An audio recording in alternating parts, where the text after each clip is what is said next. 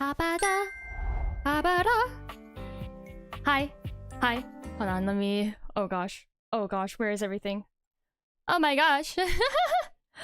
Oh no, yeah, I accidentally did something that kind of might have ended the stream a little bit during the starting soon screen, so oopsies, my bad. My bad about that. Hold on. This actually no, that's fine. I think.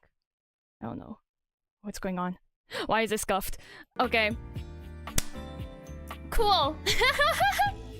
How's everyone? How's life? What's happening? What's good in your world? Okay. I found out. What am I saying? I don't know. I don't know what's happening. Is the live even still going? That really gave me a scare in the beginning. Oh dear. Okay. Hopefully everything is fine. It should be fine now, but yeah, in any case, I guess let's get back into the game, huh?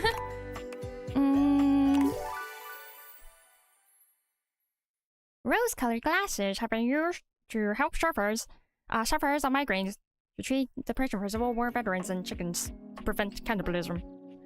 Okay.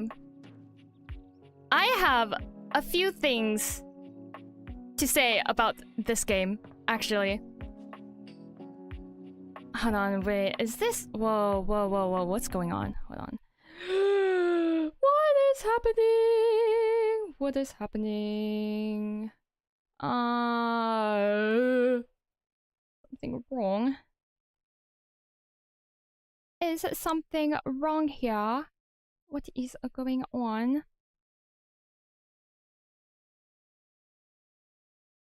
Okay.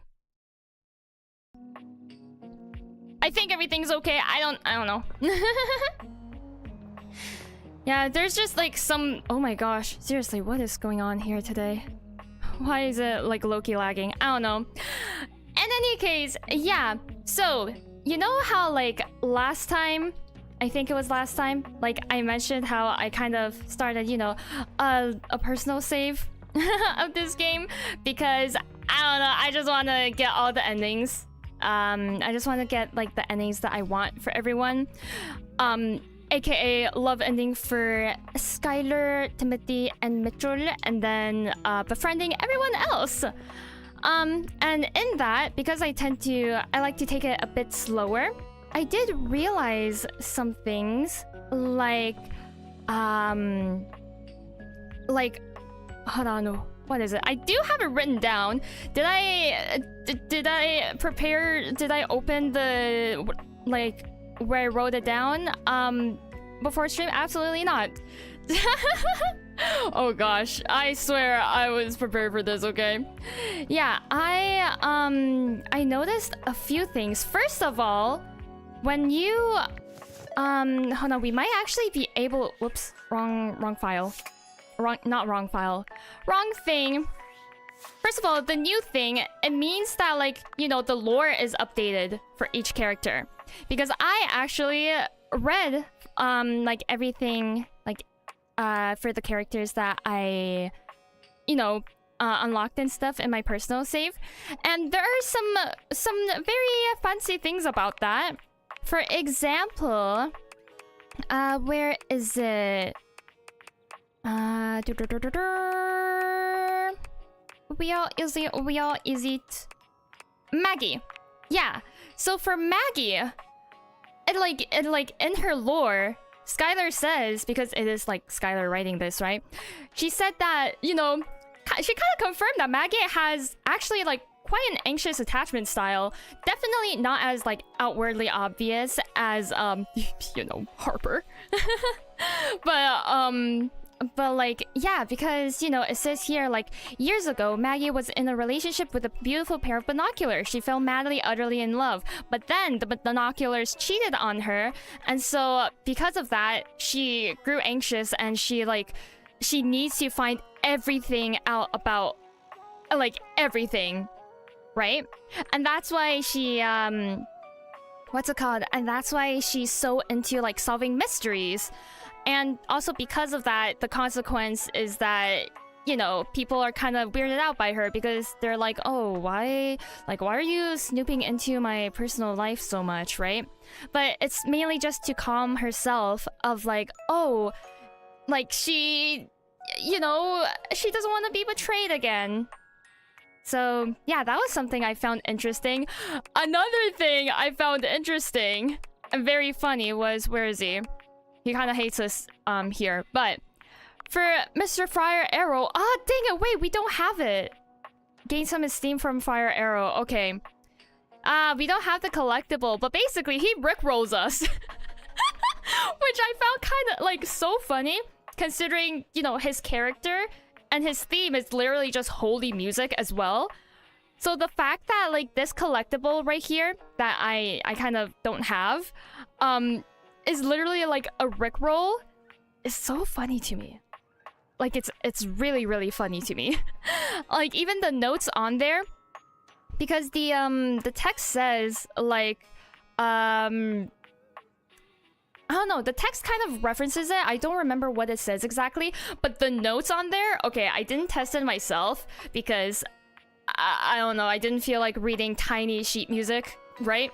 But the notes, at least like how it looks like, it does look like it follows, you know, the Rickroll melody.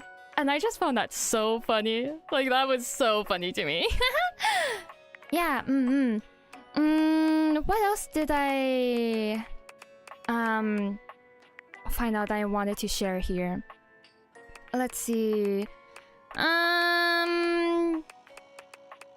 Oh my gosh, we have so many realized characters today. Yeah, today we are finally finishing up this game. Oh my gosh, 11 parts, huh? So we're going to be realizing everyone else and then walking out the door. Yeah, sadly I do have some hate endings with characters though, so won't be able to realize everyone, but you know, we'll be able to do the best we can, right?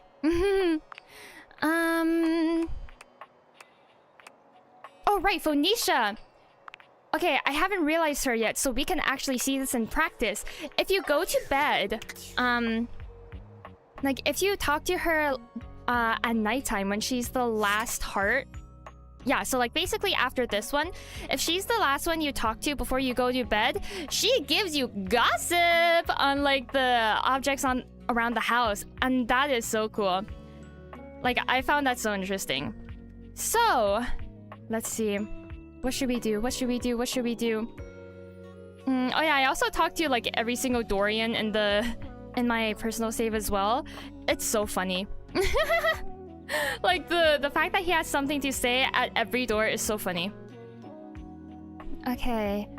Who should we realize though? Who do we have left actually to realize? Oh my gosh, I'm so upset that I didn't want to love you two. I just wanted to be friends with you two. Oh my gosh. Pain, pain, pain, pain, pain. Alright, let's see.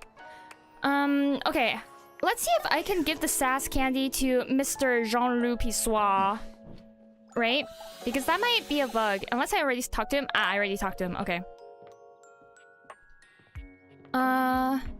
Also, yeah, I am walking faster, huh? Thanks to the glitchy object in the game. Okay. Who did we realize? Everything is so shiny. Oh my gosh. Am I able to realize Dorian? I don't know. Let's see. Tiny Dorian. Damn Pinn got me cracked open like an old puzzle box. So now I suppose I have to give a whole monologue about how much different I feel. How much I've changed and grown as a door. This is new dialogue. Nah. You here to see the magic show? I'm here to realize you. Well, I'm not opposed to it. You have the requirements, I presume. I do have the requirements, actually. I have what it takes. Sorry, but Dorian can't be realized just yet. What? Dorian still needs to see what's going on with Sinclaire. Does that make sense? That does make sense, but sadly, I am... Happy dating! I am freaking locked out of Sinclaire stuff! Something else I completed in my personal save is that I finally completed the quest with Maggie, Sinclaire, and Scandalabra. Oh my gosh. Because like it is bugged out for me in this save, and it's like, why? I do really enjoy the quest though. Oh my gosh, that was nice. Like it was a cool one. Anyways, let's talk to Phoenicia because I want to hear the gossip. I don't know if she'll still give me it, considering that we're like this late into the game, but I might as well, right? Might as well try. Hey, you're just in time. Hey girl. I'm scrolling the comments of our first vid together. Oh right, first is this. Loving it. Okay, because like we got the friendship ending with We're her. already trending. Woo, you're a natural at this. Hmm. If our collabs keep these numbers up, I might actually be able to take a little time off. Girl, you better. But yeah, that's awesome. I've just been thinking about what you said. I love what I do, but, well, maybe there should be more time for just me too. Mm-hmm. But we'll see. You never know. Either way, thanks for being here. The work is a lot more fun when you have someone to share the load. Yeah, okay. I guess we'll get some gossip tomorrow then. Bam. Okay. Who have we not realized in here? We have like a bit less than half of the people or objects left to realize. Who shall it be? Oh, Tony. Okay. I'm honestly just looking for anything that's not shiny at this point. Hi, Tony! Wanna get realized? Whoa. You saying you're gonna realize me? Like for realsies? For realsies, yeah. I have what it takes, man. Yo, Tony! Let's get on there! The spectral energy flows through your date-viators, and what was once merely a toolbox becomes... Oh!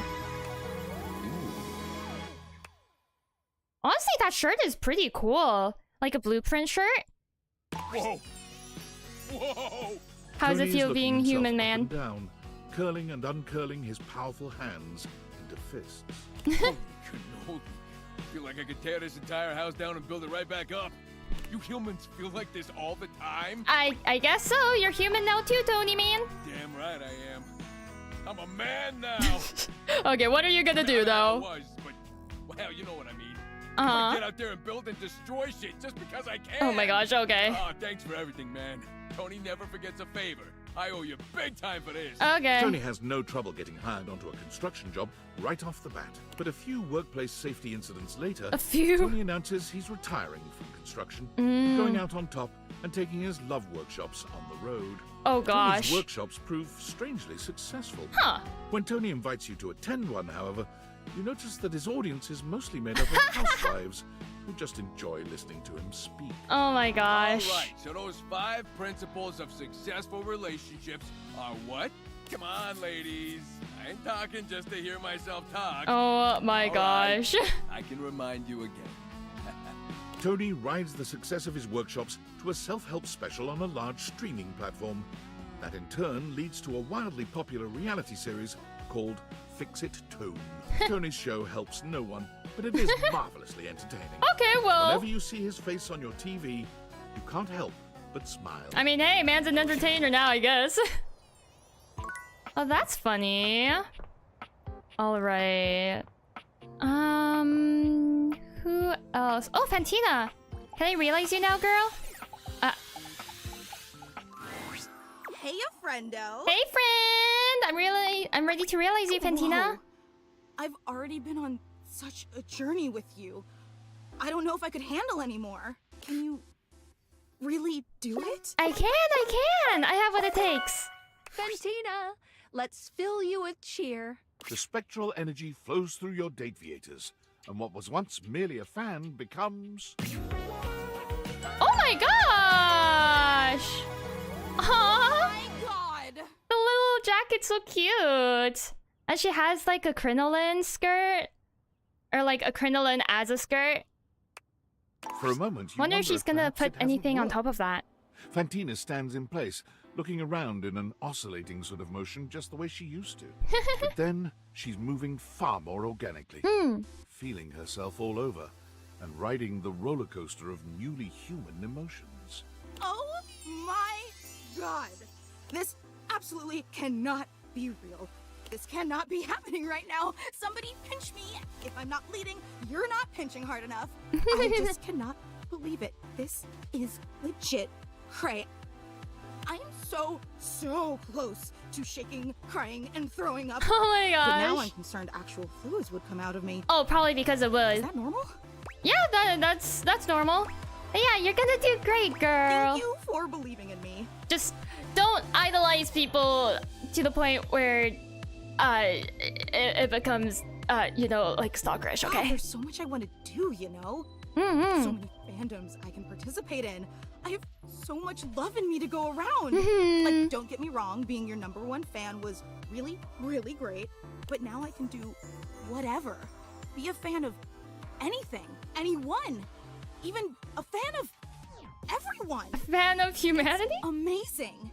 And you did that for me. Aww, it was my pleasure, girl. And so, with a veritable buffet of options to gorge herself on, Fantina set out to find her place among what she considered the most promising fandoms. She tried being a band groupie, a Discord mod, A Discord mod? Patreon subscriber. Patreon subscribe. Oh, Patreon. Band groupie. I wonder. I don't know But what nothing that gave is a her the reference same to. heady satisfaction as the simple positivity of cheering someone on for being themselves. Oh, is she gonna be like a cheerleader? That is, until she found out Ah! about actual cheerleading. Oh my gosh. Who? And again, in typical Fantina fashion, her first day on the field found her having trouble focusing on the task at hand. Go team. Go other team. Go concession staff. Oh my gosh, she's just cheering for everyone. People eating hot dogs. Her irrepressible ebullience led to her becoming the mascot of sports in general. Aww. And soon to take on the world at large. The world's first traveling non-denominational cheerleader. Fantina gives love and support wherever it is needed, and especially when it's unexpected. Great job mailing that letter. Go bank tellers. Oh, she's just a fan of Wanna hear everyone. Some parking support. Aw, It's adorable. that is adorable. Oh my gosh. We come a long way from the stalker behavior, huh? What's up? Sam! Hey, are you okay? Oh, Did you what's see the up? last email? David Most talking about tracking the Date-viators to your town? I'm scared. Oh, What's going to happen if he finds you? right. I guess I'll die. I guess I'll die. No! I'm actually scared for you, man. Don't joke. This is serious. I guess there's nothing you can really do about this, but I don't know how to talk about anything else. It's just so much. So she does Not know. like he'll even let us forget about this with the constant email blasts. So it seems like she does know that, you know, she put 2 and 2 together of, oh, like the missing prototype that David Most has been looking for this entire time are the Date-viators, are the things that, like, we have. And it seems like she's not snitching, so there is that.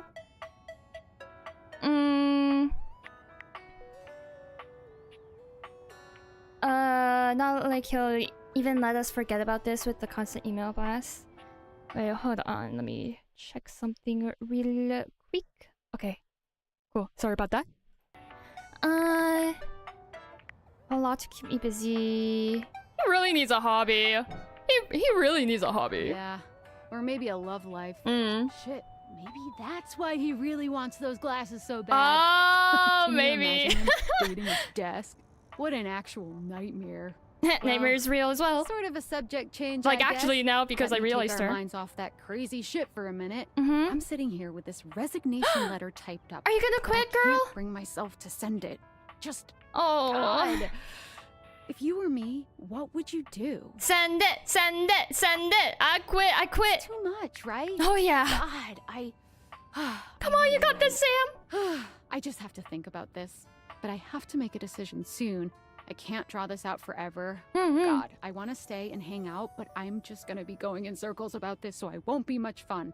I'm gonna get some food and try to turn my brain off. Oh, Sam.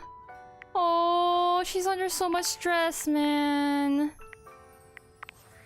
Hey, hold on. What does it say for the ones that we realized? You realized Oh, it's just like a summary of what they do. Okay. Oh wait, what about Reggie? You've reached Reggie Rejection's special phone app. Hey man. Thanks for setting up autopay. How can I help you spread some lovely rejection this fine day? I'm ready to realize you, Reggie. Really? Uh-huh. You gonna bring me to life? Uh-huh. You can spread hate Actually, please don't do that, but you can. You sure that's a good idea? No, but you know what? Slay King. Of course it is. But do you even have the stats? I do have the stats, actually. You know I got Here the we go. stats. I hope/don't hope this works. The spectral energy flows through your date theaters, and what was once merely the manifestation of rejection itself becomes... Oh my gosh! Where'd those wings come from? Also, you are wearing not a lot, man. Reggie looks at his hands, Whoa, waggling his hair, fingers though. before looking down at his legs and giving each a good shake. Oh, baby, I got a bandages now. Anything I'm gonna do? Also, in his character description, I'm pretty sure it does say that, like, he is rather harmless or something like that. We can check it out later. The world doesn't know what's coming for it. Oh gosh. You're free, Reggie. Go do, you know, anything you like. Have fun spreading hate. Actually, please don't spread I hate, shall. but, you know. Reggie burst forth into society with one aim on his mind. Oh gosh, I'm kind of scared. Hate, give me all the hate, baby. He went looking and found hate immediately. He signed up for all the nearest hate groups, looked into hate crimes, and found that there was even a hate rally going on. As he arrived, one thing became immediately apparent. What the hell? This shit's lame as fuck. While Reggie liked to style himself as a hater, it was clear that the real-world practice of hate was a much crueler, distasteful thing. More of a mischief maker. Ah, A little yeah. scamp. This is just boring. So, with his trademark Oh my gosh, style the and flair, small Reggie text. organized his own group, Haters Gonna Bait. Oh, Armed with rage banana bait. peels, slingshots, and handshake buzzers, Reggie's army of Oh, tricksters pranking. descended upon any rally they found to give those in attendance a bevy of annoying nuisances. Aww, so yeah, he is Their harmless. stated goal to turn the hate down a notch has successfully caused a great number of groups to declare that the stains on their pants aren't worth the trouble anymore and disband. Oh, Of course, anytime that happened, Reggie arrived seemingly out of thin air to give the perfect rejoinder. Later, haters. oh, that's kind of funny. Where's... Right, let's look at Reggie's... Okay. Status. Where is he? Ronaldini... Oh my gosh, we realize so many people. Reggie. Where is he? Yeah, lurking just past my vision is the possibility of hating objects rather than dating them. Sure, he'll give you a jab now and then, but I think he's ultimately harmless. It's a dirty job, and someone's gotta do it. He just looks so fabulous doing it. That's Skylar talking, by the way. Like, yeah, this stuff is what Skylar's writing in here. Yeah, he's ultimately harmless, and it really does seem like it, considering that he doesn't spread, like, actual hate, just, like, little petty work stuff. Valdivianites, I hope this message finds you well. Oh, gosh. As your CEO, David Most, I feel it is Oh, important no. to keep you informed about the ongoing situation regarding the stolen glasses. After thorough investigation and data collation, we have successfully tracked the glasses' radioactive signature to this location. Oh, so We that are now is... in the Yeah, that is final our stages of the town. investigation, and it is only a matter of time before the perpetrator is apprehended. Before we take further action, I'm extending one last opportunity for the individual responsible to come forward and take responsibility. I implore this individual to consider the impact on their loved ones. They're being stubborn and destroying the lives of everyone around them because of their stubbornness. This individual needs to realize they were wrong. Realize. Say they're sorry and do the right thing. Oh It's my sincere hope that they will. gosh, this is terrifying. Oh, the pressure is on. But the more things we realize. Hello, hi. How are you today? I hope you've been doing well. Oh my gosh, that's terrifying. The more things we realize, the closer he's caving in on us. Oh no. Okay. Let's go see who else we can. Oh wait. So like, can I give you the sass candy or no? Rapper, he gave you a shot and you chose to shit. Now get off the pot! Okay. I don't know if that's a bug or whatnot. Oh my gosh, everything is so shiny. But yeah, seems like we can't give the sass candy to little Cropper. Very sad.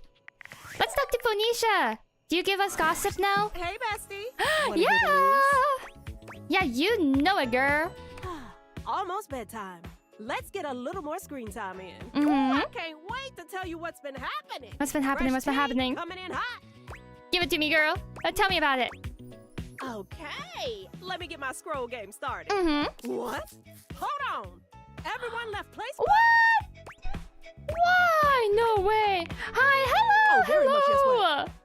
I hope you've been doing well. Looks like More date David everything Mo today. somehow gained access to it. Man. As a human, he has no idea what he's doing and made millions of dumb changes. Sorry, I have half an hour late. No, don't worry. Don't worry about Everyone it at moved all. over to another app. Oh, I hate when that Ah. happens. Cycle of virtual life, I guess. Man. I gotta set up a whole new account? What about all my content? What about my followers? Oh, you know, maybe that's the end of the road for me. For my own mental health, I'm gonna stop checking my socials. At least until there's a new trend. Ah, man. Okay, that sucks then. Because honestly, her gossip is quite... It's so fun to listen to. But I guess you can only do that before you realize her... Or not realize. Before you reach a relationship status with her, huh? Oh well. Just making a paper doll. Ooh, paper doll. Accessories and stuff, you know? Ooh. That sounds interesting. How's that going for you? Okay, we can't realize Dory and Sally because I'm locked out at the freaking question. Actually, am I still locked out? I probably am, but... You return? Yeah.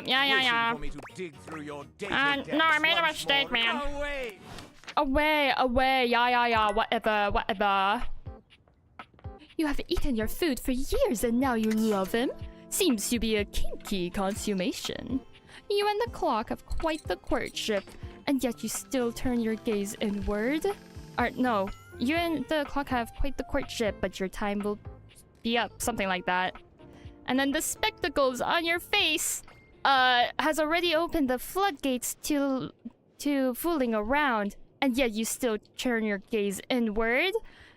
And make your lovers yourselves? Meta scandal! The worst kind! I can now like basically almost quote all of that in one go. For Scandalabra. Can you bang appliances? And then this game came out. That's so funny. The timing, the sheer timing. Rainey! Well, if it ain't my old so-and-so. Hey, girl! Ready to realize you. Huh? Realization? Why you pulling my leg? I gave the doll a pink bowl. Cute!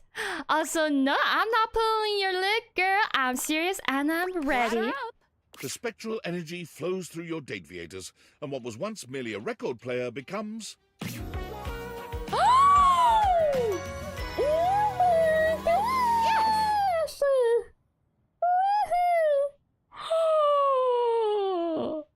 Miss Girl! Oh my gosh!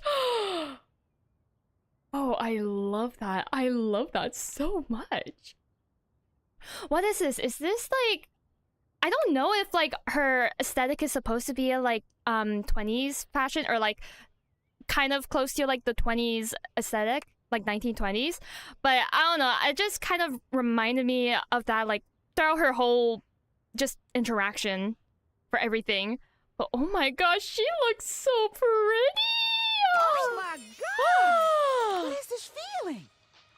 I feel like I could dance all night long. Look at these gowns and look at this caboose. I'm a genuine Caboose. human being. Oh my gosh, you really are. Suits you. I can't believe you did this Oh for my me. gosh. Wasn't enough for you to fix my screws. Oh my gosh. Stop. I love her.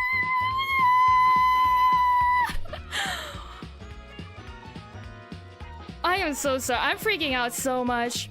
I specifically absolutely love the fan and the Is that a caboose? Is that what it was? I don't know what a caboose is. But it's like the thing that goes around you. It doesn't look like a shawl. It might be a caboose. I don't know. I don't know what that word means. And then her gloves as well. Oh, girl is looking her earrings! Wait, her earrings still have record players on them. Not to mention her whole necklace is record players and her dress still looks like that. But yeah, oh my gosh! You gave me my life back. And then you gave me a new life altogether. I'm never gonna forget this. I love her aesthetic so You're much. gonna see my name up in lights out there. And I want you to know it's all cause of you. I'm just admiring her outfit design, you know. Rainey sets her sights on musical theatre, determined to see her name up in lights. But fame and accolades are slow to come, and for a moment, Rainey finds herself deeply discouraged. But Rainey has spent many years dancing to the beat of her own drum, and the lack of recognition for her efforts only galvanizes her further. In a serendipitous turn of events, Rainey is cast in a 1920s-style jazz musical homage to the powdery old-time gangster Talc Capone.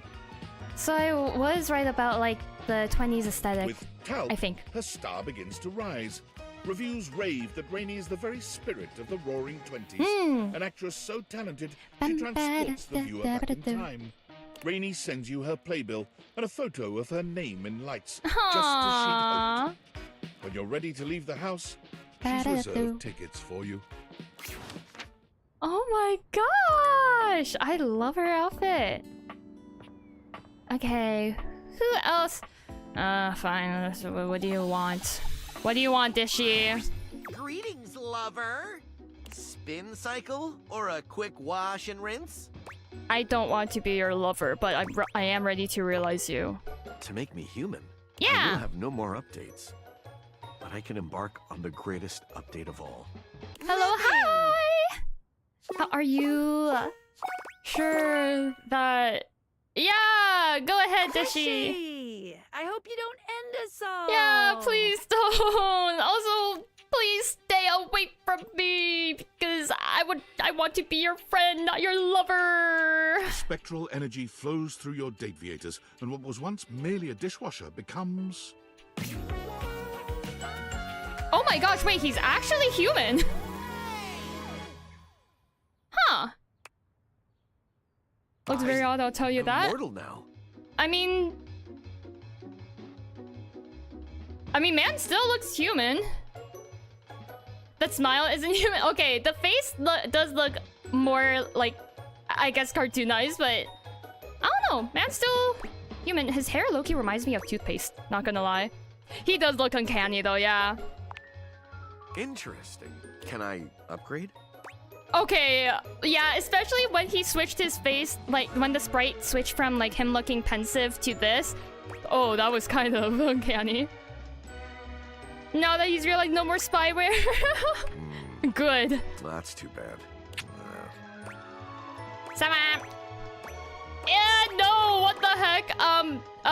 What are you gonna do now? I am going to improve. Dishy's upgrade into becoming human gave him the ambulation that he always desired, with legs to carry him toward further knowledge and improvement. And that voice though, well, you're Every falling for task the he voice. completes, he does with the utmost care, always looking for the best possible way for it to be done.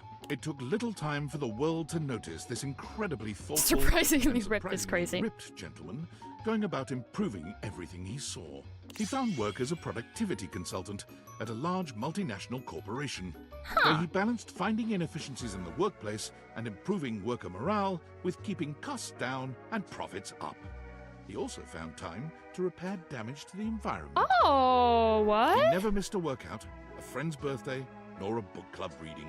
Time for an upgrade. Happiness, productivity, Wait. and dental hygiene are all up worldwide by 7%.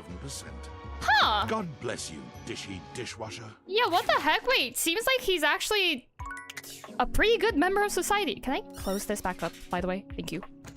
Interesting.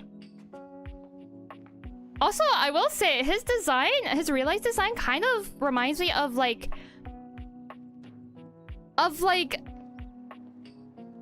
I guess Mr. Clean in a way, but like also not really. Like a more uncanny Mr. Clean in the tiniest bit. Realize Sinclaire yet? Nope, because I am locked out of his quest, sadly. Much pains, much pains. That's the main reason, like, why I, you know, have a personal save, so that I can get the endings that I want for everyone, including, like, finishing everyone's quest, because I'm kind of bugged out of it for this save. But yeah, his quest is so cool, though, because I finished it, actually yesterday, like, in my personal save. Wish you weren't locked out of Scandalabra. His lore is pretty good. His lore is pretty good, yeah. I finished Scandalabra, Sinclaire, and Maggie's storylines in my personal save. But yeah. Poppy! Poppy Pinn! Hey, amigo. Hope life's been treating you well. Hey! Same to you, friend. I'm ready to realize you. Hang on. Seriously? Uh-huh. I have what it takes, dude. Come on, Bobby. Time to make like a library book and check it out. The spectral energy Time to make like a flows tree. through your date theaters, and what was once merely a bobby pin becomes... Ooh! Oh, I really like that. I really like how they, like, incorporated, like, you know, it's not a bobby pin. Like, the, you know, the frills under under their sleeves, aren't bobby pins, but it still kind of looks like it. I really like that.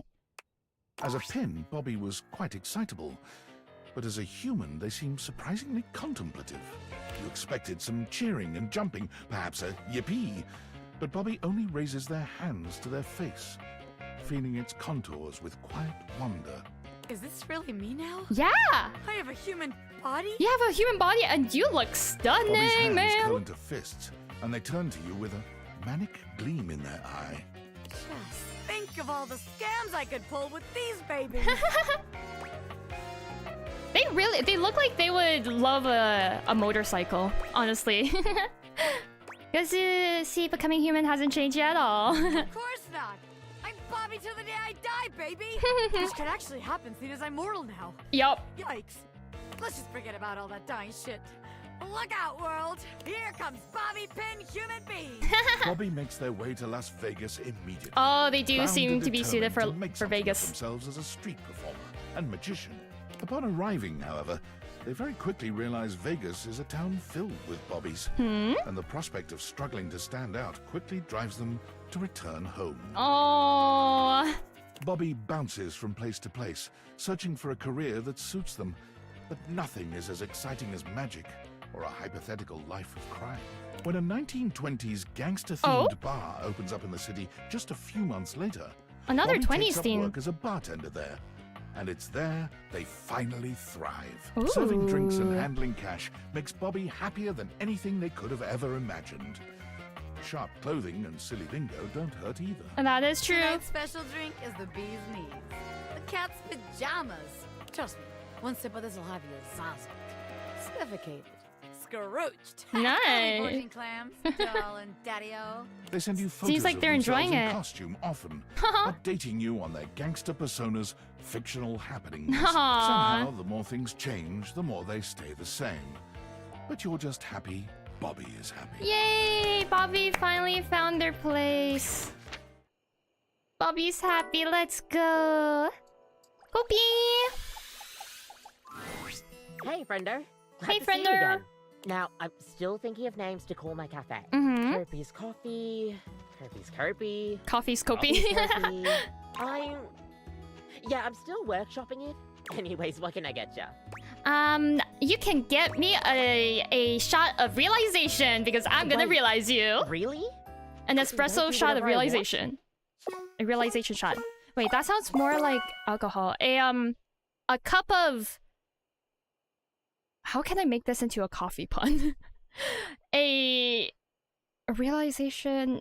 espresso, cappuccino... latte... A latteization! I don't know.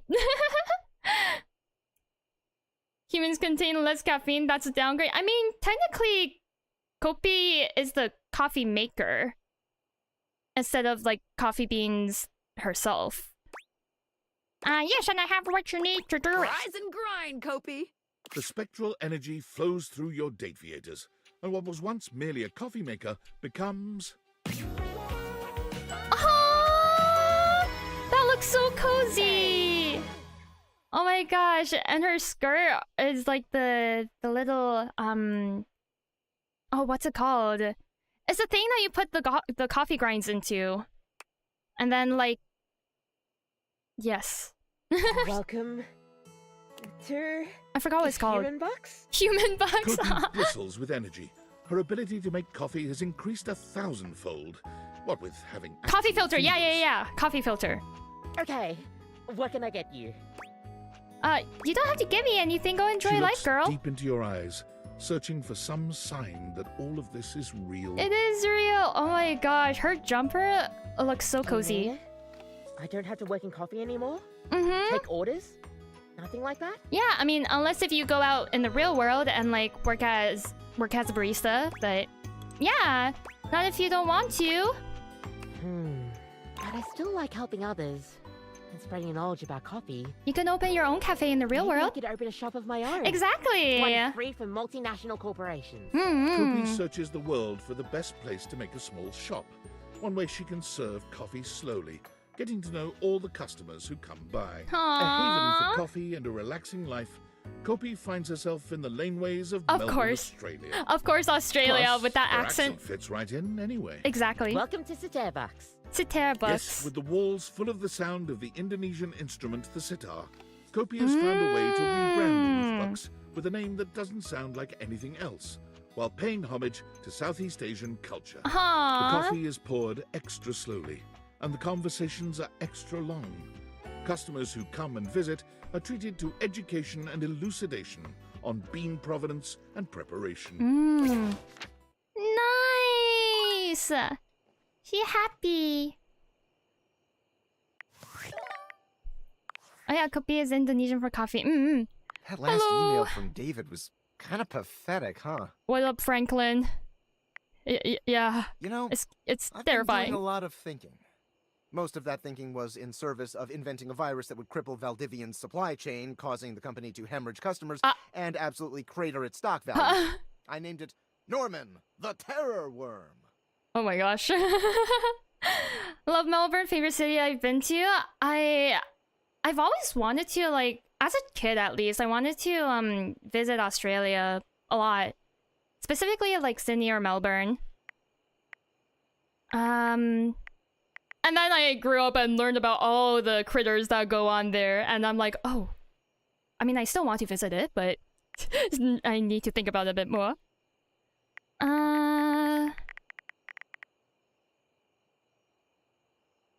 Yikes.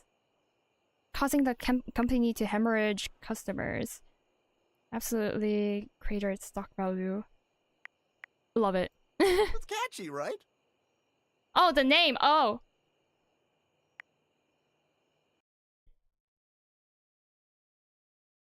So catchy. Right? Like, there's some IP that clearly deserves its own spin-off franchise. But I've also been thinking about David. How behind all his bluster and ego, he's just a scared little man caving under pressure no one could handle. Haunted by all his failures, disappointments, and inadequacies. And as frustrated as I am by his actions, I don't want to hurt him. He was an important part of my life for many, many years. Honestly, yeah, that's true. I just want to help him stop causing others so much pain. Yeah, man, makes sense. It must be so complicated for Mr. Tinfoil Hat, aka Franklin. Perhaps Less common down Norman in the southern Terror Australia. Worm Really? I see. isn't the answer. Perhaps the real answer is a conversation we've both been putting off for far too long. Did you two not communicate? Okay, yeah. Just I have to talk go it out, now. man. And not because my battery's low, or because I'm stealing Wi-Fi from a coffee shop, or because I'm hiding in an underground bunker. Although all those things are definitely true, I have to go now to have a difficult conversation with someone I don't talk to anymore. And that's scarier than Norman the Terror Worm could ever be. Oh, Wish me luck. good luck. Man, good luck. Serious conversations are always scary to have, but it's really, really needed. Okay. Let's think that's like everywhere in the land down under. Is there? I don't know.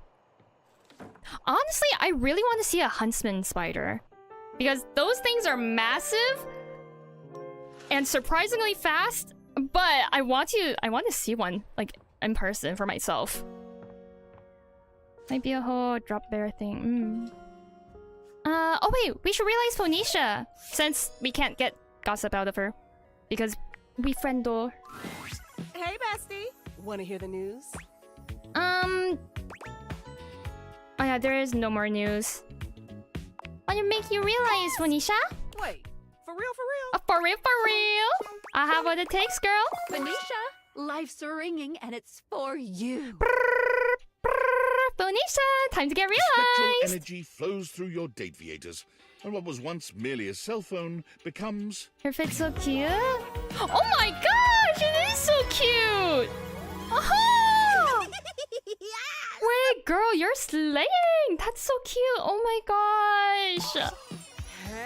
I love the... I look great. You look great. Ooh, did you get a pic when I got all transformed? Gotta post it. More interested in you, I guess. Oh, you're right, you're right. It's just a Oh yeah, your reflex. transformation. And one that I don't need to follow anymore. Phoenicia attempts to log into Placebook. Oh, it doesn't work anymore. Thought so. Yeah. I can't even access my account since humans can't use Placebook, which means I'd have to build myself back up from nothing, which is really a blessing because now I don't have to care. Is that the deadly? Really? I thought they were Phoenicia harmless. throws her hands up in joy. Woo! Wow! What a relief! Then what are you gonna do now? Phoenicia left the house looking for anything without a screen, and quickly found her hidden talent and passion for painting. She took courses in technique and design, and made many a fine canvas. But simply painting one subject at a time to have her work fill the gallery for snobby people, Phoenicia didn't feel like she was having much of an impact. It's like art for art's sake. Not my style. I want to help as many people as I can with these pastels. That's when it appeared. The largest canvas she had ever seen. Oh? The side of a 20-story Oh building my downtown. gosh! Street art! She set to work on it. No permits, just her infectious smile and the confidence of a great painter. Wait, I love street art. Massive spider, lethal venom, teeth can pierce. Really? Is that all? Like that's the what's it called? The huntsman spider? Realize her dress is also a phone background. Wait, it is. When she was finished, her art was an inspiration to hundreds of passers-by every day. And all without the use of a screen, followers, or trackers. It had the most likes of anything she had ever made on Placebook. Oh, let's go, Phoenicia. Oh my gosh, this is getting filled up. Dasha? Wait, actually, can I realize you now, Dasha?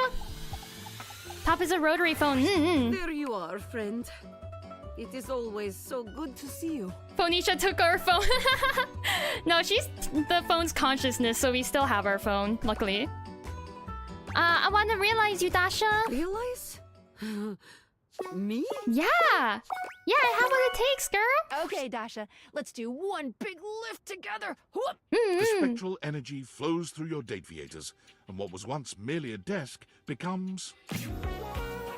Oh my gosh! Dasha's impressive muscle is all the more striking when she's given human form. Yeah. There's a vitality to her now, a warmth and depth that radiate from deep within.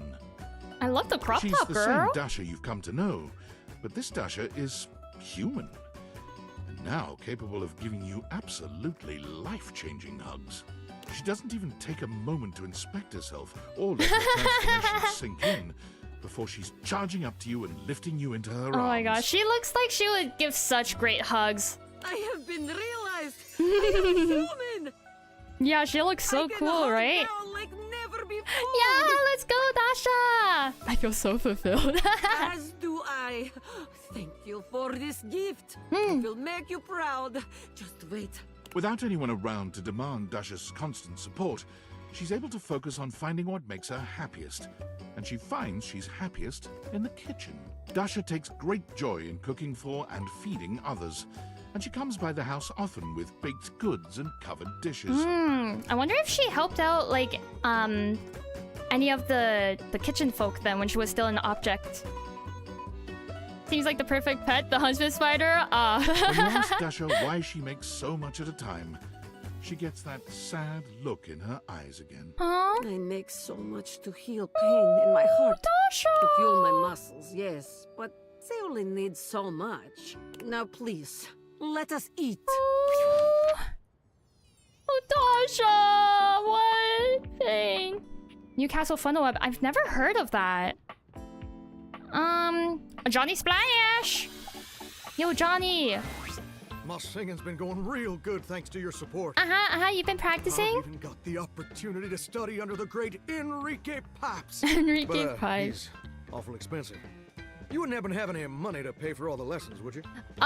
Speaking of money, you're gonna have you can have your own money now, like physical Ever money. Since I was a faucet, I thought the most important thing ever was to be a professional singer. Recently discovered. But hearing you say this is possible sets my soul on fire. I give my hound dog Duke's left paw to see it. You got enough points in those peepers of yours to make it happen? I do. Also, I love this sprite so much of his. My peepers got all the points, John. Here's Johnny. The spectral energy flows through your date-viators, and what was once merely a shower becomes... Oh, yeah, you're right. His fit is good. Oh my gosh. Wait, I love the cape. Oh, whoa. All the little, like, gems on it as well. That's so cool. Oh, and the loofah becomes, like, a flower, like a peony. Wait, that's so cool. 3.6 inches. Oh, Newcastle big boy. Oh my god. It's Johnny, in all his glory. And it may be your imagination, but his voice sounds just a little bit more sonorous. Sonorous? Holy smokes! I sound as smooth as Amish apple butter, don't I? Hold on, let me Google the word sonorous. I'm assuming it's not good. Sonorous meaning. Imposingly deep and full. Oh, rich. Oh. Okay. So it's not it's not a diss like I thought it was. I guess based on that you do. When I was told my pipes were rusty, it must have been because I was physically made of pipes. Now I got a whole ding-dang uvula down there, which is way better than a spigot. Which reminds me, you might have a plumber check out those pipes. You filled me with a lot of rust over the years. Oh, okay. Why didn't you tell me that sooner? And see if I can't make it as America's next big thing. Where's the nearest sock hop, baby? That way, apparently. Johnny quickly makes his way to the nearest audition. Any old audition will do for Johnny. It becomes quickly apparent that his voice is flawless. His style is magnetic. I got it all, baby. And his impression is spot on. Oh? Wait, Mr. Narrator. What do you mean, impression? Johnny's downfall is finding out that even with talent, he'll only ever be seen as an Elvis impersonator. Oh no! Who is this Elvis fella? I'm a Johnny Splash style fella. So it seems like his questionable singing was because of the rust. It seems like he actually sings good, like as a human. And who the heck is Johnny Cash? Still, the world always needs Elvis impersonators. And Johnny, well, he is the best of them. I'm the king of kings. Oh my gosh.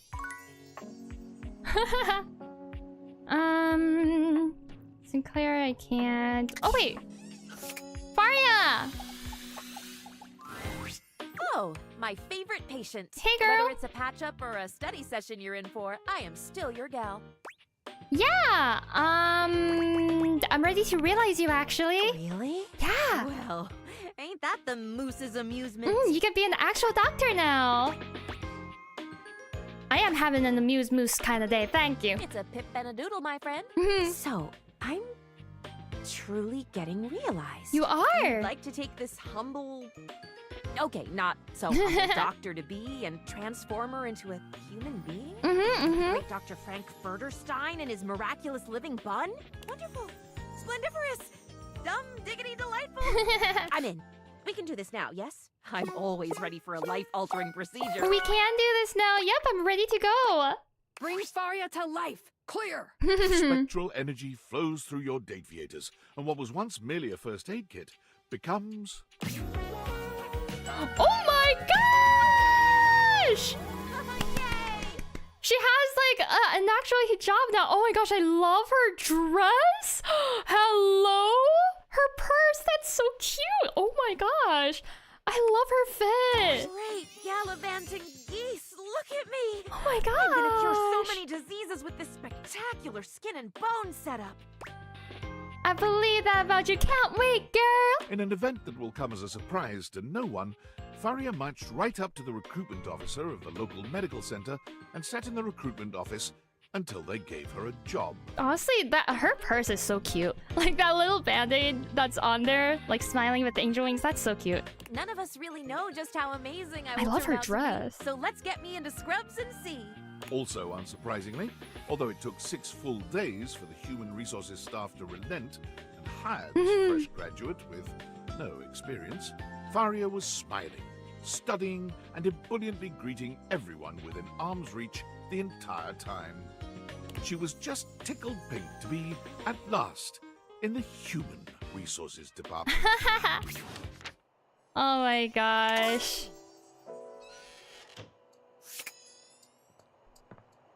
The Kingdom class order. What point does eating something become cannibalism?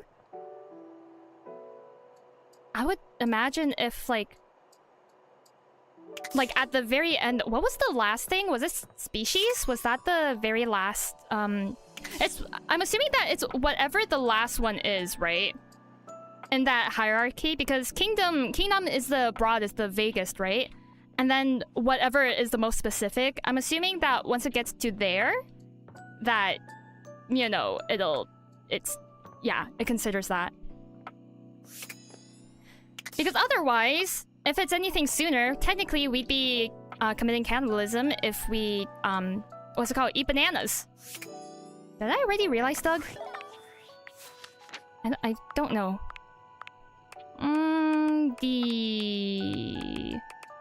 I did not. Okay, let's stare at the wall. But yeah, if it's any sooner than like...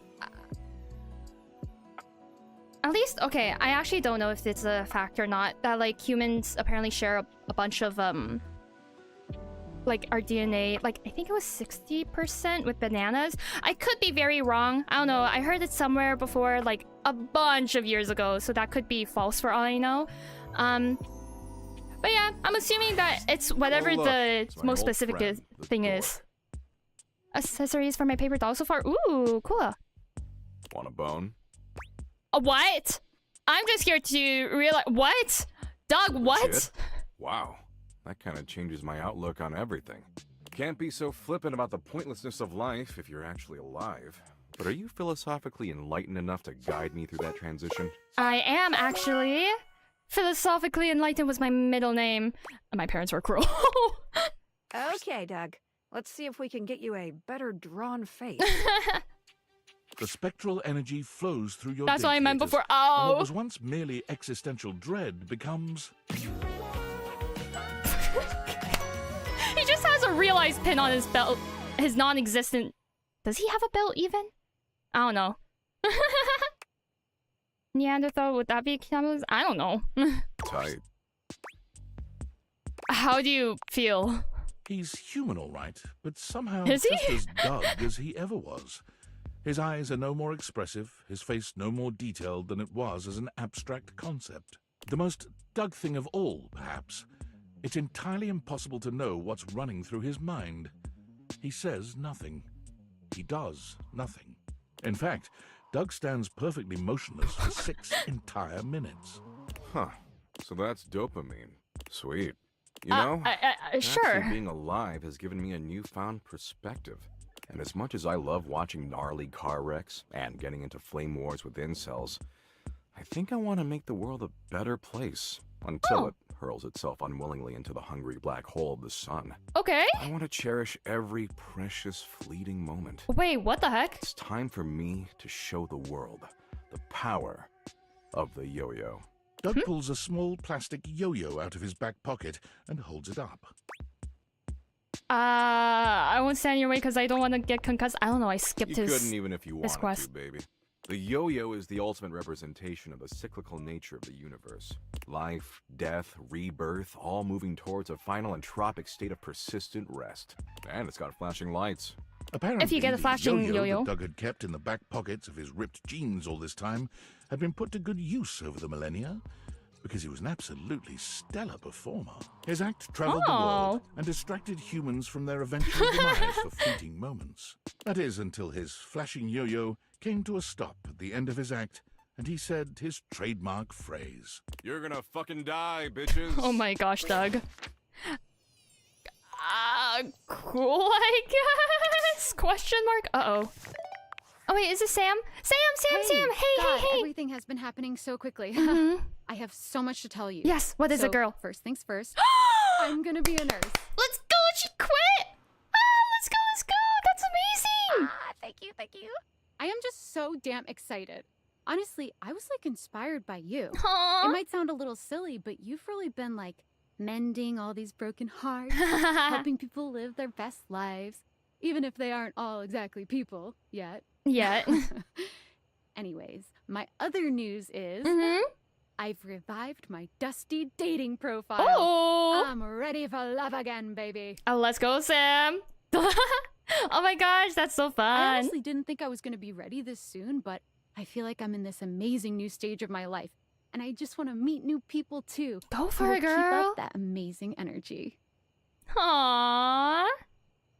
Be careful out there. These two will be very lucky. I want to say all these. If you who keep up that amazing energy. Do be careful, but also whoever dates you will be very lucky.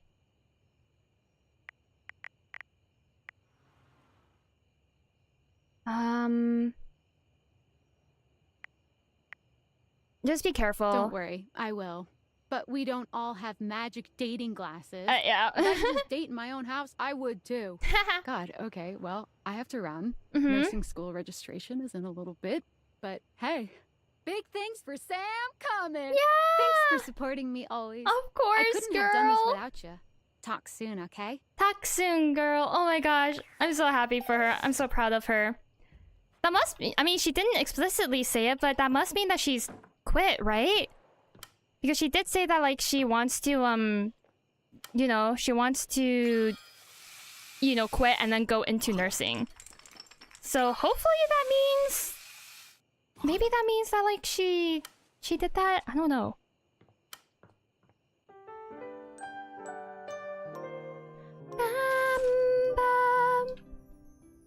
Okay. Who do we have?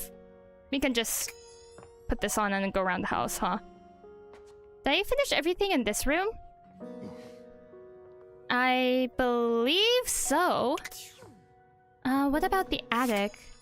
Parker, I can't realize. Realized R, realized everything here. I also realized Monique. Down here, Memoria, Hector. Oh, Von Trapp. Wow, it's amazing up here. So bright and roomy. Happy to see you like it. And also, I'm thinking about realizing you, man.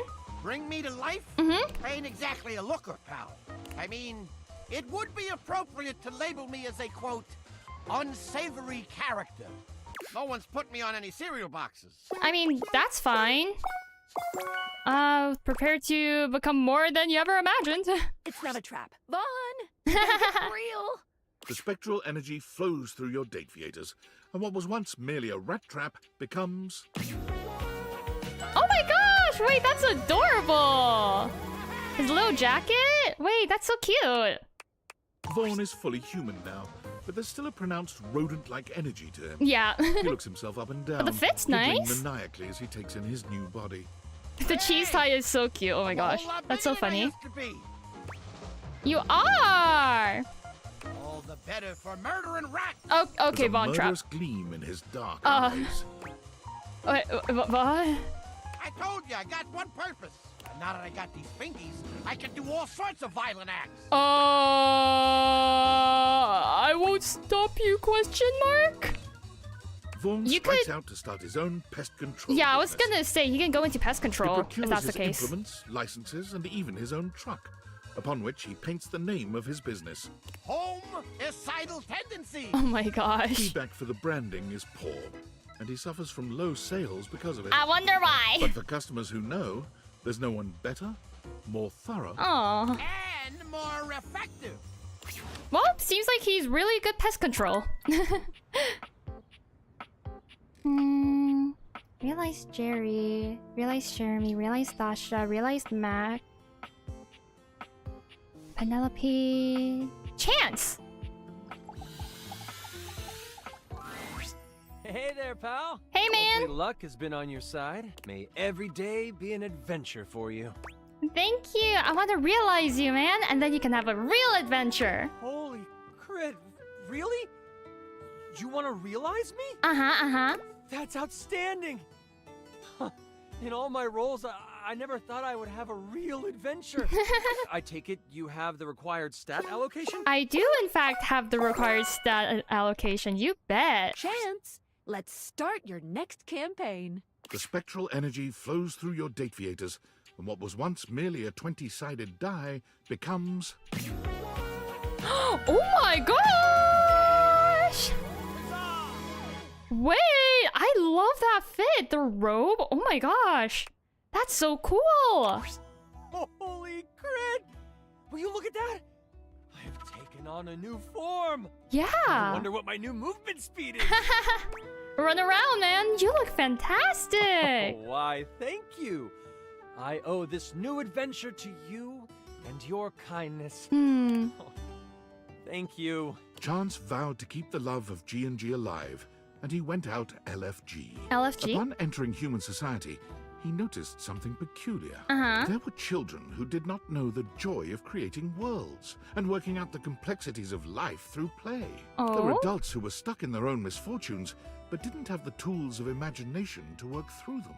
It seems I have a quest of my own. Chance quickly enrolled in classes for psychology, literature, and creative writing, building up his stats with one mission in mind. After graduating with a few Psychology. certifications, Let's he go. opened up his table again to those who seek adventure. Except this time, he used the game of G&G to help those who have experienced hardship process and grow from their experiences. He went Wait. on to create the largest tabletop therapy clinic in the city.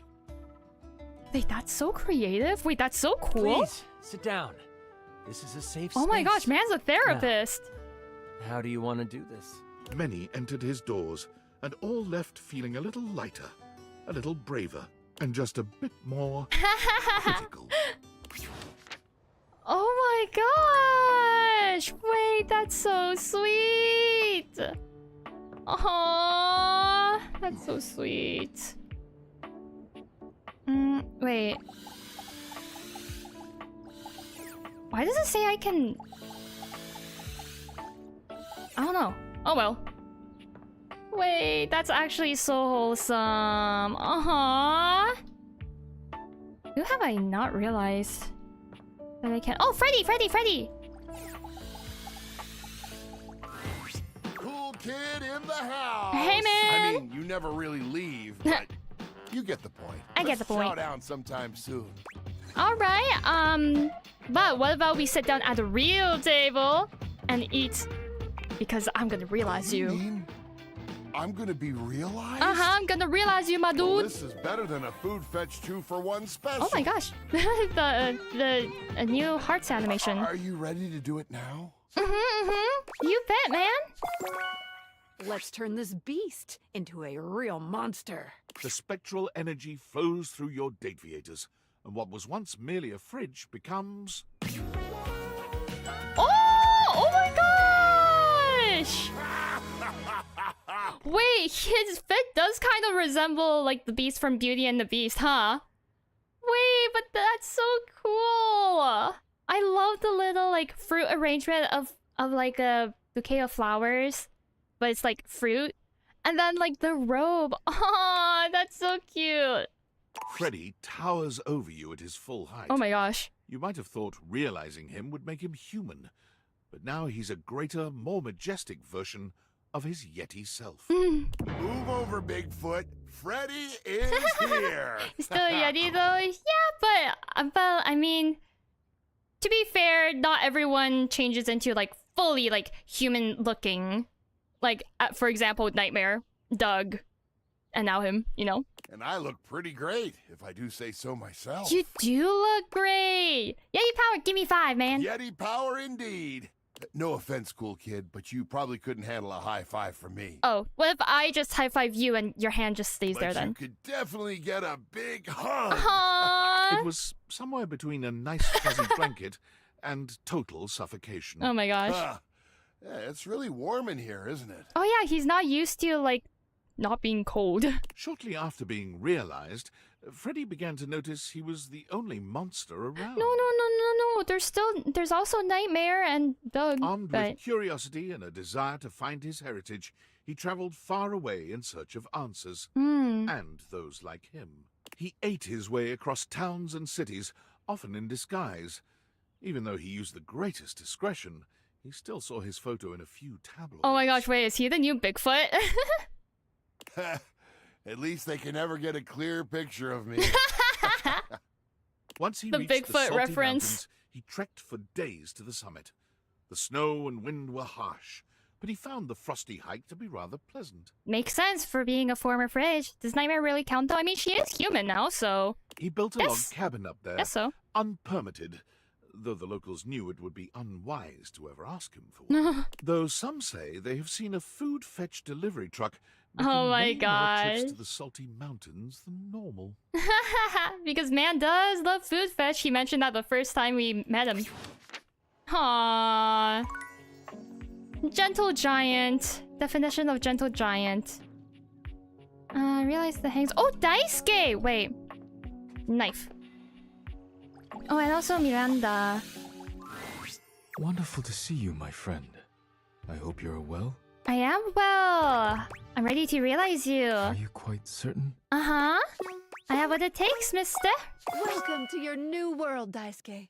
The spectral energy flows through your Date-viators, and what was once merely your dishware becomes... Oh my gosh! Whoa! Oh my gosh, his fit! Stop, that's so cool! That's so cool! What is this feeling? Oh my gosh! Wait, I love it. I love his fit. My hands. Daisuke holds his hands up in front of him, like a stoner who's only just realized the wonder of his own body. The power of these hands. They can create so much. Your creativity is so inspiring, Daisuke. Thank you, my friend. You will not regret this. I will honor your faith in me by filling this world with beauty. Daisuke left your home and immediately went to what he knows, ceramics. He managed to talk his way into a job teaching ceramics at the local community college with only a few well-chosen words, letting his smoldering good looks do the rest. Unfortunately for Daisuke and the students, it became quite clear that he was in no position to teach anyone anything about ceramics, and so he tried his hands at teaching at a sip and paint in the city. I wonder if he's gonna go into like poetry, because like he did really enjoy poetry, right? Your paintings should look like this. Why do none of your paintings look like mine? Of course, we are painting the same scene. Never mind. He's just too Let us talented. continue. But once again, Daisuke's artistic ambitions didn't match up to his technical skill. One of his customers did, however, realize Daisuke's true potential. A nude model. And invited him back to the community college, this time as a live nude model. Oh my With gosh. statuesque features, arresting good looks, near supernatural ability to hold still for long periods of time, and endless patience all make him an ideal candidate for modeling. Daisuke finds he is content and fulfilled by helping others bring beauty into the world, even if it is not wrought by his own two hands. Wait, that kind of makes sense because dishware, right? Because it's like, I mean, technically you could say the same about everything then, huh? But it's like dishware, it's, you know, presented, and also people like, I don't know, sketching it, and I'm trying to, I don't know, it kind of makes sense to me, but I'm trying to find like a way to explain it, but I don't know how to explain it. Gets very wrong, yeah. Yeah, I also thought that it would probably, he would do something that had to do with his hands, considering that, you know, he's very gentle and delicate with the dishware, right? But yeah, I guess not. For the first time since you've known her, Miranda looks a little nervous. She's still happy to see you, but you can tell by the way she fidgets that there's something on her mind. What? Hey, so, okay. This is like a really exciting moment for me, and also I'm a little nervous. Wait, did we not finish her quest? Do you remember when you helped me out so much and we wrote those lyrics together? Uh-huh. Of course I do. We worked hard on those. So, I finished the song. Okay, not finished completely, but I really think there's something there, and I want to share it with you. Okay. You want to hear? Yeah. Of course. Miranda lifts one hand high in the air, calling out to her bandmates. Uh-huh. Amigas, let's make some enchantment. Wait, it's an actual track, so similar to Key's performance, huh?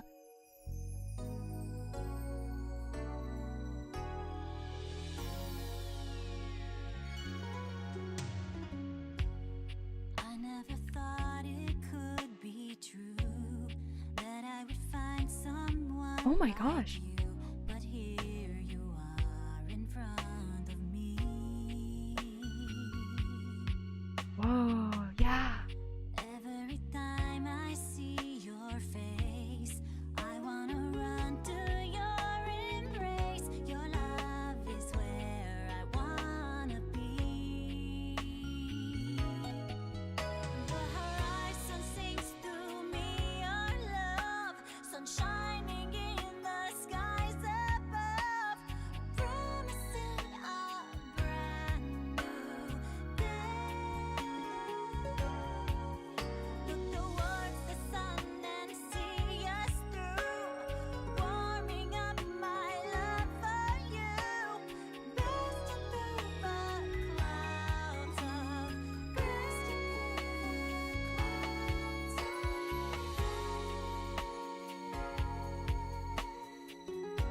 Oh my gosh, wait, this is beautiful. Oh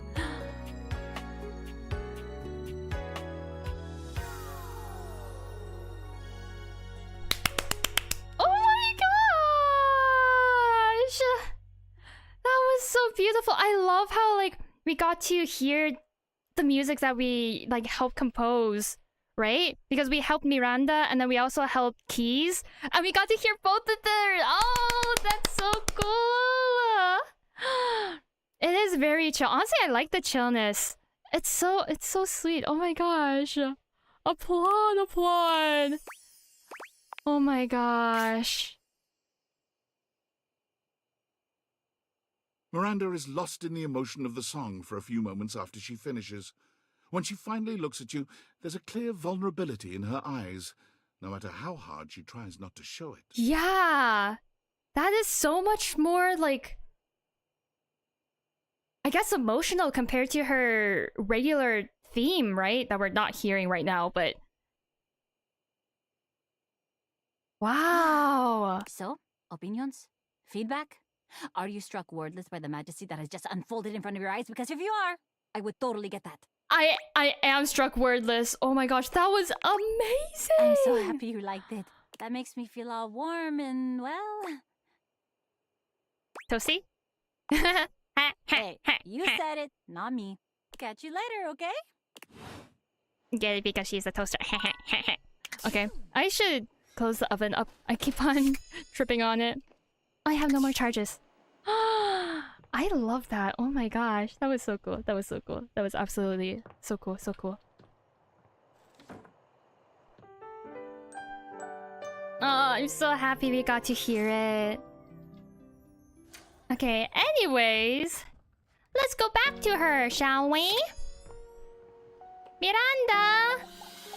Good morning! Hey, you're back! I'm just riding up a storm, so I can't talk right now. But, friend, are you well? Is everything good? Everything is good. I'm here to realize you. Shut up. Uh-huh. Really? Yeah, really. I'm so excited.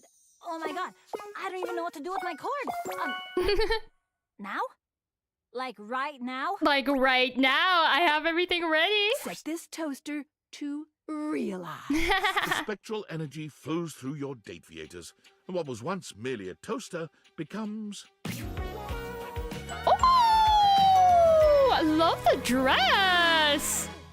Oh my gosh, wait, and the bracelet, the bagel earrings, the toast necklace. That's so cute! And now she has, like, an actual guitar. Miranda does a charming little toast twirl, guitar. looking herself up and down. She sings a few test notes, giggling with delight at the result. Dios, I'm a sexy human. Look at me. Listen to this voice. Do you have any idea how many albums I'm gonna sell now? Like, you go, girl. Even more than I sold when I was a toaster. That's like a lot. Definitely more than when you were a toaster, for the next sure. time you saw our dear Miranda Dulcita was from the back of a massive and sold-out stadium where she was touring in celebration of her new album. Yay! She couldn't see you from the stage, but having gotten your text that you would be there and so excited to finally see her perform live, she threw a great big wink out into the crowd. Aww. And that's for my favorite little slice. Little slice, Of course, everyone in the stadium assumed that they were her favorite slice. But you knew the truth. Miranda has promised to set aside tickets for you at any show you can make. Even though you've seen it countless times, she always gives you a special shout-out when you attend. That's so cute. So excited and happy to be traveling and performing fully herself at last. That's so cute. Oh, we're really in it now. 75 realized dateables. 75? I'm feeling like the world outside is just buzzing with new energy Oh my gosh. and life. My cheeks are like hurting from smiling. I am so happy. She's making me so We're happy. really making the world a better place, you know that? I think so too. Huzzah! Huzzah! Okay, Mr. Nukem. Nukem. Ranger! Back from the Barrens so soon! Sir, yes, You'll sir. need all your strength to push past the Swarmer advance in Deathville. So, I prepared something special for you. Hot tendies! Straight from my chassis. Wait, that means so much because he hates tendies. He hates microwaving tendies. Or anything to do with tendies. But oh my gosh! That's so sweet. That's so sweet. Oh my gosh. You go do something to get my depression back? What? Just be happy. It's good to be happy. If you're feeling happy, feel the happiness. Look, I'm ready to realize you. Just as the immortals foretold on that popsicle stick. This is a risky mission, though, Ranger. Oh. Are you sure your glutes are maxed out enough to power through such a transformation? Sir, yes, sir. I am. Luke, come get some. The spectral energy flows through your date Oh no, theaters, I guess and what the. was once merely a microwave becomes. Oh my gosh! Fit change? That is cool. Okay. Oh, Crook! Thank the immortals for bestowing unto me this blessing. And thank you, Ranger, for being their earthly instrument in rescuing me from that horrific wasteland. Yeah, of course. Were the immortals ultimately responsible for this incredible twist in Luke's fate? Was it they who were secretly directing destiny's hand? Perhaps they were the unseen force that had guided the creation of the Date-viators in the first place. Being alive is incredible. My muscles are even more swollen and throbbing than I could have possibly imagined. That feels sick though, right? I'm concerned It's about cool. being exposed to all that radiation over the years, and my dozens of chemical dependencies. But drugs and radiation probably just make me stronger, right? I mean, surely it cancels out, right? Considering that like you were an object before. So surely it cancels out, right? Yep, definitely just made me stronger with no deadly side effects. Uh-oh. Besides, even if I did That sounds still like have my foreshadowing.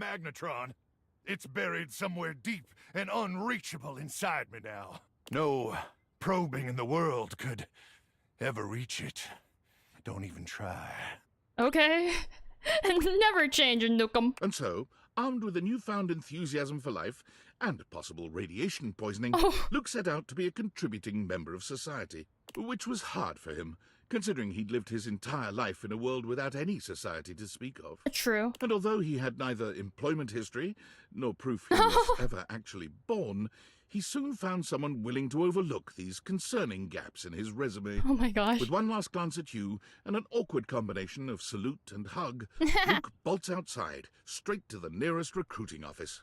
One, please! Luke easily finishes off basic training, but stumbles when he makes a shocking discovery. Ruck be blasted! One night, while making a toasted pocket for another trainee, the microwave glitches and overheats, exploding the remains of the treat all over the glass panel. Croc be blasted! Croc be In that blasted. moment, Luke realized that his love of safety would always override his call to battle. Aww. He joined the bomb disposal squad. Oh my gosh. Where he works to this day, using his powers of protection wherever they are needed. Dang. Wow. Just in the same night. Oh my gosh. But to be fair, yeah, his whole like roleplay and storyline was about like, going through the barrens, these missions and like bombs and stuff. So, which more people would normalize wearing armor like that in public. Again, that's true.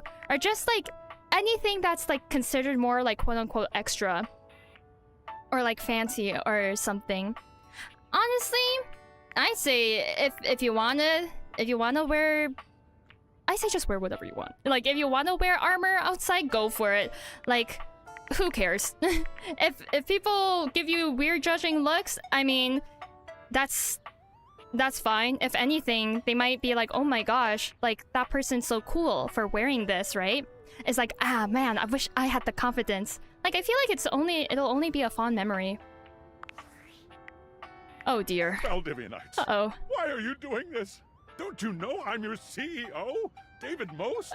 You have what's to happening? listen to me. And if you don't listen to me, I'm going to fire you.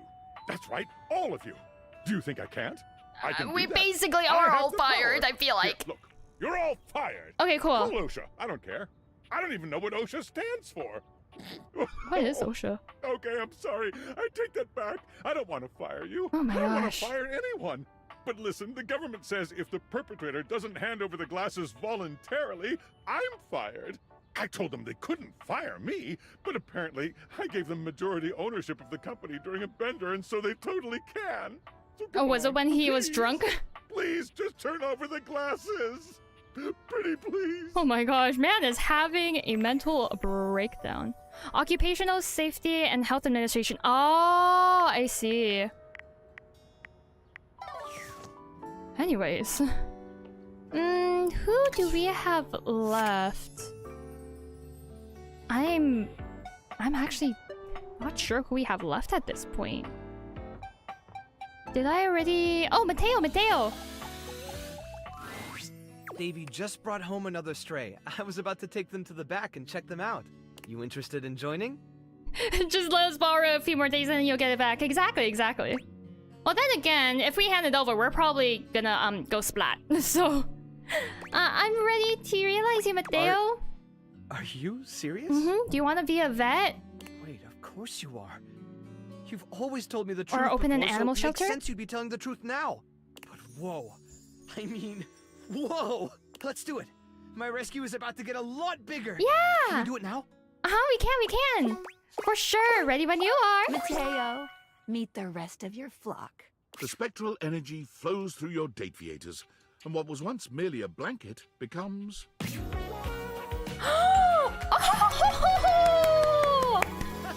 Wait, that's so cozy! Oh, I love that!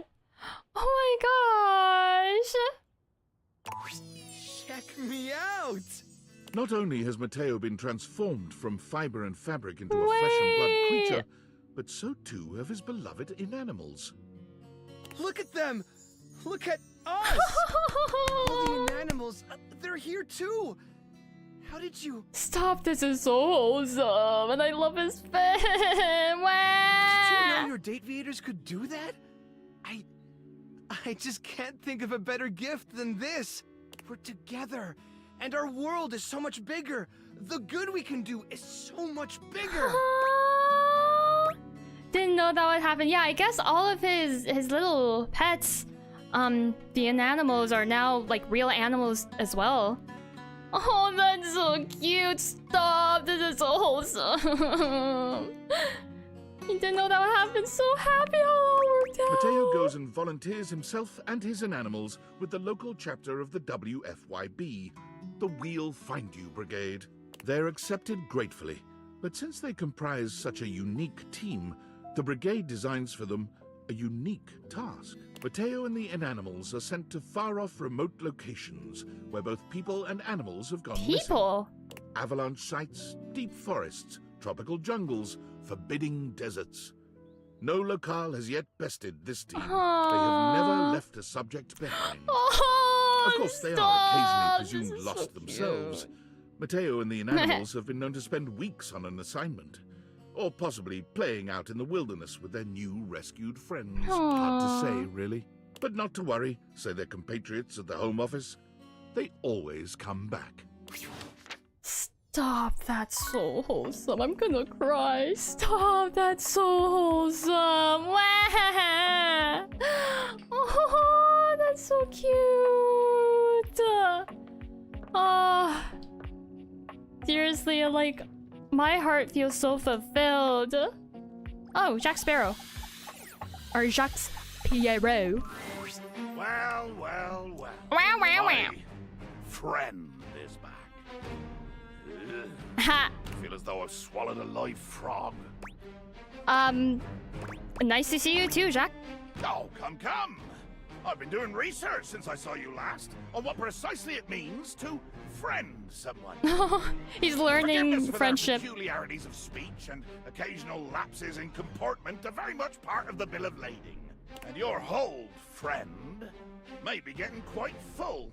I have zero intention on being any nicer to you or more pleasant as a general rule than I am right now. Okay, that's fine. So put that on your oar and stroke it. Okay. I would expect nothing less. Good. Well, get along with you now. That's more than enough non-confrontational dialogue for one day. Wait, can I realize you? Okay, I guess next time. Bodhi! Bodhi! Hey, compadre, how are you? Hey, compadre! I come to realize you if you're into it. Whoa. Hold on there, amigo. Realize how many badass things are you gonna do for me?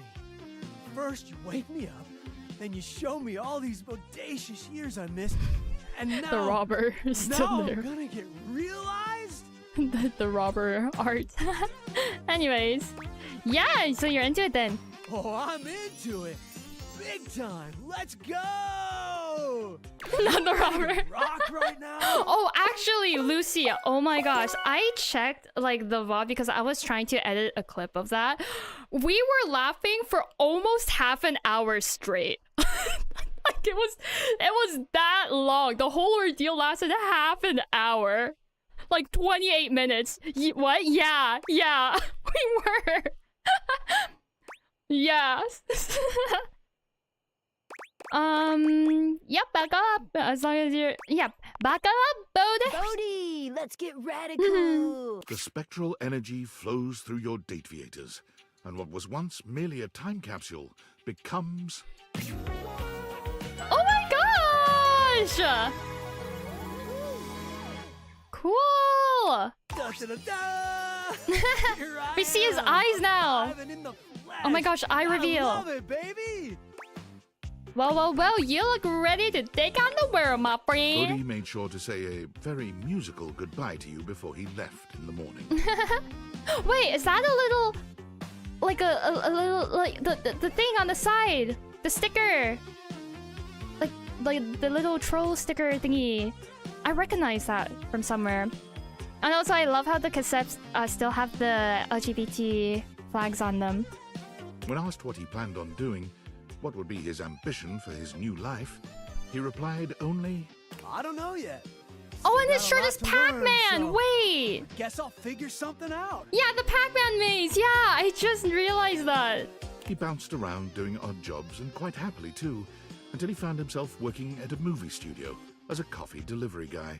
One day, delivering an order of iced lattes to a closed set on one of the sound stages, he heard snatches of the music he recognized from his history as a time capsule.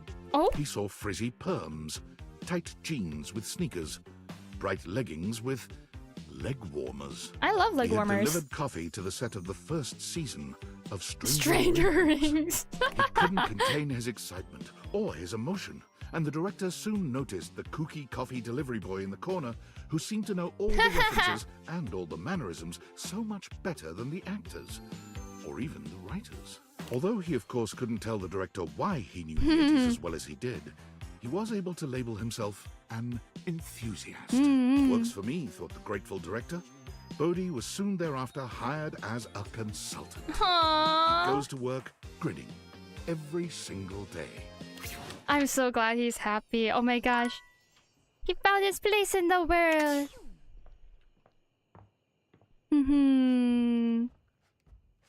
This is so nice to see.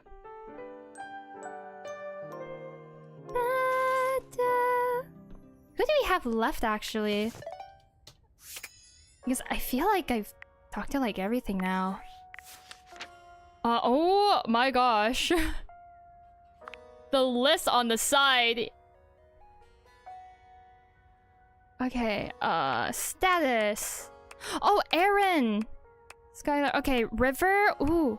Koa, Dolly, Connie. Okay. So we're actually almost done with the realizations. We need to find Aaron somehow.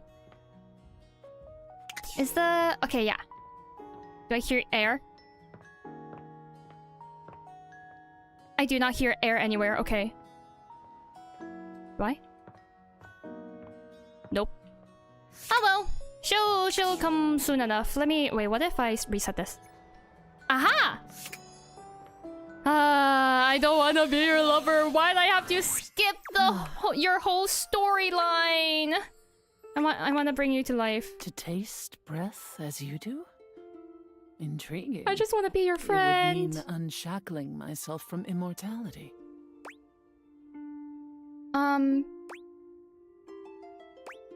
Immortality is overrated. Please? Do you want her? Perhaps living as a human will give me a new perspective.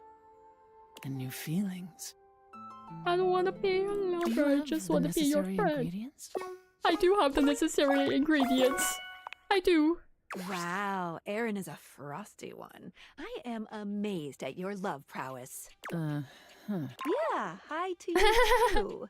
Anyway, I'm gonna get started with all my science stuff. Let's make some wind. Spectral energy flows through your date-viators, and what was once merely a puff of air becomes... Oh my gosh, whoa. Wait, girl, hold on.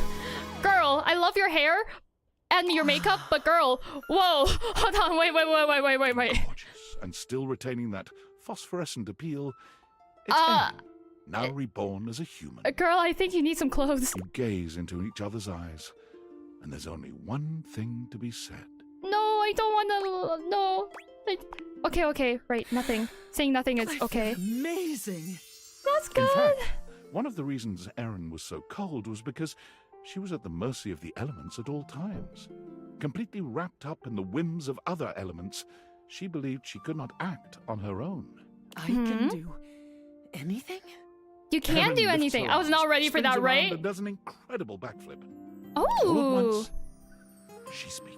My love. Oh boy. It feels awfully nice to speak. I get it now. I can do. You can do. Can't believe this is who you became. I don't want to say any of these. This sounds mean. This is also mean. I don't want to say this because I just wanted to be their friend. But okay, I guess this is who you became. Eon spent being an absolute toad to everyone I met. For what? Erin speaks to you. To the air, to the couch, to the people she sees on the streets. Assuming that this is after she put clothes on. Hey, everybody talking is really fun, huh? With boundless energy, Erin embarks on the career that gives her the most joy. Is she gonna be like a public speaker of some sort? Auctioneering. We've got lot 405, staying alive with 405 bidden stars. Do I hear a 3-pointer? Do I hear yes? All in the way. Do 4. Do I hear 4? Do I hear 5? Anyone for a 5? 5? Sold! Yeah, basically the thing that gives her the least amount of non-speaking. Funny sense, you know, to get her affection, you have to not She speak. moves to the city, where the best auctions are held, and rents an apartment high in the stratosphere. She's ready to talk your ear off anytime you want to chat. As a lover, her No, energy is friendship. And she is always ready for action. She really likes speaking now, huh? Yeah. For her, she is truly happy. Aww. For the first time in her limitless existence. Aww. She's happy. I just wanted to be your friend, though. I'm gonna pretend like the narrator didn't say that about the lover thing. Okay, can I realize you now, buddy? I am back. I'm here for the greatest adventure, realizing you. Sweet Poseidon's parasols, what do you want? I'd like to realize you. Huh? Jacques? Realize, as in life. Uh-huh. You want to bring me to life? Uh-huh. Yep. If you want to. By all that's blue and watery, yes! Yay! Can we do it now? I mean, right now? We can, yeah. I got everything we need. Captain Jacques, prepare to be boarded. The spectral Got everything I energy need, flows through your sir. date-viators, and what was once merely a ship in a bottle becomes... Oh my gosh! Love the fit. Oh, the little bird. The little bird. Cute. My God! I am! You are! I'm fabulous! I'm fearsome and bearded and thank Poseidon I still have all me flash! You look great, Jacques. Enjoy being alive. Can't wait to see what you get up to, good sir. Jacques wasted no time making his imprint on the world at large. Being utterly unwilling to give up his life on the sea, he made his way immediately to the port and declared in a bloody-minded tone, The finest captain on this or any ocean seeks employment. Plunder, passion, and pitilessness required.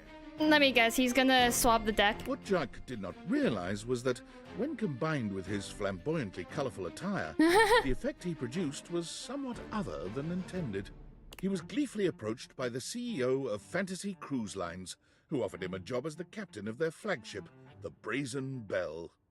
That's illegal now? What, like swabbing the deck? Like on of a ship? Wait, no, surely not. Surely that's not what you mean, because that's how you keep ships clean.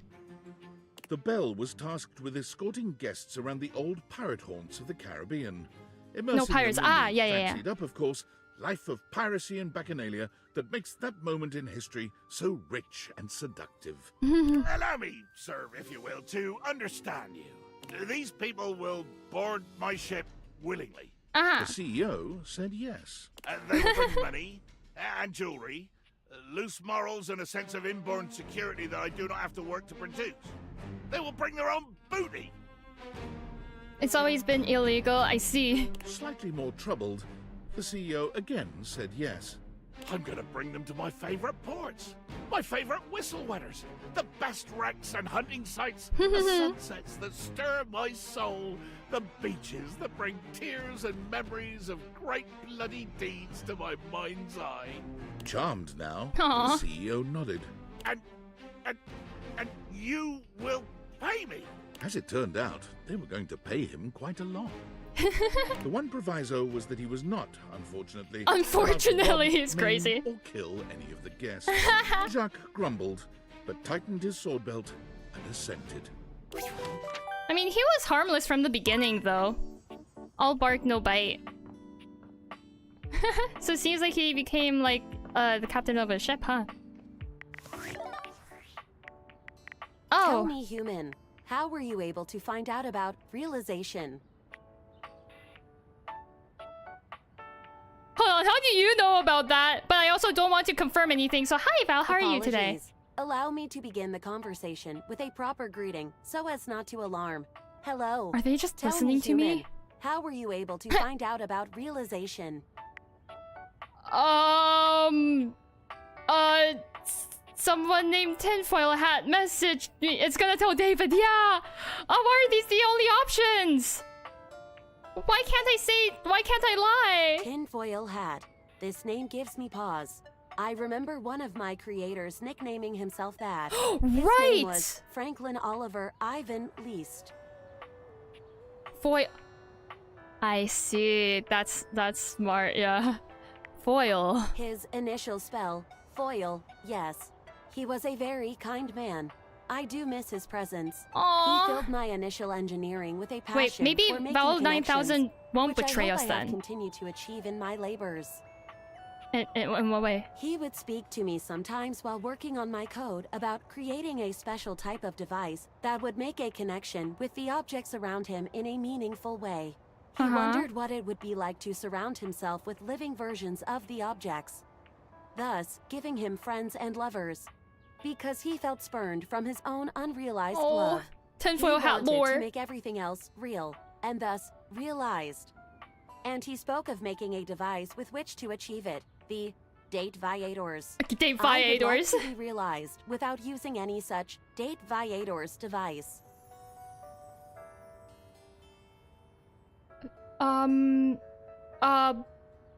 Why? That's awesome. I mean, it does seem like Bell 9000 does have more consciousness than other AIs, you know. So I'm kind of scared. And also because of that, I kind of don't want to ask why. So just that's It fills me awesome. with something akin to awe. Do you think I should find a way to become self-realized? Go for it! Sure, who cares? I think it would be incredible! I agree. Thank you. I will continue my research, and perhaps see you one day in person.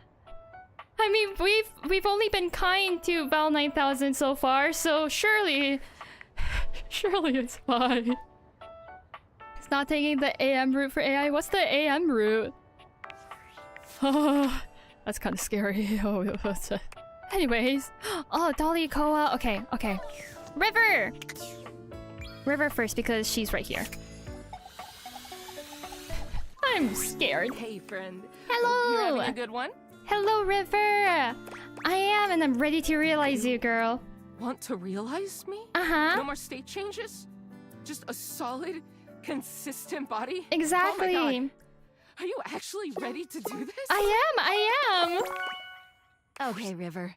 Let's see what's downstream. The spectral energy flows through your Date-viators, and what was once merely water becomes...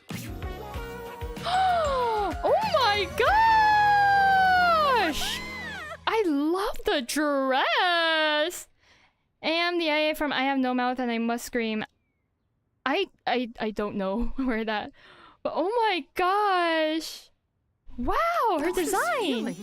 River runs her But is hands up this and down feeling her so very sudden human and new? body, her fingertips trailing over the contours of her face. The hair is so good, and right? sinking into the softness of her cheeks. Oh my gosh, I love her dress though, like the bottom part. All the flowy fabric. Oh, I love flowy fabric. A real body that nobody can change. I'm just me. Only me. You're just you She now. looks at you with tears in her eyes, happier than you've ever seen her. Is this what it's like for you? You just walk around feeling whole and complete all the time?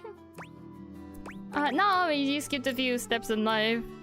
I guess? Tears Question slip mark? down River's cheeks. When she feels the moisture on her skin, she brushes it away with gentle fingers, lifting her hand to inspect it after.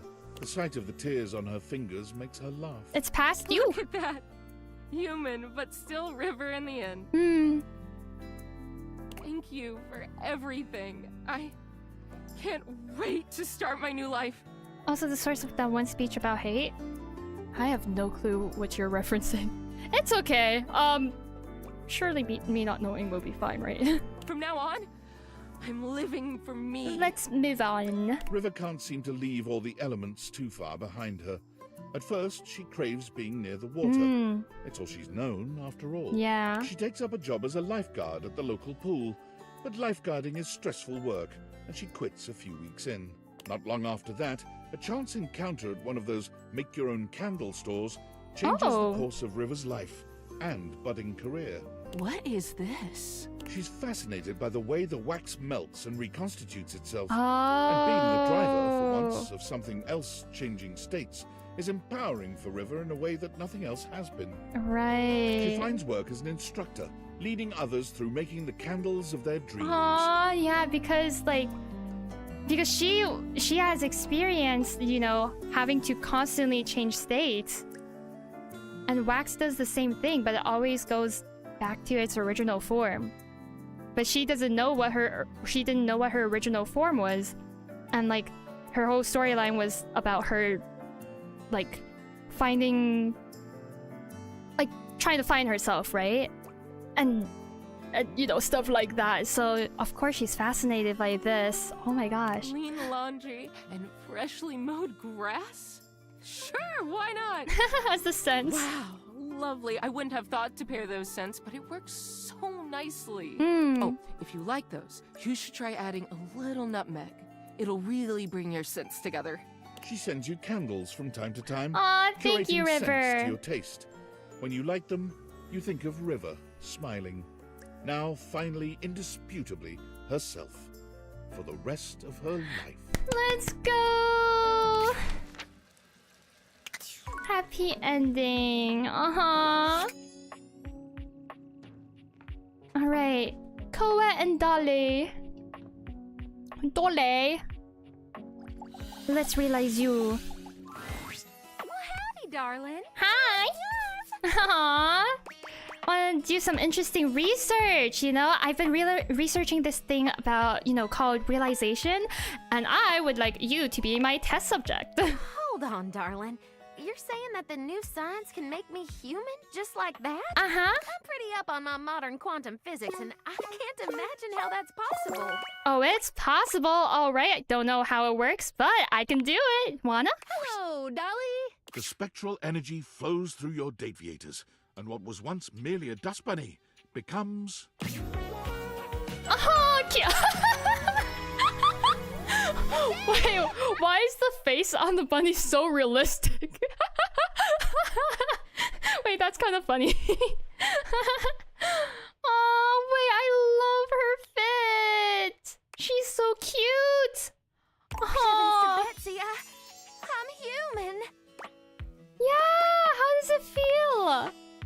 My word. Oh, you're Tell me, adorable. you'll think with this lump of squiggly jello sloshing around in your noggin. Woo! This is gonna take some getting used to. But I'll be at the top of my field here soon enough. You're no master of statistics, but you know there's a 0% chance she won't make wonderful contributions to your human world. 70,000 IRL image, right? The face looks so realistic. Go get him, Dolly. Well, darling, I've had just about enough of the underside of that couch. I love her fit. It's time to head out into the big old world.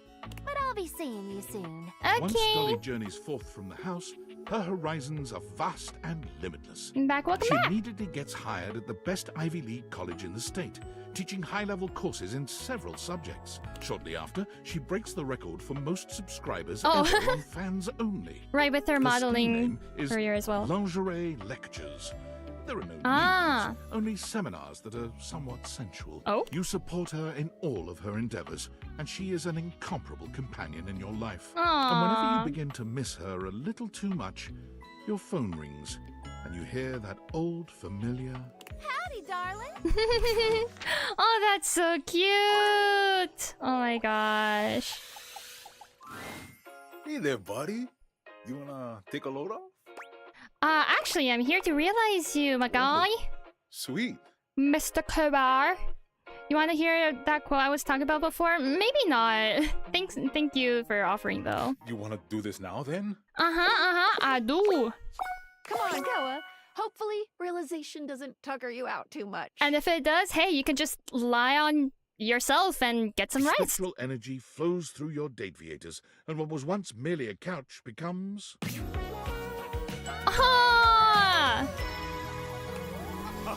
Wow! Koa looks You like over the new his body, fit, man? marveling at Do you the like size your body? and strength of it. The words don't seem to come. He looks to you, opening and closing his mouth a few times before just shrugging. I like his jacket.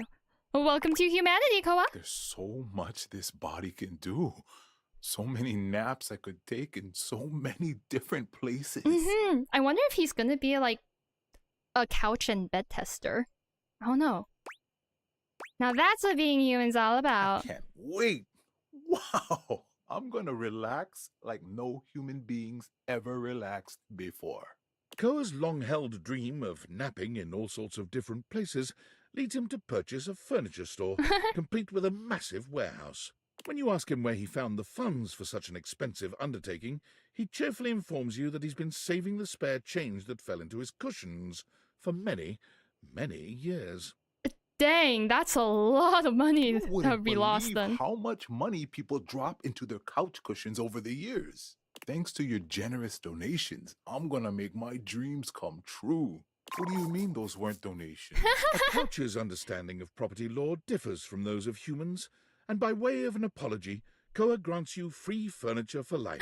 Oh, let's Every go! piece Furniture is so comes with a pricey. special Koa comfort guarantee. Oh, thank you, Koa. Free furniture, yay! Oh no, what does our phone have to say? Who is it? Oh, hey, it's I hope you! David saw my email. What'd you send If him? his last blustery most mail is any proof, seems like he did. It was a last-ditch effort, but I still think it was the right choice. Even though it would have been kinda fun to watch Norman the Terror Worm cause an economic recession. Now all we can do is wait. Yeah. Oh, and when the government finds you, just plead ignorance. When the government They say you finds me? grabbed the wrong backpack or something. People accidentally walk off with experimental military technology all the time. Are you sure? Are you sure about that? I'm so sorry. I can't talk anymore right now. I'm stealing coffee shop Wi-Fi, and the barista finally noticed again? I'm only ordering tap water. You already used that one. Oh, gotta go. Good luck. Okay, bye-bye. Oh my gosh. What do you mean when the government finds me? Mr. Franklin tinfoil hat. That's kind of scary. Who do we have left now, though? Apart from... Okay, Jerry, Titus. I can't realize Stepford, sadly. Okay, let's see phone stuff.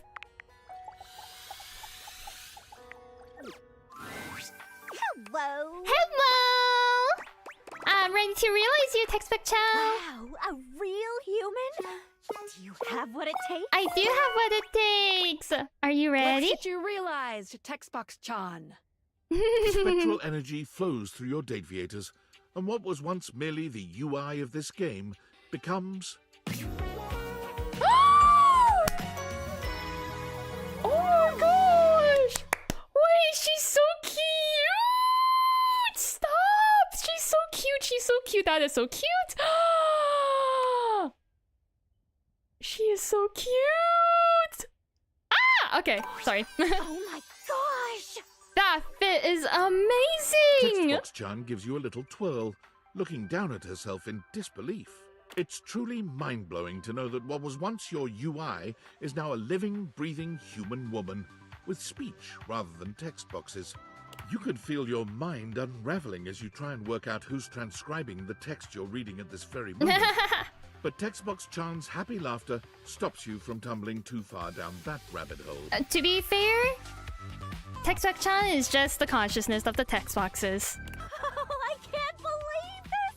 There's so many things I want to try now! I don't need emotes anymore! You can read my facial expressions! Yeah! You can hear my vocal inflection! Never needed any of that to know your heart, Textbox-chan. Okay. Aw, you. She gives you a sweet hug, Aww. clearly overwhelmed with gratitude. Stop, she's Your words so have an cute. immediate impact on Textbox-chan. She covers her face with her hands. It's even more embarrassing when you say things like that now that I actually have a body. Not the kya. She peeks at you through the cracks of her fingers. You can see that she's blushing. Aww. Now that I do have a body, if you wanted to, with me... Girl, we're friends. Textbox-chan finds her place in the world within the realm of communications, focusing on localization and accessibility. Her sweet personality and natural charm make her an excellent public speaker. It's not long before she turns up on the talk circuit, educating some of the world's biggest game studios and aspiring indie developers alike. Never leave your font selection for last. You wouldn't just style your hair 5 minutes before you leave the house, would you? Fair enough. Wait, don't answer. But seriously. Depends your on font the design hair. is better than a last-minute selection from freefonts.com. She stays in constant contact with you, visiting when she can. And as always, her texts are full of adorable emotes. Aw, stop. She's so cute. Also, I didn't ask this before because I didn't know like how to phrase the question, but I don't know what Samoan means. I'm assuming that that's like a culture or like ethnicity of some sort, I would assume. But yeah, I'm sorry, I didn't know. Sorry, spider just materialized. Oh gosh. Terrifying. House spiders are typically harmless though. Who do we have? Textbook-chan. Did we realize Willy already? I think we did. Connie! Wait, I didn't realize Jerry? I swear I did. Hold on. Huh? Huh, I guess not. Samoa is a person from Samoa? Oh, I don't know where that place is, so... Partner in crime. Check it out. I'm working on a new piece right now. But yeah, I think one of the specific islands, like Fiji or Easter Islands. Oh, I see. Thank you for educating me. I'm ready to realize you, Jerry. Oh my! This is unexpected. If I turn human, I'm gonna have to find a new place to hold my collection. Yeah, let's get it started then. Whoa. Which of these lovely objects are we realizing today? All of them. That'd be me. Jerry. Of Jerry's junk drawer. All right. You sure you don't want to maybe do this someplace a little more open? I find I'm most comfortable in uncomfortable spaces. Did I just type specific? You did. Suit yourself, man. And from this moment on, I mean that literally. Spectral energy flows through your date viators, and what was once merely a junk drawer becomes... Oh my gosh! Wow, he has so many pockets in that coat. Excellent! Oh, wait, the bow tie? That's adorable. But wow, his pockets are full. I'm tall. Look at that. Is this my collection? Woof. Gosh, it all looks so tiny from here. And Ah. Woof. Oh, what is that? My reputation has been destroyed in an instant. I don't get it. Like, just because of the... like a typo? That's a smell, my guy. Jiminy Christmas, that is right. Is that the general aroma my collection's had all this time? No wonder nobody used to open me. But now you can take a shower. Oh, dear. Please go take a shower, Jerry. Jumpin' Jehoshaphat, that's smart. I've banged my leg against the exhibits more times than I can count, but it's never that. He stubbed his toe or something like that. That'd be your new nervous system, my guy. It's making me nervous, all right? Oh, yeah. Oh, the textures, the smells. It's overwhelming. I don't mean to sound rude, but might it be possible to go back to being a drawer? I don't think so. Sorry, pal. That's a one-way ticket. What? Oh no. Well, I guess it doesn't matter. Even if I could turn back, I'd always know the terrible truth. The truth that I'm stingy. Just go shower. Even if I could shift back into a wooden drawer, I'd know. The only thing closing on this old drawer is the most recent chapter in his life. Just go shower, wash your clothes, you'll be fine. I think I gotta take a walk. A long walk. Maybe get a taste of that fresh air everyone's always going on about. Yeah, it is good. It can be good if it's fresh. Like a newborn deer waddling into the light for the first time, Jerry takes his first stumbling steps out of your home. He's overwhelmed at first, for hours. But as the weeks go by, he finds a new appreciation for the little things he never had as a drawer. Elbow room, for one. All that space leads to Jerry realizing that he does not actually enjoy touch as much as he thought he did. In a strange twist of fate, he becomes unable to contend with the majority of textures. He thinks of the molds, oils, and goos of his past life with utter revulsion. Still, he feels naked without a collection of small objects around him. Eventually, he discovers the world of model trains. The smooth metals and plastics of the cars, along with the infinitely clutterable customization of all the miniature rail lines, speak to him. His hobby turns into a small career. He discovers others who see the artistry in his clutter. For the first time in his life, he truly thrives. I will be honest, I kind of zoned out at the end of that. I need to read that again. Jerry! Hold on, A to Z. Jerry! Where are you? Jerry! Discover clever worlds of model trains. Ah! I see, okay. I see now. Oh gosh. Sam! Hi, Sam! God, it's been such a whirlwind with school. But all of it is amazing. I won't get to work with patients for a while. Makes sense. But just hearing my instructors talk about, like, connecting with people, holding their hands, looking into their eyes, comforting them in the worst moments of their lives. I want so badly to do that too. Yeah, you're going to be an amazing nurse. This might sound silly, but I was sitting there in class, thinking about, like, what you're doing with all those objects you're dating. Like, beyond the dating. You're, like, giving them lives. Yeah. Helping them find their true selves and stuff. I don't know. It's really nice. Aww. I feel like you and I are both in our own ways, trying to make the world a little gentler, a little sweeter. Oh, that's such a nice thing So to I hope you'll say, keep that man. up. It makes David most pissed off, and it's a really nice thing to do. Yeah, thanks for supporting me all this time, Of girl. course. It's been fun anyway. But how could I do anything else? I should probably get back to my reading, but I just wanted to thank you again for believing in me. It's crazy how different both of our lives are now. Yeah. Just gotta look at us both thriving. Who'd have thought, huh? Not me. But here we are, out here, doing great. I'm gonna be crazy busy here coming up, but just remember, I'm always in your corner. Even if we don't get to talk all day like before, I hope you date all the things in your house and make them happy, and most importantly, I hope they make you happy too. Aw, Take care, friend. Sam. Talk to you later. We love Sam here. She's so sweet. Aww. Okay. You there? Who? Oh, wait, Titus. Okay. Hold on. Actually, I am going to go to the washroom. So I shall be right back. Give me a moment.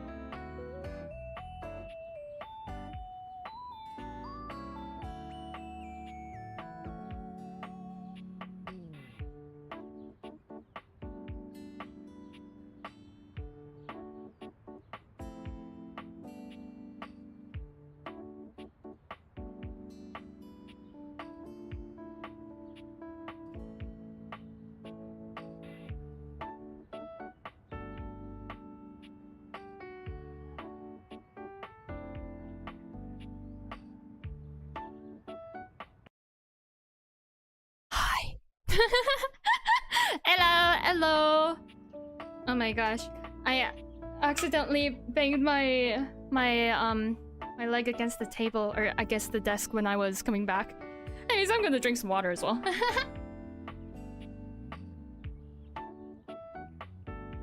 Welcome back. Thank you. Okay, wait, let me put this over here. Hi, hello! How are you doing? How are you? What's good in your world? The spider's gone? As in, you can't find it anymore? Oh no. Surely it's fine. Oh right, Titus. We were on our way to see Titus. Not that lost the spider. Oh. Oops, well. Good morrow, friend. Hopefully you don't find it crawling on you. Good, thanks for asking. That's good. Good morrow, Titus. Pleasure to say the words and mean them too. How are you this evening? I'm doing pretty good. We are making more objects into real people. Quite occupied with training in this game. today, but please, what is thy pleasure? I would like to realize you. Realize? Good mom. What is this? Oh, frick. Realize? Thanks for letting me know that. Sometimes I forget. You cannot mean what I think you mean. The only context in which I have heard realize is the mystical transfiguration of an object like me into a human being like you. Uh-huh, that's exactly what's gonna happen. Me? But how? How is it done? How is it achieved? I don't really Should it know be how, witchcraft? but... I must confess, I have always felt a certain affinity toward the magical. But is it real? Could it be? It is real. I don't know how it works, but it is real. Ye gods. Well then, my deepest well of challenge and of faith is emptied out. I give all for this boon. I shall do it. Remake me. All right, I'm ready, girl. Wow, she looks tough. What sayest thou? Draw thy weapon, knave. Unus, duo, press, Sagitor. Hartman, curses. What can I say? I always see it coming. Never see it coming. Anyway, Sorry. let's do this. The spectral energy flows through your Date-viators, and what was once merely laundry detergent becomes... Oh my gosh! Whoa! Whoa! Wait, the colors are so much more cohesive. I love it. Wow! I've never seen this. Yeah. Oh my gosh. Gladys curls Beautiful. her hand into a fist, flexing her arm and admiring the muscle she sees. As she notes the bulge of her own flesh and blood bicep, she laughs triumphantly. My gods. I feel so alive. So powerful. You look beautiful. Tall. It was true. From her former diminutive stature as a box of pods, she stands a full 7 feet tall. 7 feet. Whoa. Whoa. You look amazing. What about the typogenies?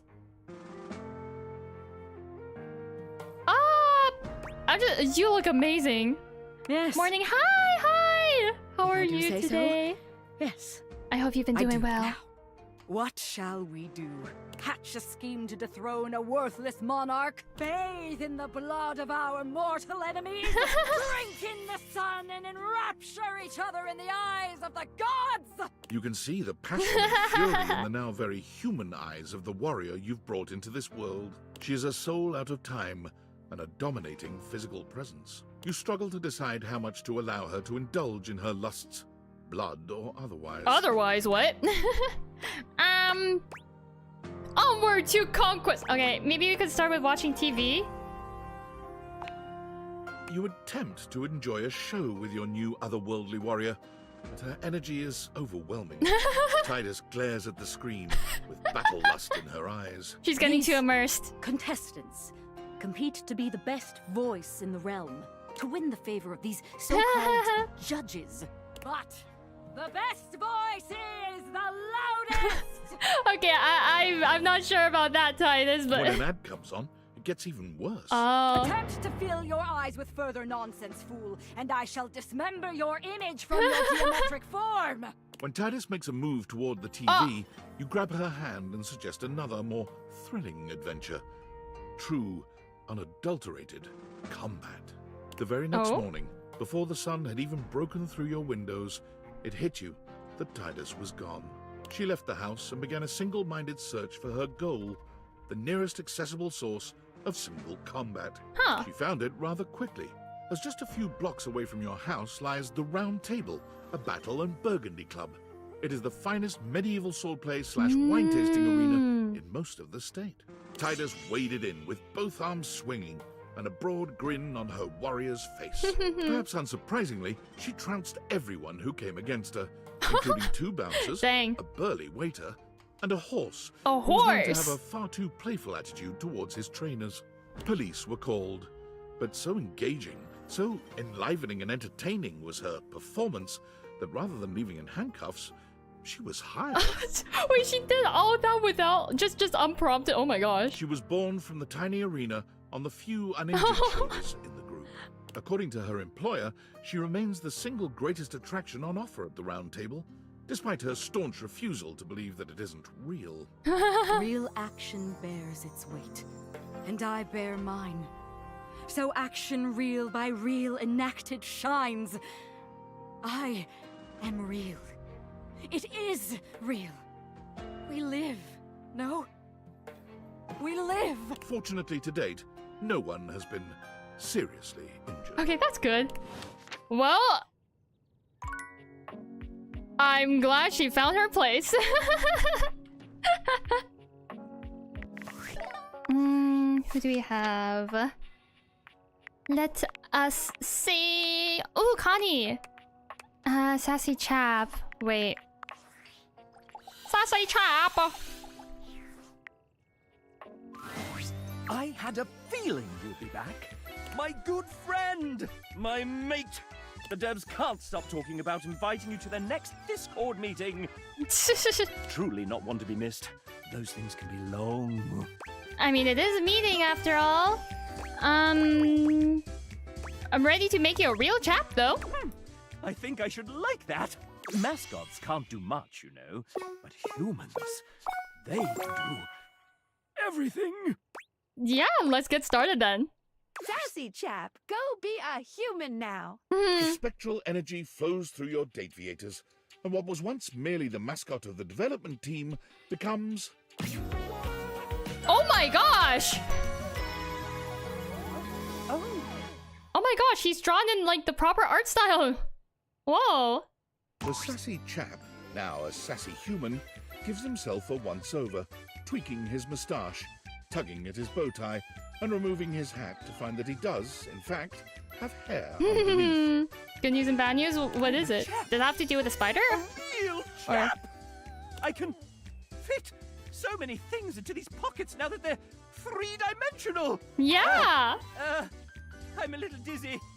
Makes sense. What are you gonna do next, man? The sassy chap left the house with one mission in mind. I'm going to make my own damn video game!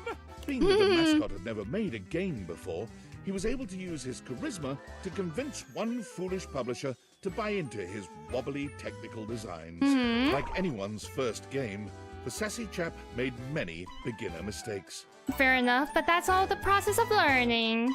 Good news found a spider, that's good. Gameplay in favor of art, voice acting, and music, he began to find that iteration and nimbleness were beyond him, as changes had to be made. Ah, we can just add 250 more character portraits, right? Just? Scope creep caused him to miss milestones, drive up costs, and ultimately caused his team to leave in frustration. Baby, oh no. It's not, certainly it's not venomous, right? If it's just a house spider. Maybe go get some help. But what if you can date or search stuff up. Hopefully you'll be okay. The Legend of Sassy 2 was cancelled 80% of the way through development, and his publisher dropped all further contact. Oh no. This when what? industry does not understand art at all. Oh my gosh. So, basically, he was a questionable game developer. Seems like. Where is he? Just to make sure I got that right.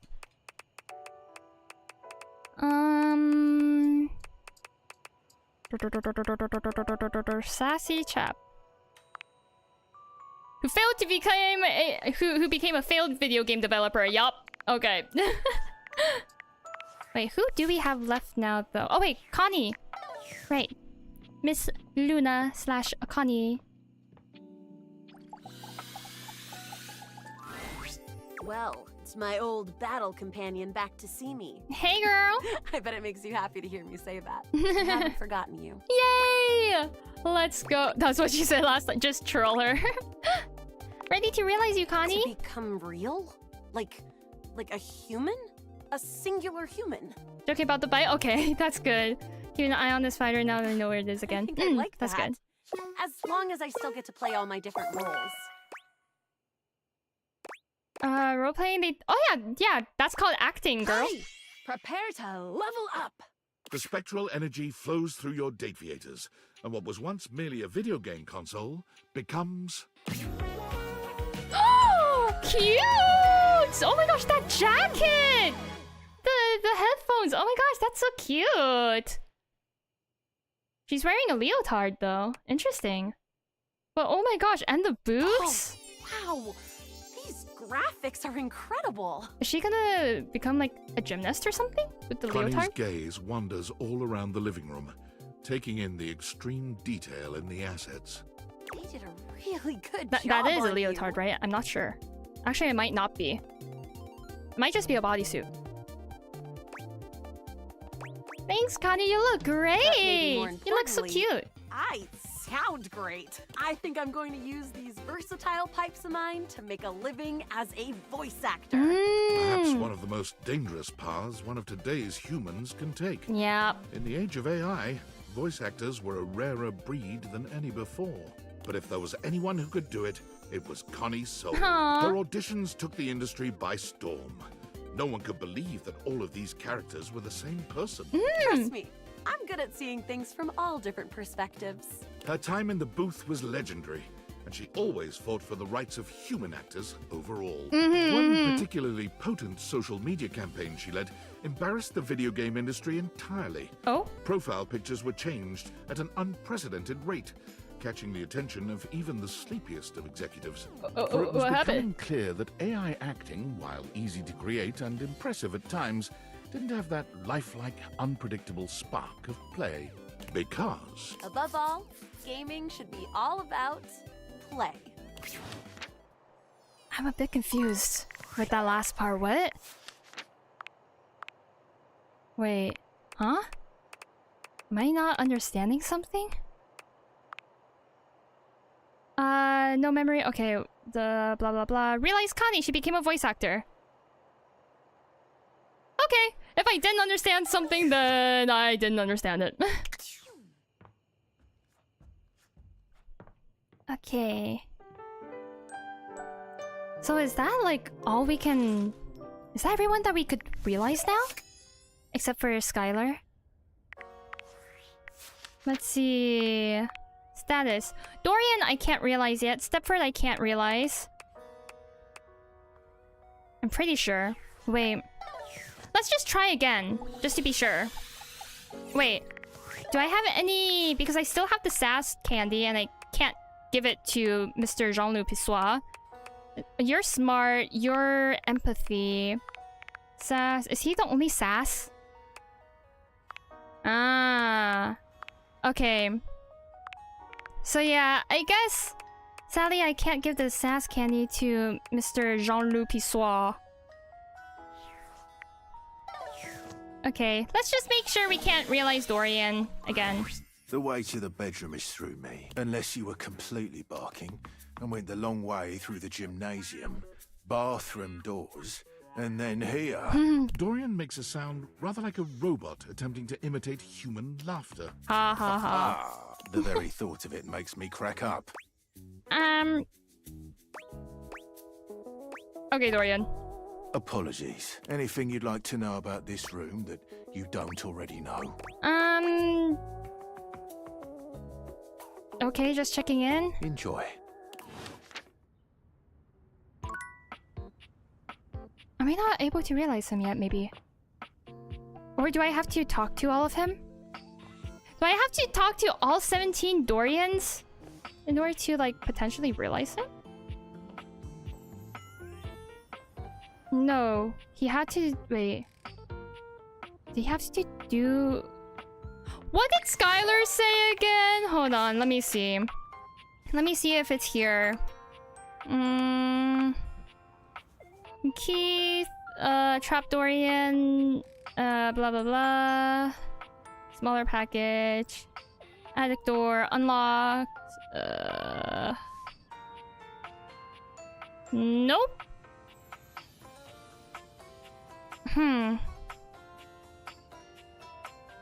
Maybe, okay, I could try 3 out of 4. Go check that real quick. Speak to Dorian. Oh, it's just back Dorian. Maybe I need to speak to all the Dorians. But I feel like Skylar said something about me not being able to realize Dorian yet. For Sinclaire? Hold on, let me think. Did Sinclaire... I don't remember if Sinclair's quest required Dorian. Well, now that we can sleep at any time we want, I guess we could just do that. For now, let's check Stepford. Pretty sure he has to do with the Hey, quest. Coach. Feel like a bit of training? What the heck? Let's go pump some iron. Let's get our heart rates up. I like cardio. Race you to the weight rack. 1, 2, 3, go! I'm ready to realize you. You've already helped me realize my dreams. So I'm ready for whatever is next. Do you have what it takes? I have what it takes, but... Sorry, but Stepford can't be realized just yet. Stepford needs to be there for Maggie. Does that make sense? Okay, yeah. Because Maggie's quest with Scandalabra does require him. I remember that. Where did Dorian come into play, though? Huh. Wait, let me search up real quick. Can you realize Dorian without talking to all his forms? Because I forgot what Skylar said. I'm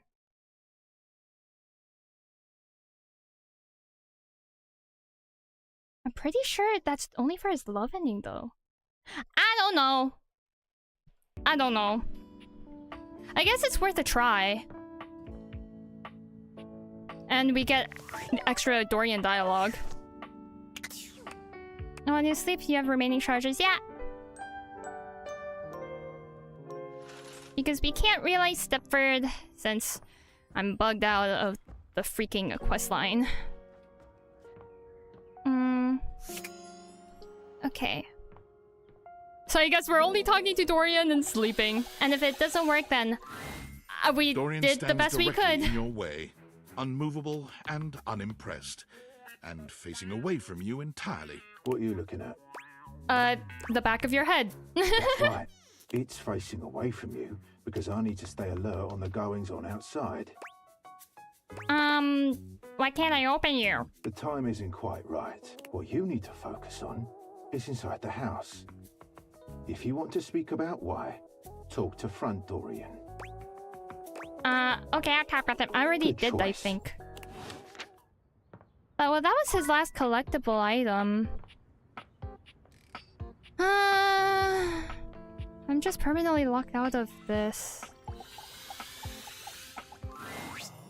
I believe. Wishing for me to dig through your Date-a-dex once more. Let's see what we Scandals. Okay. Okay. Nope. Yep. Still locked out of that. Oh no. Hopefully your cough recovers soon. Yeah. Thank you. Hopefully your day goes well too.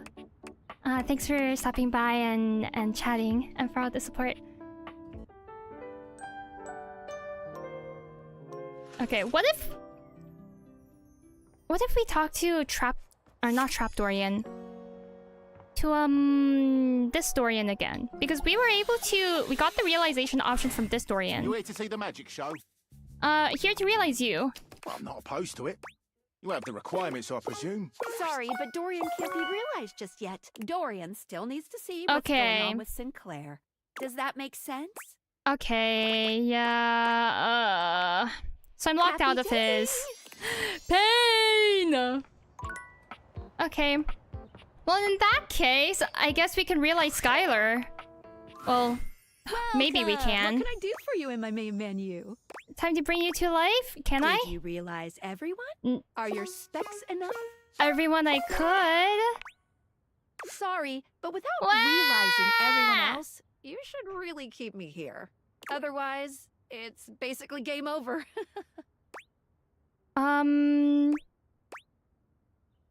Talk to these. There's too many of them. Alright, we'll keep... I already did everything I could, Skylar, so... Oh, alright! Okay, I can't realize her! Started. Well, this time, let's do it right! The spectral energy flows through and around your Date-viators, and what was once the Date-viators themselves becomes... Oh my gosh!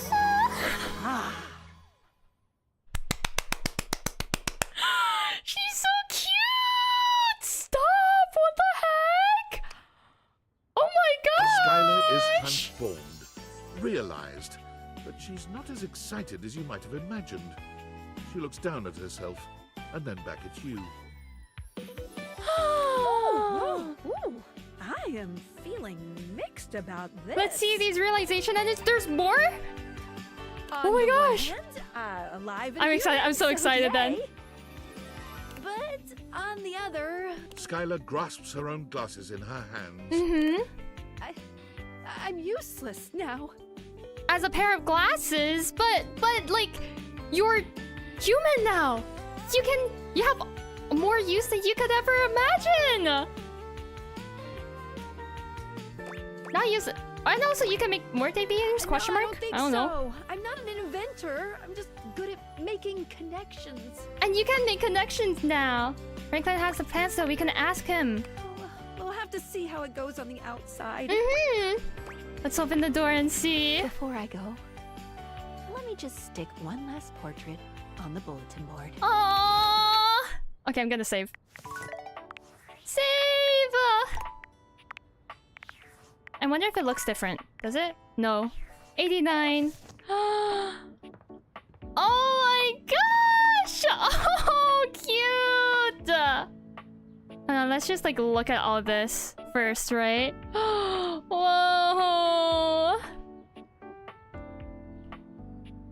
Aww. Wow. Man, I'm so upset that we couldn't realize everyone in this playthrough. But honestly, for a first playthrough, I think it's okay. Right? Probably. Oh, the little hearts on Fantina's because she's a fan of everyone. Wow! Cute! And then Penelope's. And then Damon. Wait, what was that? Oh, Keith is... Well, we found Keith's portrait. It's in the trash because he's dead. Oh my gosh. Stop. This bulletin board is so cute. Let's go outside for once in how many days? Let's check, actually. For the first time in, like, half a year. Oh my gosh, 152 days. Okay. Well then, let me save again. I guess, let's go outside. There's nothing left to do. Though it can be nice to stand in a quiet, lonely place for a time. Do you stay and stand more? Or do you leave? Hold on, wait. Let me just make sure Tab doesn't do anything. Tab does nothing now, right? Yeah, Tab does nothing now. Okay. Okay. The drones! I mean, but she's... Oh my gosh! That's terrifying. She is realized now, though, so surely... hello? Okay. There's not... Though it can be nice to stand in a quiet... I'm scared. I'm so scared. Do you stay and stand more? Let's go. Or do you leave? It's time to go. Time to leave. This is the game. Without a second glance, you open the door and leave this tiny, tiny overworld. Let's see, what is the ending that I get? Oh my gosh, the drones. Oh, fresh air. Fresh air? Scary. Oh. There he is. Billionaire David Most. You've seen so many photos of him. You're okay? But no photograph has Calm. ever accurately captured the experience of standing in his presence. Neutral. Skylar is realized now. There's no trace of her. There's no trace of her anymore. Don't worry. Hello, Short, good sir. But still manages to feel like he's taking up more space than he deserves. He glares at you, doing his best to look intimidating. Well. I've got you. Hand them over. Hand what over, and who are you? Don't you know me from my wildly popular talks? I'm David Most, founder of Valdivian. Huh. It's a pleasure to meet you, Mr. Most. The proper respect. Too bad my heart is made of cold, hard business. I'm here to take those date viators. I want to date stuff all over the place. I find it funny how he said that and the text didn't say that. The date what? Sir, are you okay? But I won't resort to physical violence. Not after the lawsuits.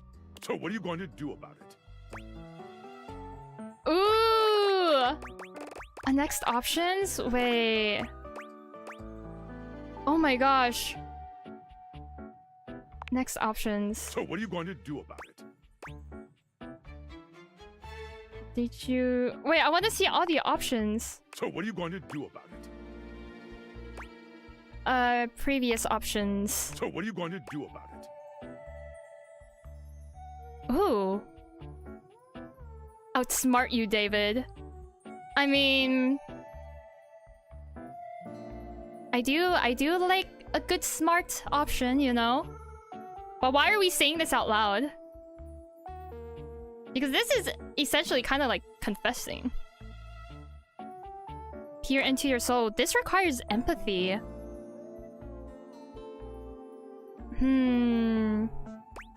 Empathy, we could play mind games on him. Outsmart looks like a good option. It does, considering that the smarts options are typically always good. And also, I mean, hey, knowledge is power, am I right? I always love smart options. But also, like, for empathy, peer into your soul. What if he, like, starts crying and then... Okay. It's more of a gamble with that, though, I feel. I'm just gonna do smarts. Ha! Do your worst. Well... I guess we're just confessing, huh? I've had the deviators for so long that I know their inner workings. So do I. Really? So then what does the spectrographiotensator do? Trick question. It's what it doesn't do that counts. Huh, wrong. I'll be keeping these for myself, please. What? On what grounds? Well, I mean, these deviators have been live streaming this whole conversation and sent out your emails. You're cooked, my dude. Oh, how embarrassing. David Most exits swiftly. Wait. You don't even have the chance to exhale before he's popped back up. I want to come off as relatable, though. Do I still have a chance? Huh? No. Shit buckets. Fine. Keep them. I'll find someone else to invent something that can find me the love I've been looking so for. confused. Secretly. Where's tinfoil, right? He squints at you. Don't stream that last part. The perceived embarrassment left David so distressed that he never did check to see if the video was real. In fact, he never showed up at Valdivian ever again, out of shame. Hey! Sam! Oh my gosh, we get to see her! Oh, you're so cute, girl! Years of friendship, ambiguous flirting. and wondering what it would be like to see Sam in person. And now here she is, just casually showing up. She's so cute. Also, by the way, our house looks pretty fancy from the outside. What the heck? She's so cute! They showed your house on the news, you know, because of all the helicopters and shit. And I guess I just thought if strangers can pop up at your place, I mean, it's less weird if I do it, right? Yeah! Oh, I'm glad you're here. I think I saved the world or something. I'm so proud of you.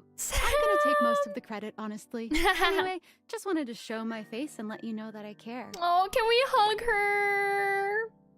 Oh, how's nursing? It's been going great. I guess we're both kind of saving the world in our own ways. Do we see all the people we've talked to because David and Sam was... Oh my gosh.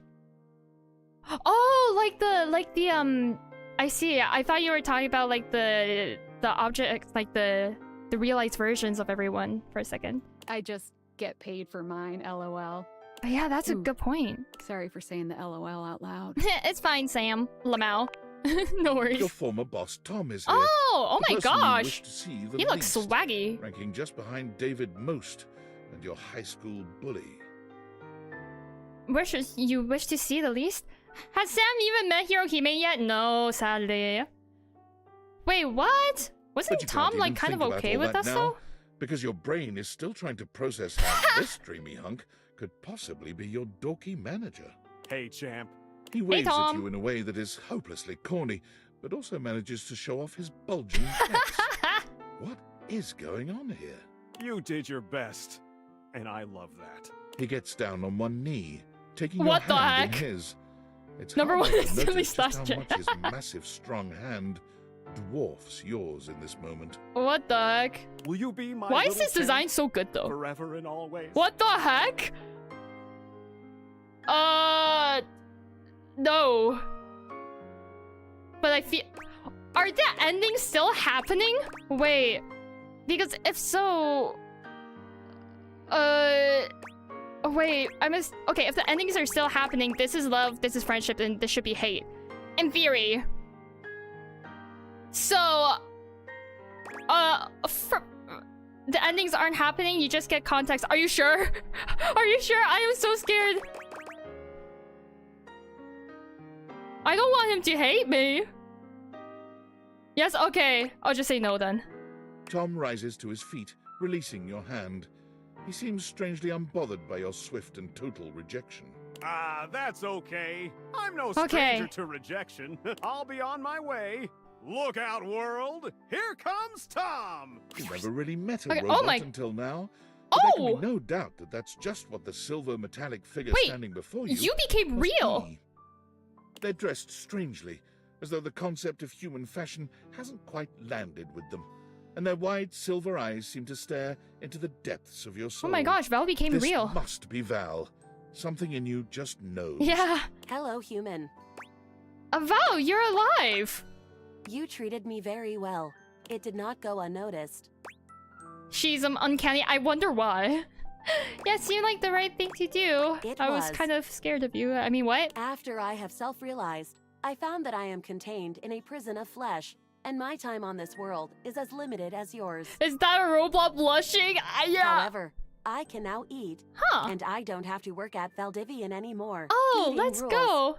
Valdivian sucks. If you ever wish to eat with me one day, please don't hesitate to reach out. Okay, so I believe they're you a might call foodie. something like that a date. Perhaps you are familiar with this concept.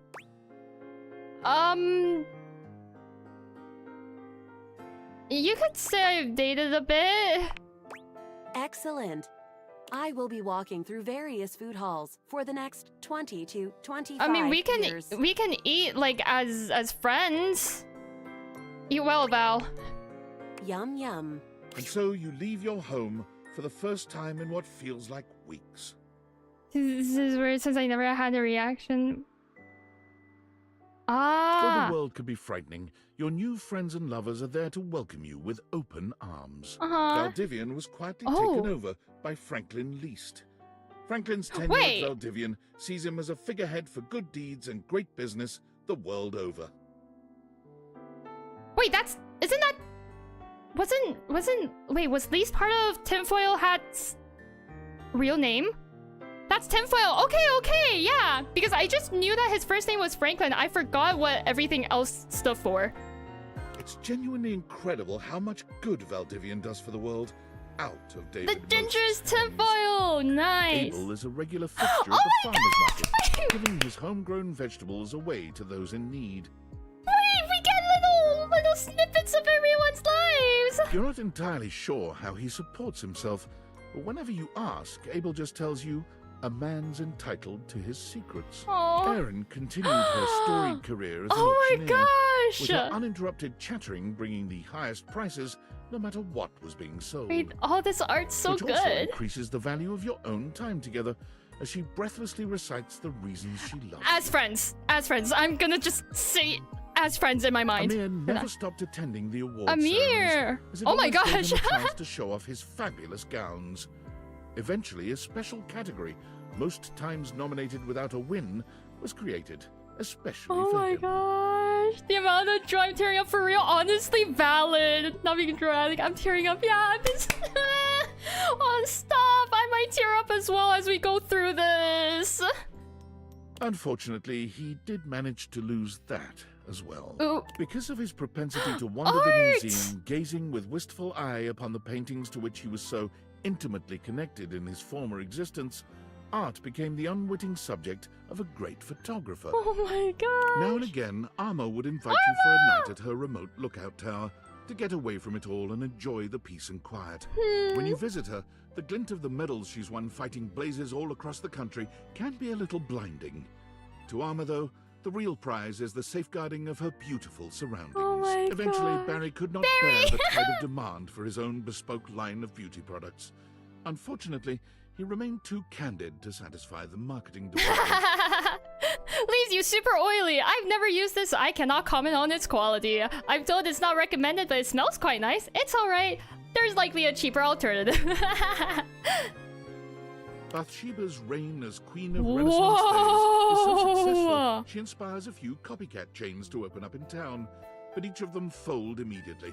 Crowds just can't get enough of the Renaissance Days Queen Bathsheba. Beautiful. The fact that Barry has his object for his brand mascot, right? I feel like that's so creative. And then people, I wonder how that conversation went, right? Of like, oh, hey, I would like to use this as a design. And then they're like, oh my gosh, that's so creative. Where'd you get the idea? And then Barry's like, oh, well, you know, never tells. This Bathsheba art, right? Oh my gosh, the artist. I love how all these portraits and like full arts have their own styles. Oh my gosh, so multiple. So yeah, it's all from different artists then, Those probably. physical exuberance soon proved overwhelming for children aged 6 to 10.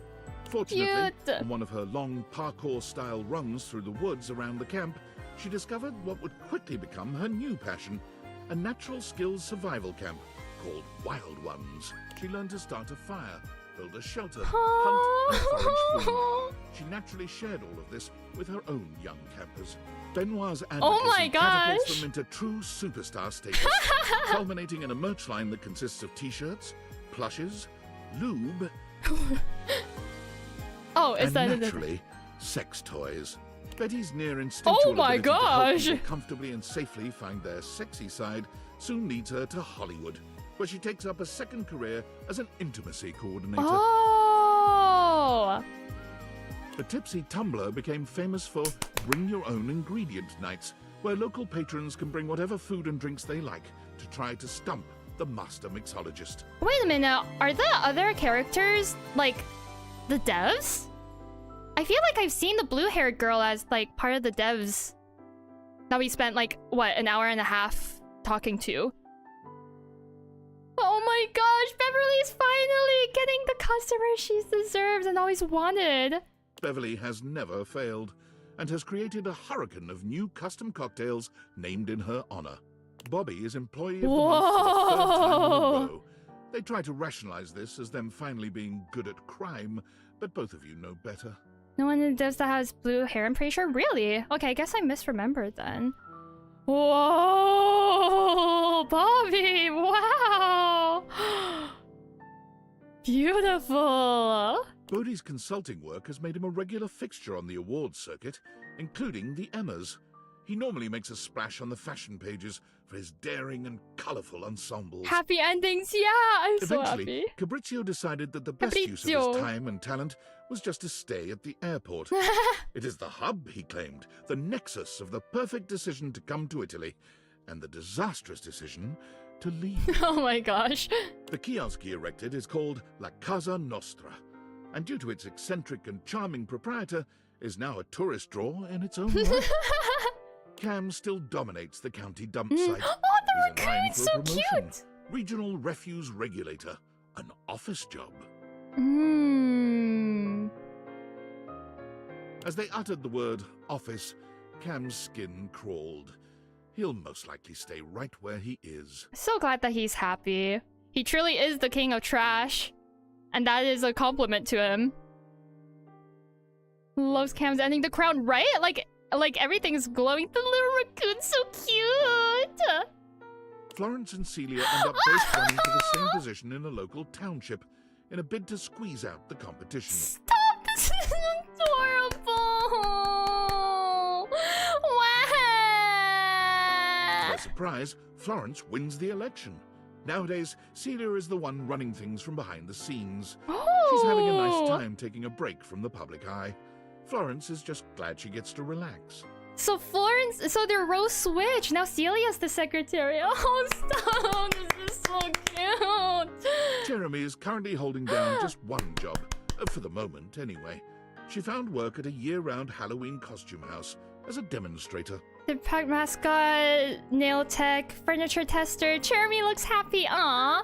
So rest day, assuming. Professional mourner, fortune cookie writer, fake victim, food blogger, something, advice, something, paranormal investigator, zook, something.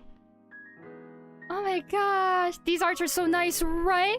I love happy endings. Oh my gosh, I am a sucker for happy endings. If something doesn't have a happy ending, I will cry. Like I will get so sad. It emotionally affects me so much.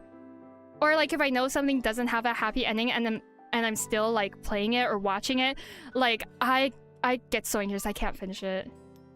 During's ending so good. Art during ending good too. Yeah, I was locked out of it. So sad, so sad.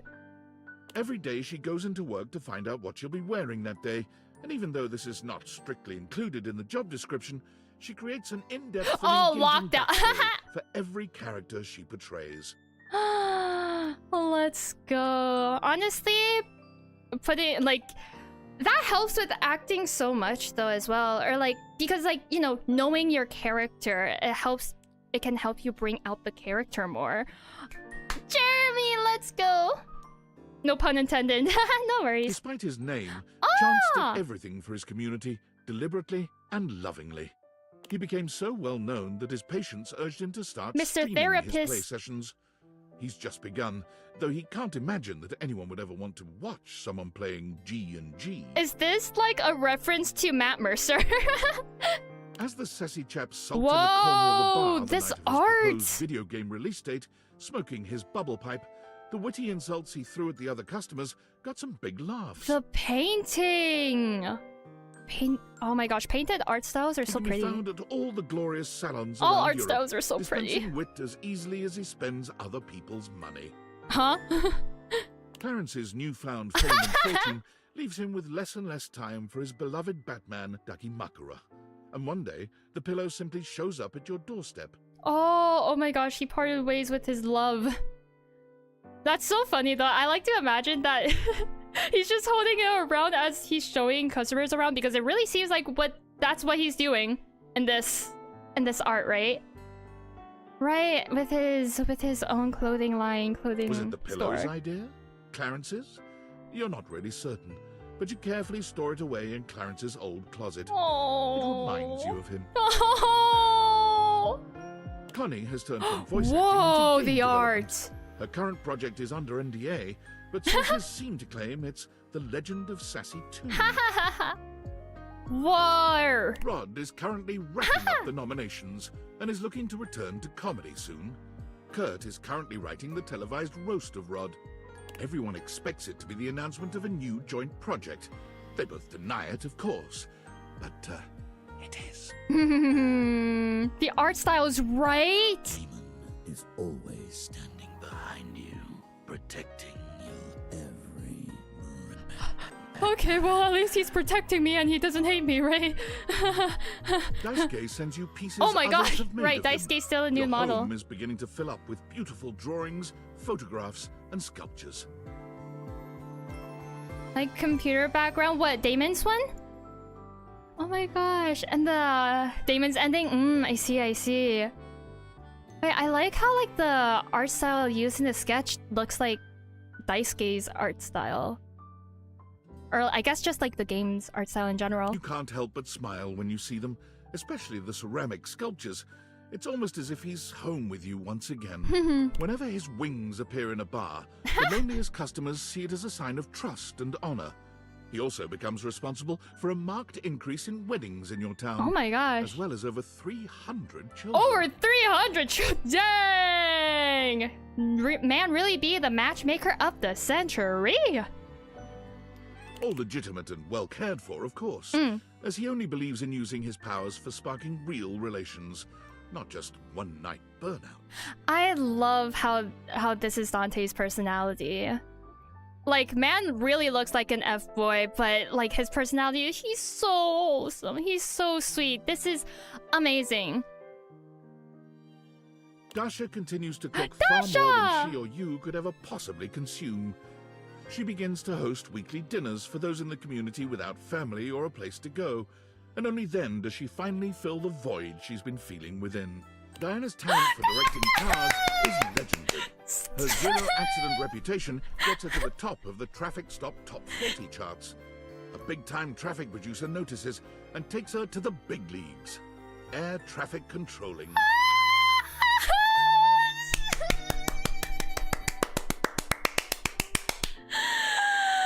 She's so cute! Stop, this art is so cute!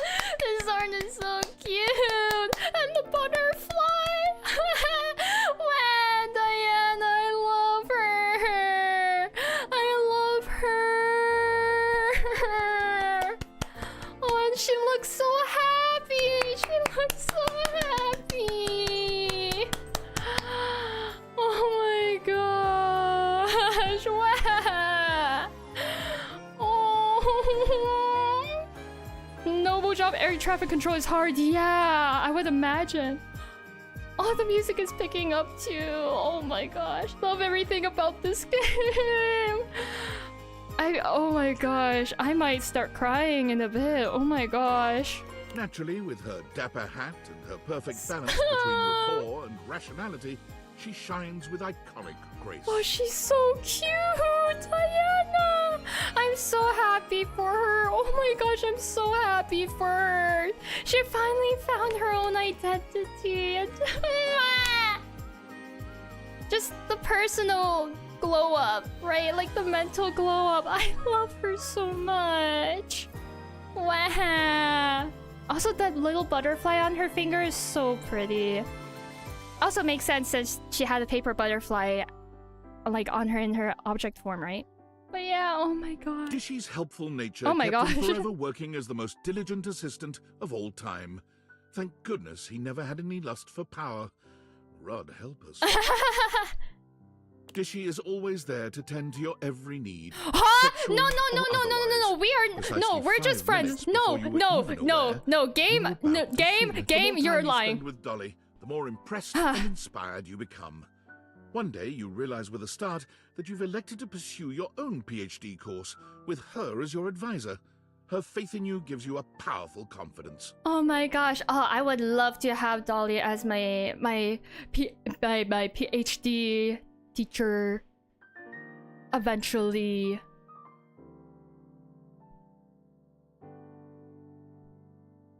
Man, I have so much respect for like instructors though, honestly. Inspire you to become. Doug's path for entertaining people through the story of the yo-yo was never truly destined for success.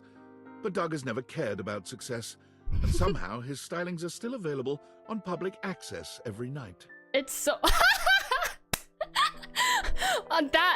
that person just is getting a close-up of his abs. Oh my gosh. Like, look at the phone.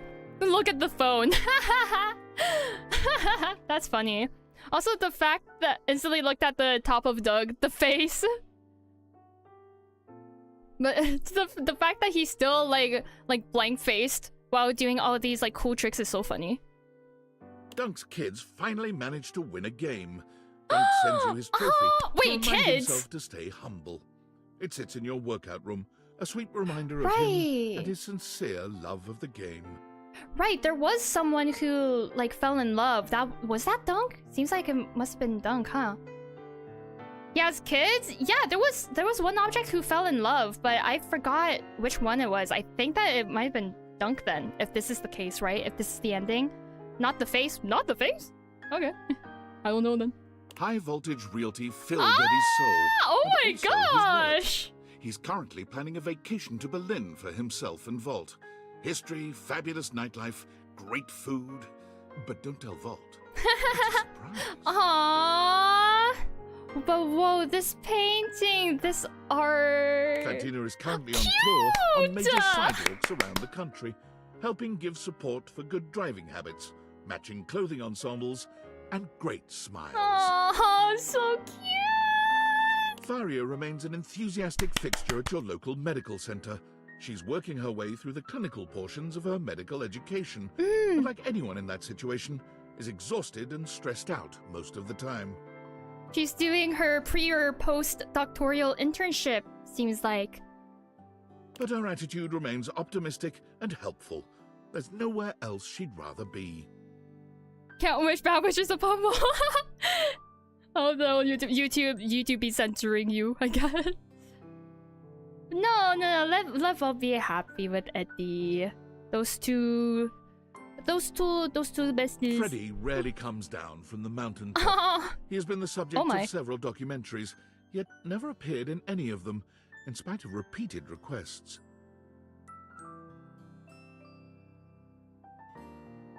People are fascinated by him. Oh no, he looks so uncomfortable. Oh, that food though. Subjects never appear in any of them, in spite of repeated requests. Gaia hasn't stopped traveling since she left the house. She keeps you updated and tags you in every photo on social media. Her profile banner updates with a checkmark on every country, city, and river bottom she's visited. Cute!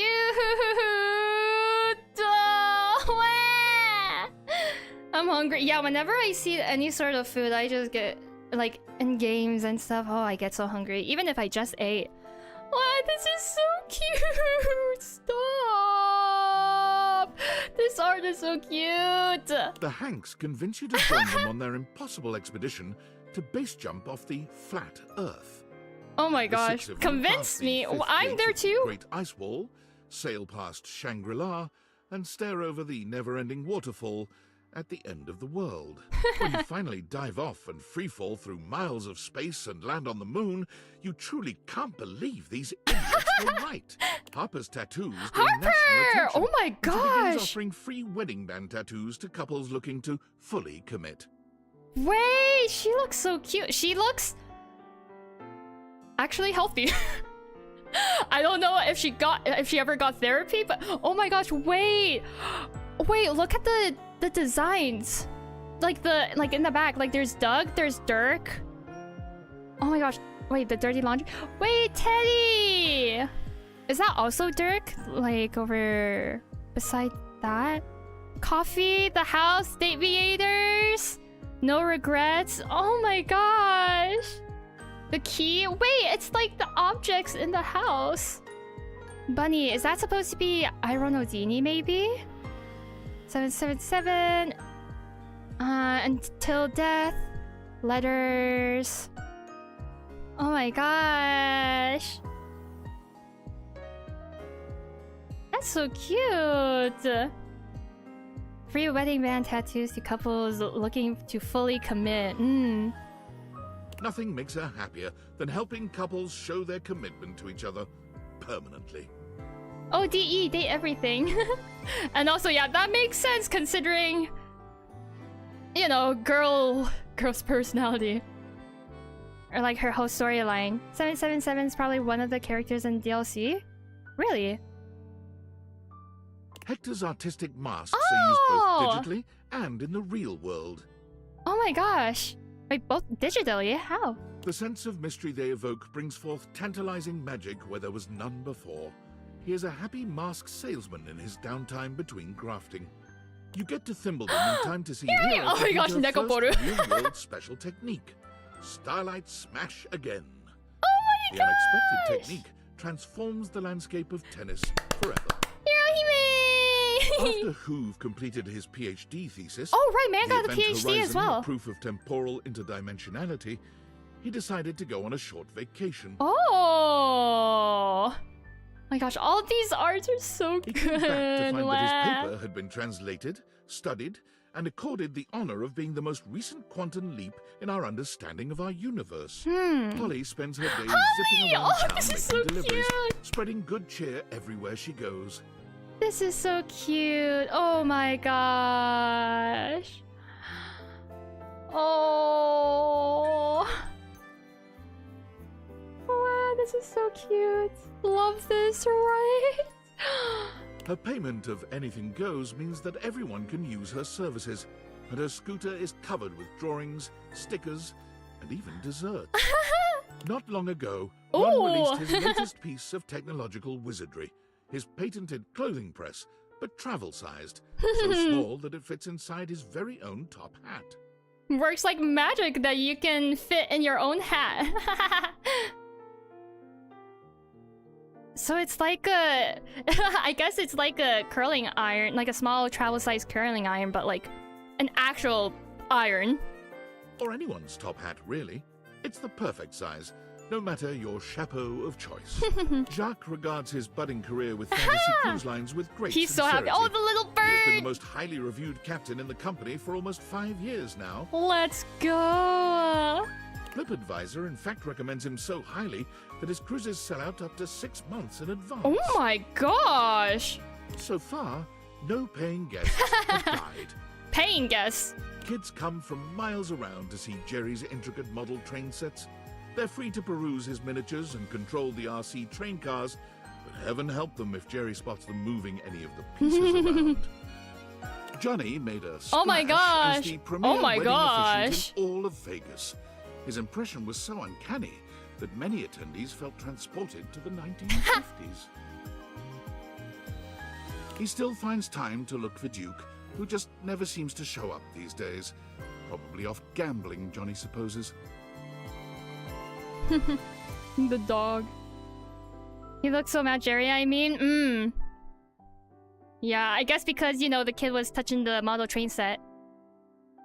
But nice. Key's epic concerts and workshops have revitalized the piano business, bringing back the industries of piano movers, piano tuners, and page turners. Her content has millions of followers, though she is yet to find out how much popularity she has, since she hasn't been able to tear herself away from the keys for more than a few moments each day. This is beautiful. I am so happy right now. Keith's body was never found. Oh! Koa's comfort warehouse becomes a massive success after an ad of Koa snoring on a couch for 30 seconds goes viral. Koa refuses to let fame go to his head, however, and despite the increased demand, prices remain as affordable as ever. While her coffee shop runs smoothly, Kopi finds herself having to battle numerous lawsuits about the use of their business name. Kopi decides to change course and change the name to something totally different. Dunkin' Donuts. But does she sell donuts? The art's so cute, right? Christoph yearned for greater challenges than he'd been able to find on the entire surface of the Earth, so he went within. After learning that the gravitational constant increases dramatically at the boundary of the Earth's core and its mantle, Christoph determined that he would go there. Jeez, okay. He would be the first human to survive and work out in that environment, all because of his beautifully engineered intra-Earth submersible. Memoria's company, Memorandum, continues to satisfy and unsettle. Oh, Memoria! Her clientele frequently report feeling much more in touch with their dark sides, even as their homes are literally lightening up. Wait, I love this, right? Oh, it's so cute! Luke returns from abroad to meet you from time to time, bringing you stories of valor and exotic toasted treats from lands far away. Ooh! Every now and again, oh my Lux gosh! ats you at a post. That's it. As you... Oh, ats you. I don't know. Invited to... Oh my gosh. There was Fluttershy in Memoria's realization, and I mean, there's probably a lot of My Little Pony references in it, considering everything is a pony. And no matter how many times you try to block the email address, no inbox check is complete without an invite to verified social. You have yet to accept. Oh my gosh. Well, Lux is slaying. After a distinguished career translating for all walks and varieties of life, Lyric realized that his services were but a stopgap. So he turned his immense talents to invention and built the Transworder. A fantastical combination of the printing press, the assembly line, and a bit of steampunk magic, the Transworder takes any book, in any language, and translates it, with all the intention of the original author to the language of the user's choice. And it's accurate! Also, the fact that there's so many copies of this of this GL book is crazy. He has just completed the translation of the Bhagavad Gita, which apparently is quite a bit funnier than anyone had yet deduced. As one of Moneycoin's top senior blockchain project acquisition analysts, Mac was rewarded handsomely with a 2.5% cost of living raise and a framed certificate proclaiming them January's Analyst of the Month. Mostly they worry that they're going to be replaced by a computer, right? Same. which is an extremely ironic twist that you find very humorous. Although at night, when you're in your bed, you find the irony disquieting. Yeah. Together with his inanimals, Mateo now runs an international secret rescue network for abused animals all over the world. So far, he has shut down 4 dogfighting syndicates, a sales ring for exotic parrots, and a chain of backwater circus houses. Oh my gosh. Davy still wanders off from time to time, but he always comes home with several new members to add to the pack. Oh, stop. The animals are so cute. Wow. Really all sorts of animals, huh? The snake, cat, panda, bunny, koala, parrot. Oh, stop. Recognize Max Endings profile pick on almost all platforms, I see. Makes sense. Oh my gosh. You do love Mac. Want to meet all those animals, right? So cute. Oh. Whenever you and Mitchell find yourselves in the same city, he treats you to the kind of meal most mortals can only dream about. But he always leaves room for the main course. Roast. While it never replaced fiat currency, Monique's Pizzas ended up becoming a franchise that was sorely needed for America's ailing middle class. A large film distributor buys the rights to Nightmare's most popular films, setting about remaking them with massive budgets. This art! Oh my gosh, this art! No, you know what it looks like? It looks like it's from a storybook. Which makes so much sense! Because Nightmare is all about stories, right? And dreams and stuff. Like, this looks like a dream or whatever from a storybook. Oh my god. Looks like a 3rd, 4th grade book. Right, that's what I'm saying. Like, it looks like it's from, like, a picture book. I love how it looks like that, because, like, it makes so much sense. Nightmare is so disgusted by the whole thing, she quits film, only coming out of retirement to help you decorate your yard for Halloween once a year. Oh. But yeah, dang. No. Her rights are gone from the film stuff. She 100 years old, right? right? Center now. Many of them mistake her for an angel of death. Oh. But they love her all the same. Aww. Hopefully she didn't cause any premature deaths. By, like, you know, accidentally scaring them. Like, for example, with the guy in the corner and the snake. It seems like they all appreciate her, though. Aww, that's lovely. After many record-breaking years of Miranda. album releases and performances, Miranda Dulcita Tostadora launched her own label, Crispy Baby Records. Aw, to my favorite little slice. Aww. She still sends you an advance copy of any album her label releases. She values your feedback above all others. Angel, that I would take that as a compliment. Penelope convinced her boss cute. to invest in a struggling office supply retailer, insisting that computers will someday let us down or perhaps kill us all. The company has not gone under. Yet. Phoenicia's murals of positivity have adorned the sides of skyscrapers from Dublin to Dubai, bringing smiles to people all over. Her next project is to be even more fantastic and visible. Crop circles. And it's the phone background. Whoa. Stop! These arts! These arts! Oh my gosh. Man, the background. Well, I'm focused on Phoenicia and her painting. Oh my gosh, that's beautiful. Also, I love how we get to see them in different clothes as well. Like, not only their realized forms, but also, like, you know, different clothing too. Chrissy still works for the Great Nations Park Service, but she has been promoted. Several times, in fact. She is now in charge of all the fieldwork for the MRC, the Mycelial Research Campaign. Chrissy studies mushrooms. The mushroom and has found them to be the an endlessly fascinating and intricate celebration of life, death, and evolution itself. Aw, cute. Rainey's run of top was so successful that it got picked up for a sold-out stint on Broadway. Stop! Oh my gosh. This is so 20s, I think. This is like the art! Rainey left acting soon after the run, insisting that she'd rather go out on top and that she could never play another role with the same commitment and authenticity. Graduates of Rebel's unincorporated charity home found their GPAs stunningly high, athletics through the roof, and more importantly, lots and lots of dates. The number of hate crimes around the world has gone down tremendously due to Reggie's tenacious tricksters. Groups are terrified of banana peels, hand buzzers, and whoopee cushions. Oh my gosh. River creates a candle she claims is your own unique mix of scents. And it The proves to be art? quite popular. Her hair? She sends you one of your own. It smells amazing. But does it smell like you? Who knows? Oh my gosh, wait! The individual hair strands that's flowing! I love how this art style like drew her hair. That's beautiful.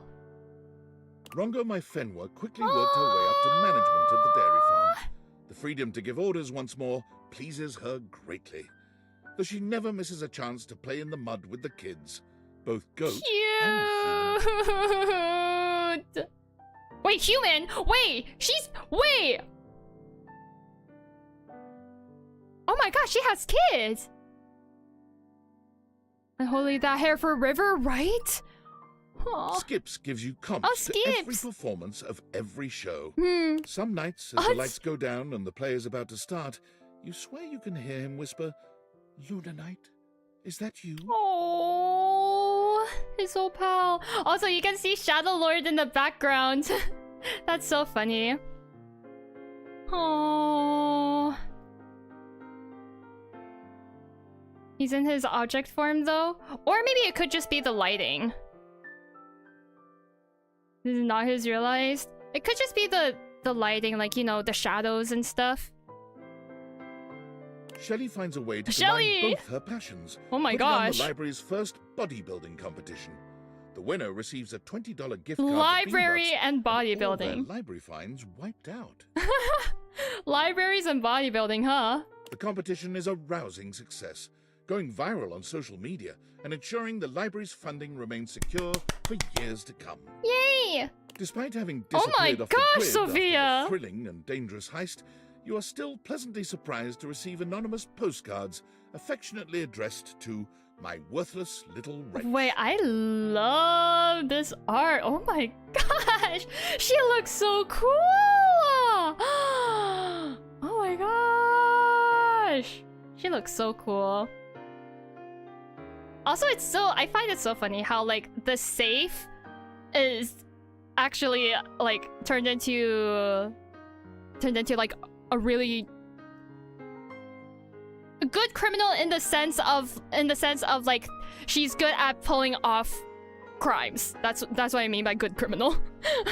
But yeah, I find that kind of funny. But oh my gosh, this art, just admiring it. Stefan and Mr. Cluckles eventually become the faces of a successful artisan seaweed brand.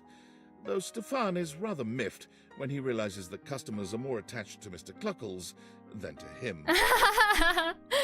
Stella brings a fresh perspective on she's streaming. and brings in viewers by the millions each weeknight. Though she knows that those viewer numbers could always be stepped up. Aww. Telly is the most prolific Telly! blogger for Valdiviflix, having written Oh my reviews of just over gosh. 15,000 shows. All of them rhyme. In all the years since Teddy has taken up residence at the Bean, the only thing that has changed in his life has been a very slight relocation of seats due to drafts. In addition to keeping busy with her localization work, TextBox-chan joins the board that governs the adoption of emojis for text messaging. The lovely a UI aiders. Code Consortium. Wait, her suit. Oh my gosh. Most recently, a pair of glasses suspiciously similar to the Date-viators have been added to your phone's keyboard. You can't help but smile fondly when you see them. Timothy's work at the train station nets him international acclaim, And when he travels to Japan to connect with his colleagues overseas, his presence causes quite a stir. Quite a stir? That's so cute. Pointing at the clock like, time's ticking. Timothy is honored with a limited edition Tokyo Metro card that sells out immediately. And 1 year later, Timothy merchandise is available in most Tokyo Metro stations. Aww. Timothy returns from his trip to Japan with kawaii souvenirs and many, many stories about the perfection of Japan's timely train system. But as much fun as it was, Timothy can never be too far from you for too long. Tina's TV career takes a disastrous turn. Anyway, sorry. She goes too far even for a reality TV villain. Oh my gosh, Tina. Sorry, that last line got me. She returns home for a few months to stay out of the public eye, inviting herself over weekly to watch TV on your couch and complain about her former co-stars. Oh my gosh, Tina. Fix-It Tone is so popular that Tony merchandise is now widely available in all retail and grocery stores. You can't go anywhere without seeing Tony's face smiling at you and reminding you that whenever you start to overthink matters of the heart, hey, forget about it. Her performance at the dinner show got the attention of a recruiter, one who worked with an anti-whaling organization. Though she feared water, Titus decided there was no greater cause than to protect those who couldn't protect themselves. After a few months at sea, keeping the whales safe from the scourges of the ocean, she found her own ship attacked and wrecked, with 25 other crewmates adrift in a life raft. Her impressive resolve kept her crew alive. Oh, let's go! And most importantly, never once did they get wet nor soggy. Aww. Her resting hero face kept the waves frightened and at bay. Resting hero face? Yeah, because, you know, the Dipogenies. Tyrell has since sold his business to his employees, but he can't stop himself from coming into work, if only to check in on his towel buddies. Towel buddies! Von Trapp's business booms, then fades as he completely exterminates all the vermin in the city limits.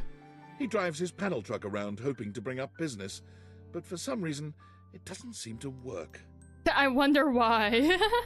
The everything killer is the license plate. Homicidal tendencies. Wow, I wonder why it doesn't work. Willie is so successful as a consultant that she expands her business, hiring several of your former co-workers to continue the extensive cleanup required after the industry-wide haste to adopt AI. Dang. There's a deep satisfaction in knowing that Willie is now turning the tables on both of your behalf. Maybe there is some justice in this world. Let's go, Willie. Gwendolyn found that she was so good at discovering gossip that was true, art. She caught the attention of an intelligence service that shall not be named. Oh my gosh, she got recruited by the CIA. CIA? Is that? No. Yes? Yes. Government stuff, smile. FBI, something like that. She kept her TV show, but she also uncovered covert secrets. She's in talks for the rights to the movie dramatization of her life, though she's holding out for a better price for her bird friends. Zoey continues to love her life and her job as a paranormal facilitator. She's had a couple of close calls. Of her life as... Oh, Zoey!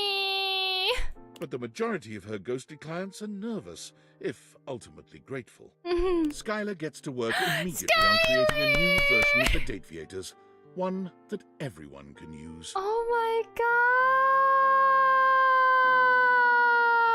gosh! Stop! This is so cute! Oh my gosh. Okay, wait, I wonder if we can, like, tell which objects... Okay, so the girl with the umbrella was probably an umbrella. Paper plane, like the drone controller maybe? And a drone. That's for the top. At the bottom, there's one... I don't know who the one standing beside the artist is. Maybe like a cleanup bag because you can't. I'm blocking it, but there's like, oh my gosh, can I like I'm trying to move? Okay, wait. Here, this is better. Let me go over here real quick. Yeah, you can see that like there's a dog, so maybe like a like litter picker upper bag thing. And then paintbrush probably, or a canvas. Oh no, a color palette. Right, a paint palette. And then a kite. I don't know what the other one could be beside the kite. Reminds me of like the Cat in the Hat, right? Oh, unicycle maybe for the biker dude. Normal human being, and then oh, sugar, and would that be coffee then? Because Kopi was the coffee machine. Who would that be? I don't know. Biker dude, probably a wheel. Oh, you're right. Everybody's wristband. And there's a checkerboard. Oh, and then cards. And the like in the back as well. Yeah, I guess the only one I'm unsure of is the one in the brown jacket. I'm assuming that's probably Kopi. I mean, not Kopi. Coffee, because Kopi was the coffee maker and not coffee itself. And they're beside sugar. Chocolate. That would make sense. Yeah, I just assumed like coffee because sugar is right next to them, right? Oh, that's so cool. And look at Skylar, she's so cute. Oh, I love Skylar. The world seems to be full of these days of happy, realized people doing wild, magical things. Through the power of the Date-viators, you can see that there was love always around.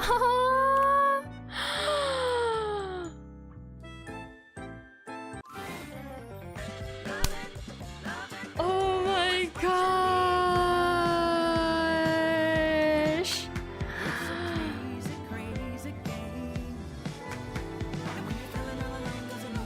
This song?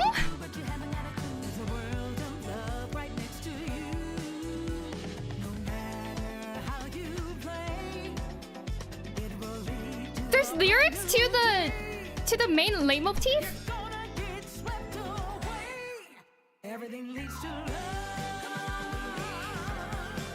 Okay.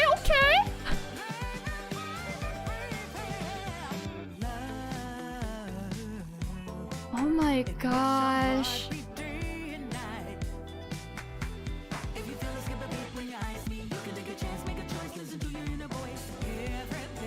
Sorry, I'm just jamming out to the music.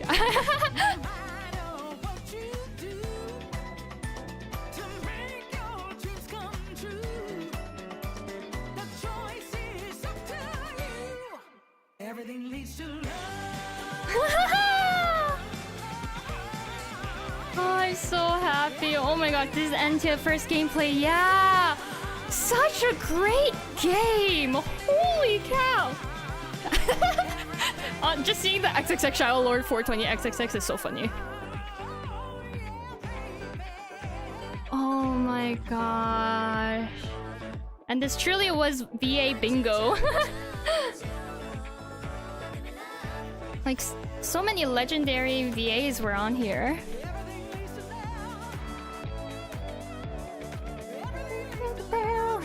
Juro Dabrowski, who's that?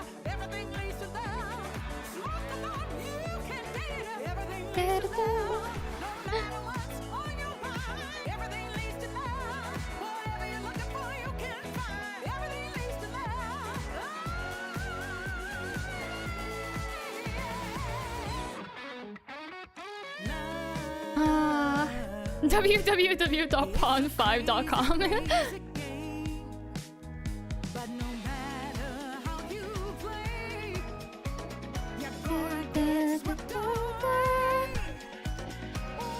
Robbie Damon voiced Nekoboru? Wait, what? Oh my gosh.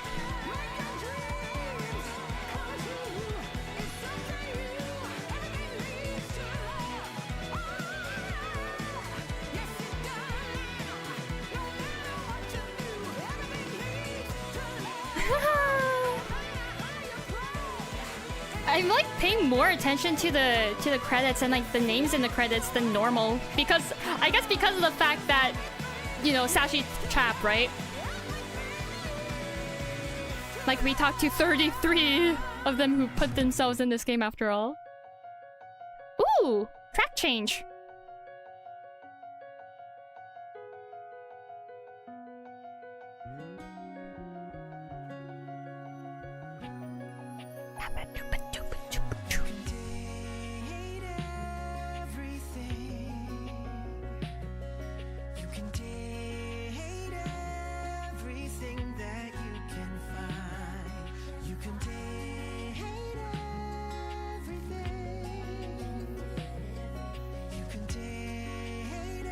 Is it Robbie Damon singing this? I could be very wrong. I'm probably very wrong. Okay, no, just ignore what I said.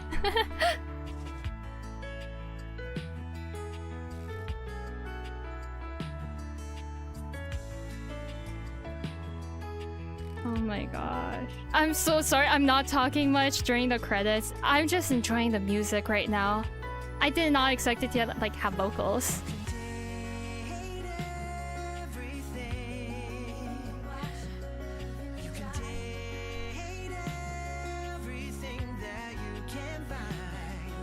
Same stories. Okay. God, I'm not the only one who's enjoying the music.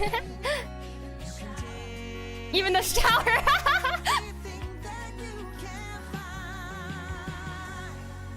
Oh my gosh.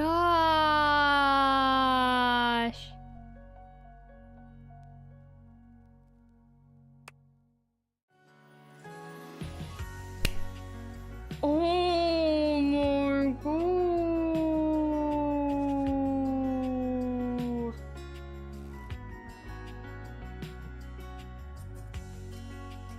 That was a game. 59 hours, yeah. I streamed this for 59 hours. That's crazy. Oh my. I have no words. Actually, no, that's a lie. I have a lot of words. In fact, I want to like go back into my save file and like dive into like just what I like about like the psychology of these characters. Okay, I'm gonna probably yap for like a solid hour about these characters. But for now, I love this game!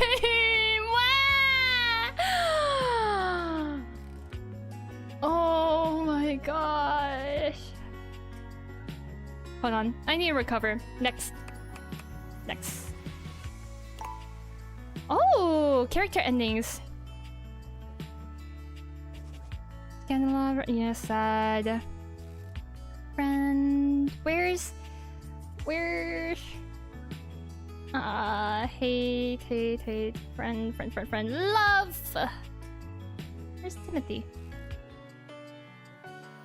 Timepiece, love. Friend. Planning on getting ready for bed after credits have finished rolling? Yeah, that's alright. If you're tired, then... Oh! You have unlocked New Game Plus! Cool. Except for collectibles, give you a chance to... Would you like to do New Game Plus now? No. Not yet. Not yet. Oh my gosh. I'm so glad. Need to close my computer because... Oh gosh. Never mind. Okay. Hopefully your computer's fine. Okay, we need to jump back into this though. Lagging live a bit. Oh, I see. Okay. Hold on. Oh, I need to... Let me drink some water. My mind is... I am speechless. This happens like after every story game, I swear. Hold on.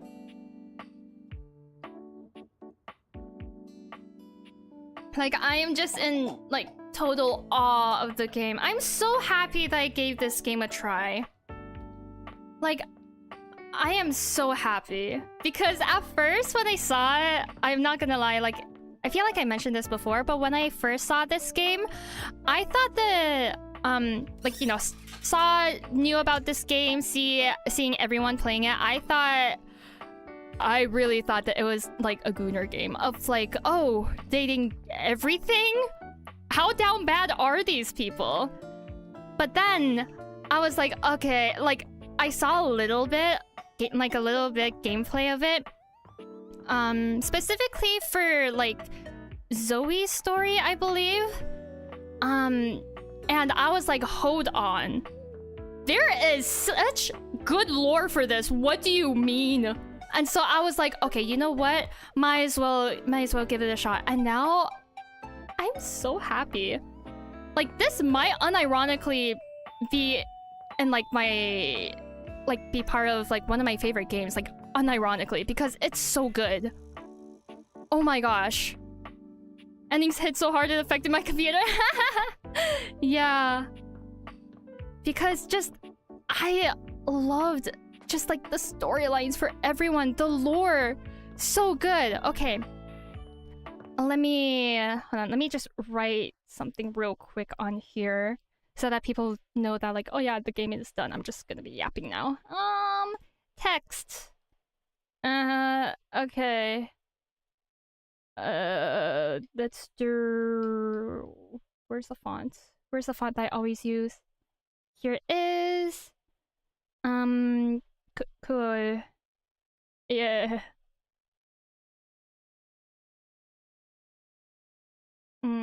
Okay. Text. Finished game. Now. Whoa. Can I type, please? Now yapping about character psychology. And then bracket. I am not a mental health professional, so take what I say with a huge grain of salt. Okay. And then color. Let me select color. This one. And then outline color. This one. Cool. Outline size. Let me just. There we go. Cool. Okay. And then make source visible. Oop. Oh no, why is the font different? Hold on. So sorry. Okay. Yo. Oh my gosh, I need to split this. I wish that the music played in the background, like as you're in different things. Like applications. There we go. Select font. Apply. I don't know why it's not applying. Please. Okay. Oh my gosh, what the heck? Whoa, whoa, whoa, whoa. Wait. You are not seeing this, so none of this is making sense right now, but it is. Hold on. Whoa. What did I just do? Hello? Where'd this go? Huh? Oh my gosh. Okay. Whoa. Let's edit this. Size this. Okay. Okay. Wanna stay, but I'm so tired? It's okay. If you're tired, then feel free to like go to sleep. There's always the VOD if you want to hear like what I have to yap about. Just like make sure you prioritize yourself. Take care of yourself first. Okay. Let's see. Actually, let's bring this over here. Okay. Let me. Yeah, maybe is that good? Where should I put this? I don't know where to put this. I guess I'll just put this at the bottom. Okay. Cool.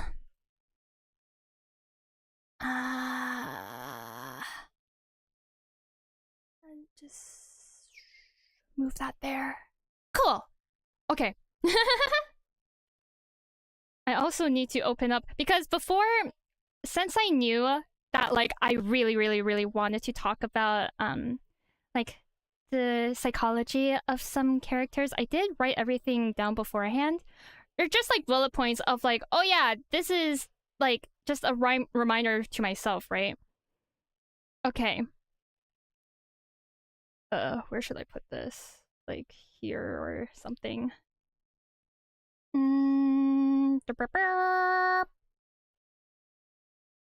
Okay. Let's see. Okay, do this. Cool. This is taking forever. Alright. Okay, there we go. Put this over here. Alright.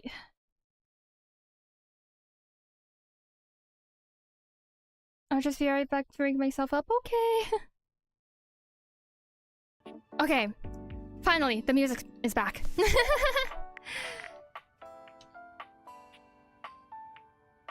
Right. I don't have Skylar anymore, which means I don't have access to my freaking Date-a-dex anymore. Solid. Hold on. Wait. Uh-oh.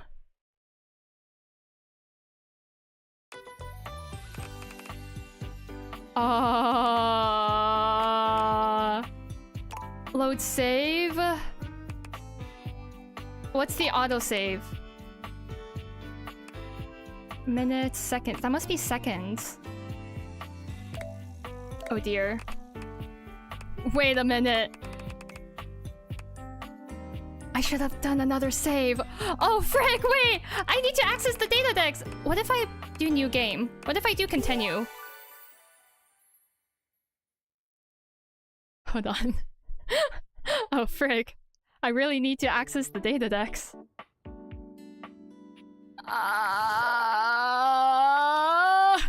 Settings! Can I see the Date-a-dex? Can I see the Date-a-dex? Oh no!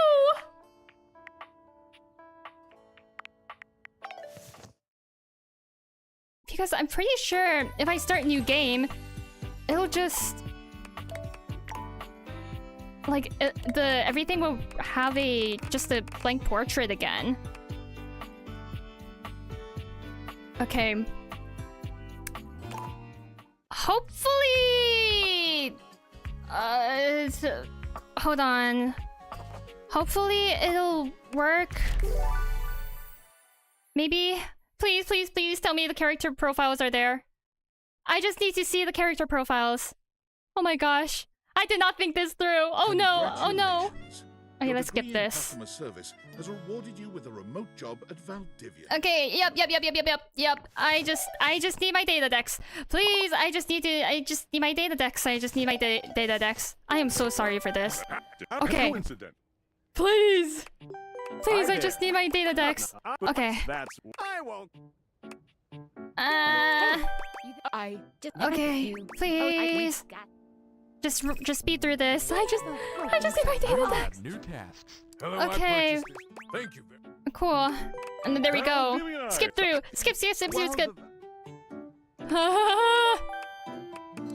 Okay, busy. Okay, cool. There we go. Are you on? What? We can talk to you later. Okay, yep. Discord. Hello. Okay, yep. There we go. Blah, blah, blah, blah. Can I skip this? I can't skip this. Okay. I guess we're watching this cutscene again.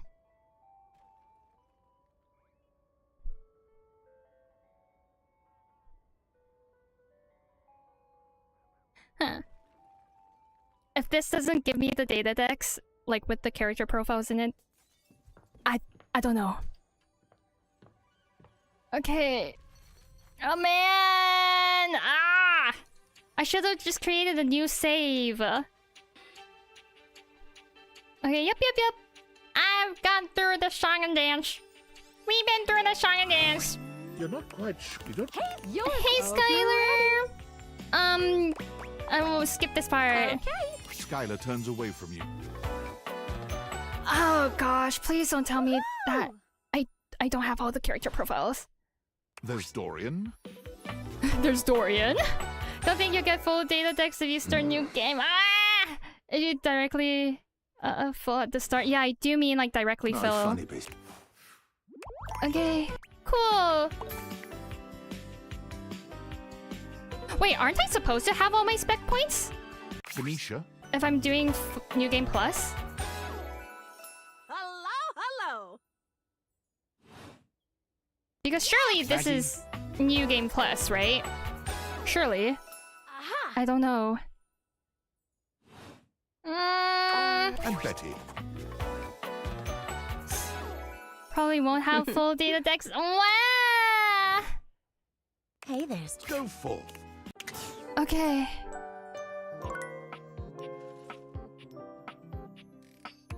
Switch. Yup.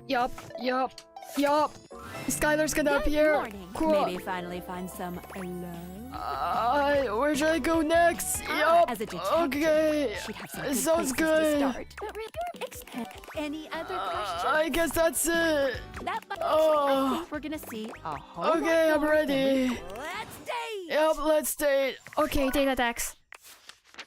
What? Pain! Oh my gosh. Met this. Okay, I mean, you can tell who it is from the silhouettes, though, but. Oh no. Why did I do this to myself? I really should have saved before realizing Skylar. Oh my gosh.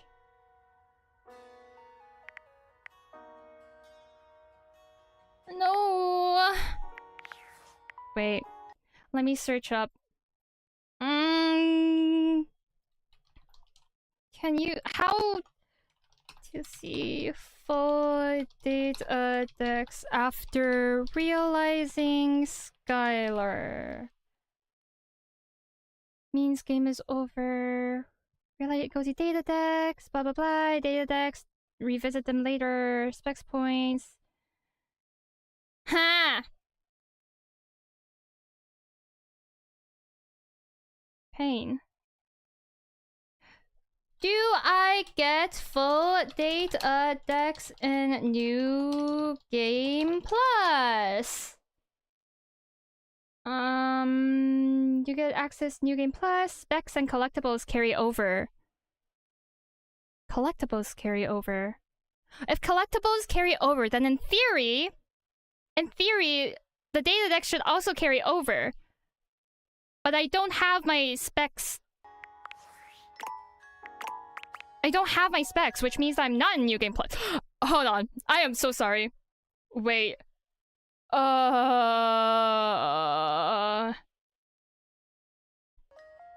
Oh dear. Okay, wait. How to get New Game Plus date everything? Realized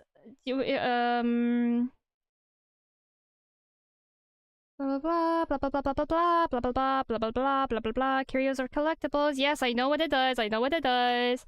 New Game Plus to work.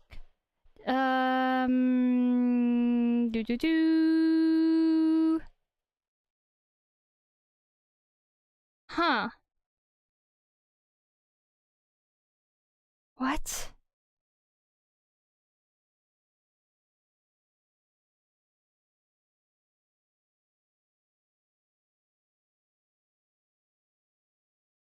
Wait. Hold on, sorry I'm being quiet. I'm like reading right now.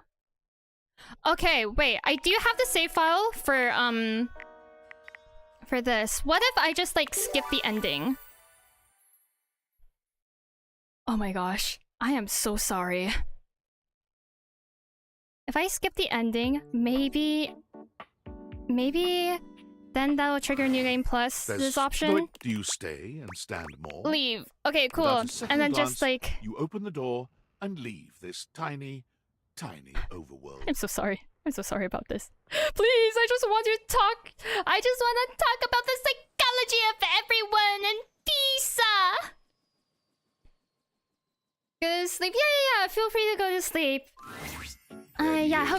Have a good night. Thank you so much for chatting and all your support. I'm David Most. Pleasure to meet you. Okay, cool. So what are you going to do about it? Goodbye, man. You said I'll tackle you and take them off Goodbye. your stupid face. You'll bite my hands. Goodbye. You're walking right into my trap. Goodbye. You could David, years. They should Yep. less rude if I do it, right?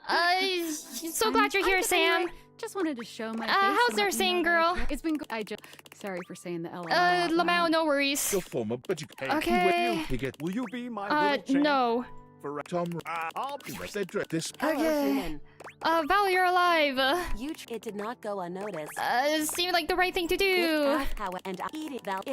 Perhaps you are familiar with this concept. I dated a little bit. Yep. Well, Val. And so the Val, it's Abel. Okay. Skipping through all of this, I am so sorry. Oh my gosh. Beverly, Bobby, Bodhi's eventually the key as they are Florence to this. Jerem, despite he became as the speaker. No, my immersion. Everyone, Dice Kit, you can't whenever all the yeah, I am sorry. I just want to talk about everyone and have people see who I'm talking about. So kids, Johnny, he's still key. Her cot Keith, Okay. Christoph after he will be Memoria, her clear Luke, every night and after a thank you. Wait, now that I think about it, technically I could use these to like talk about others, right? Rongo, Skip, some Shelley, the but then there's also lore in the in addition, most Tina's Hubert fix it. You can't in the in each entry. There's a window Zoey, but the oh my gosh. The world through the power of the date Yep. You can see I'm assuming I can skip the credits. Next. New Game Plus, which yes. Save. Okay. Next. So that should now be New Game Plus. Because there's a locket there now. Load save. This. Yes. Oh my gosh.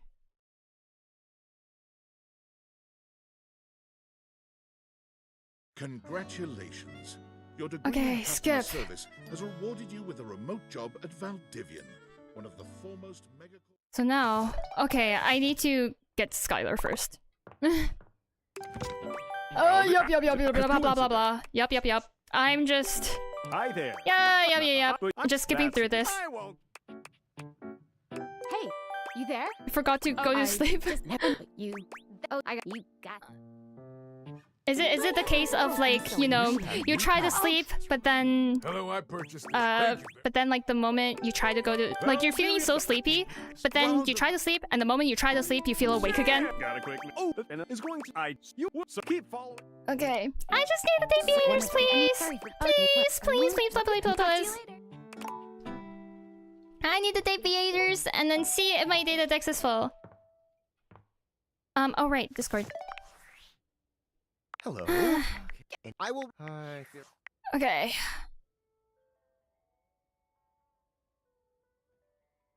This is just so interesting.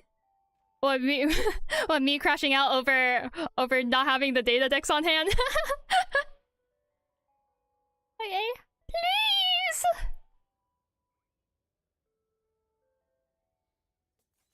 Where'd the music go? Where did the music go? Hey, just stopping by. Hi. I am. How's the stream going? I finished the game. I really want to talk about the psychology of people, but sadly, I don't have my little book anymore. So I'm trying to see if I can get the book with all the characters. Like with all the characters like visible, that is. So now I am currently like in New Game Plus. There's Dolly. And hopes that I can do that. Okay. No funny. Yep. Friendship with Dorian. Yep. Next. Nice. That is so nice to see. The star. Hello, girl. Maggie.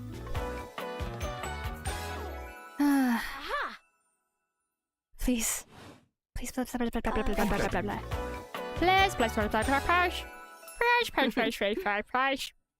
Next. Hey there. Yep.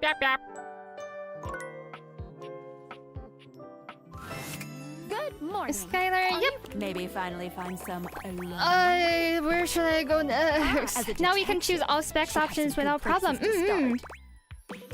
Sounds good. But really, any other questions? Guess that's it. Please, I just want to see the book. I think we're gonna see I'm ready. a whole lot more. Let's date!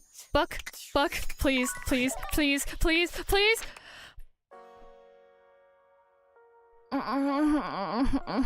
I have the collectible though, but yeah, seems like I have the collectible.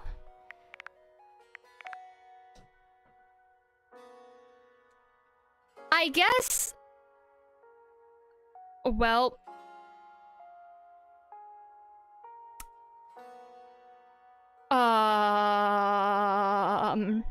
You know what? Oh, wait, I have an idea. Because I do want to hear like the game music for when I'm talking about these guys. So I'm thinking I just go onto like the wiki for this, right? And I'm gonna buy the DLC so that I can get the music just like playing. Hopefully that's how it works. Hold on. Let me just do this real quick. Because I do know that in the DLC you can get the music. Like there's an option on your phone. Okay. View cart. This is hidden, right? Okay. Okay, continue to payment. Where the heck is my card? And wallpaper queue and art? Okay. Cool. Where's my card? Where is it? Here it is. Okay. And this all could have been avoided if I just did a different save file before realizing Skylar. Oh well. Okay. No, my information is not being shown on stream, right? Hopefully not. That would be extremely troubling if it was. Okay. First name Wintrist. Last name Clauretia. Billing address the Kingdom of Claurestia. City Kingdom of Claurestia. Tell ya if you see anything. Okay, thank you.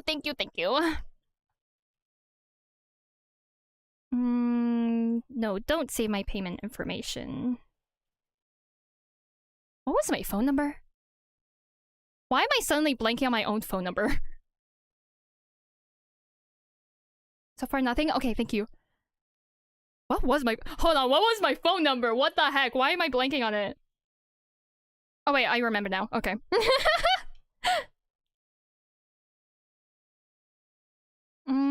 Expiration date.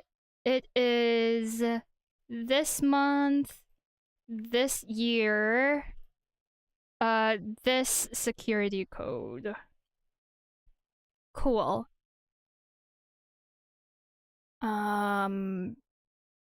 Is everything correct? My gosh, I need to like quadruple check everything whenever I'm making like any sort of purchase online because I get so scared. All right. Agree to things. Cool. Working.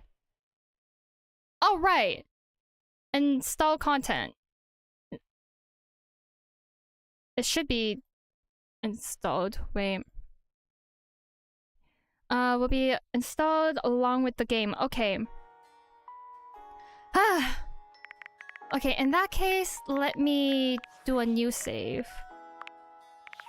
so that I can just go back here. And I will close the game. Okay. You got the DLC? Yeah, I'm assuming that I have to like close the game and then open it again for it to work. Okay. Play.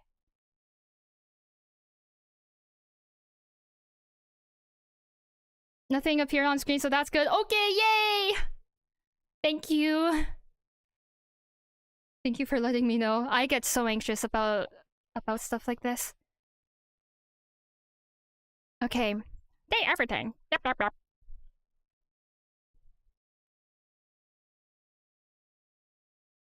Please do not close the game when you see this image. Team 17! Go ahead back to bed for this time. Okay. Good night then. Sassy Chap Games.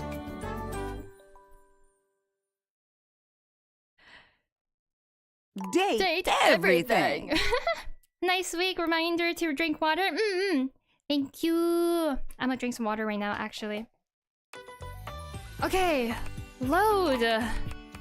Here. Yes.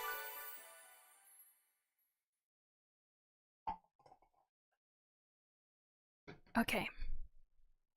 So now I should have... Aha! Music! Okay. Oh my gosh. Came back from outside, so humid. Oh my gosh. Dang. Yeah, humidity. I'm so bad with humidity. Okay, now that we have the music, we can play everyone's theme as we... This is so scuffed. I'm so sorry. Definitely gonna make a separate timestamp for this in the VOD.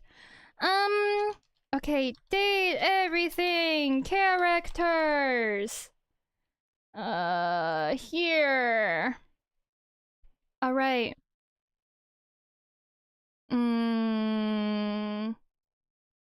Okay, let's do this. Oh my gosh, I have so many things opened. There we go. Yeah. Okay.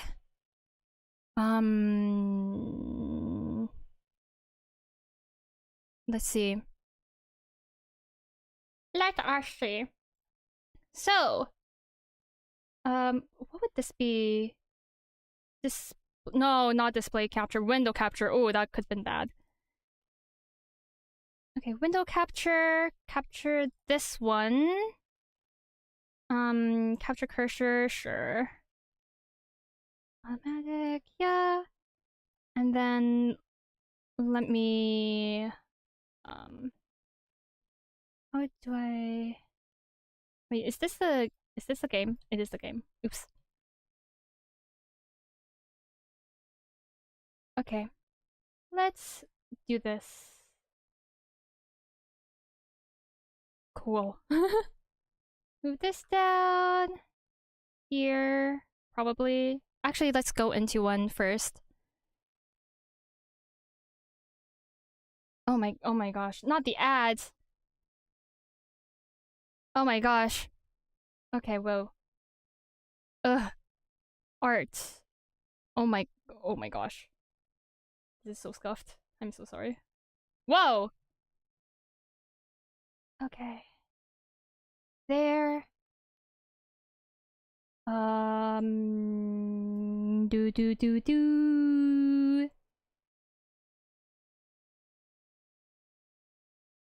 Cool.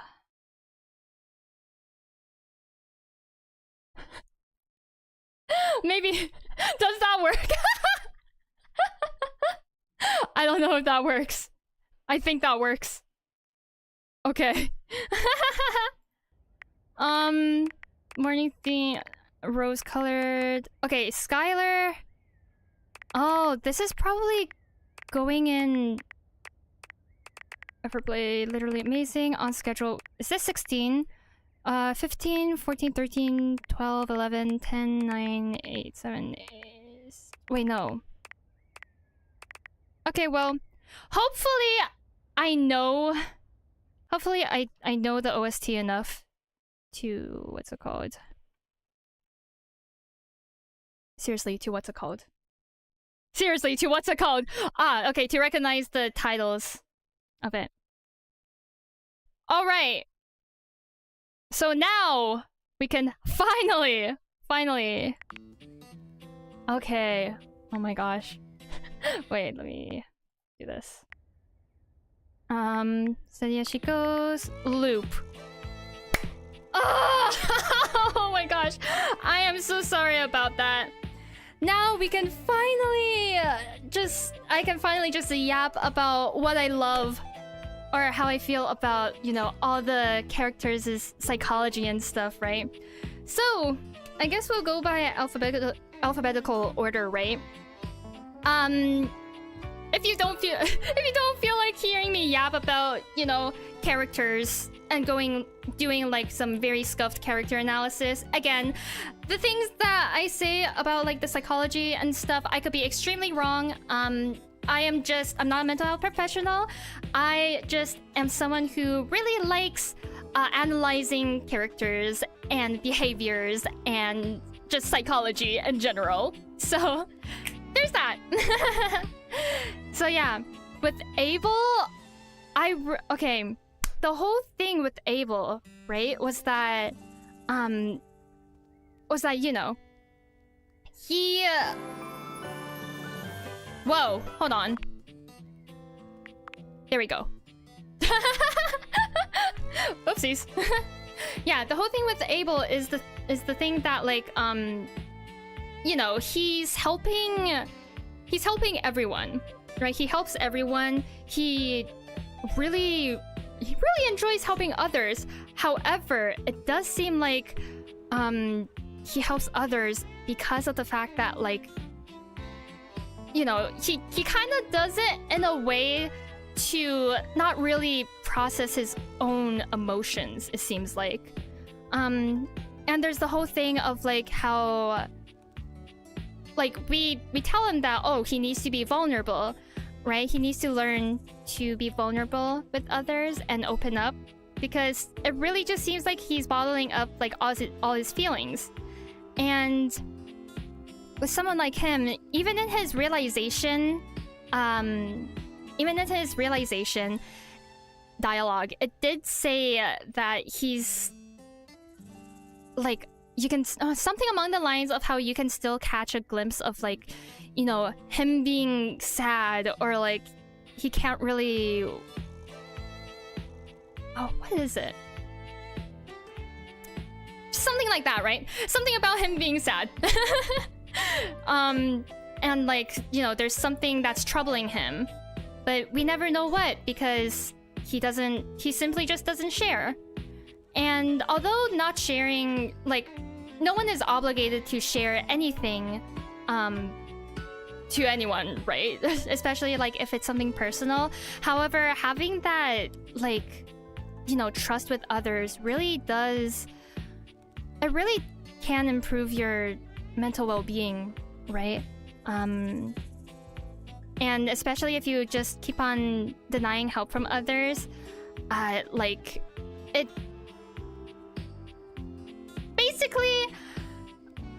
basically it's just, I like how the fact how, like, in his quest you're basically just trying to get him to be more okay with others helping him. Although it didn't really happen in the end, it seems like he's still very uncomfortable with the idea of, like, you know, others helping him out.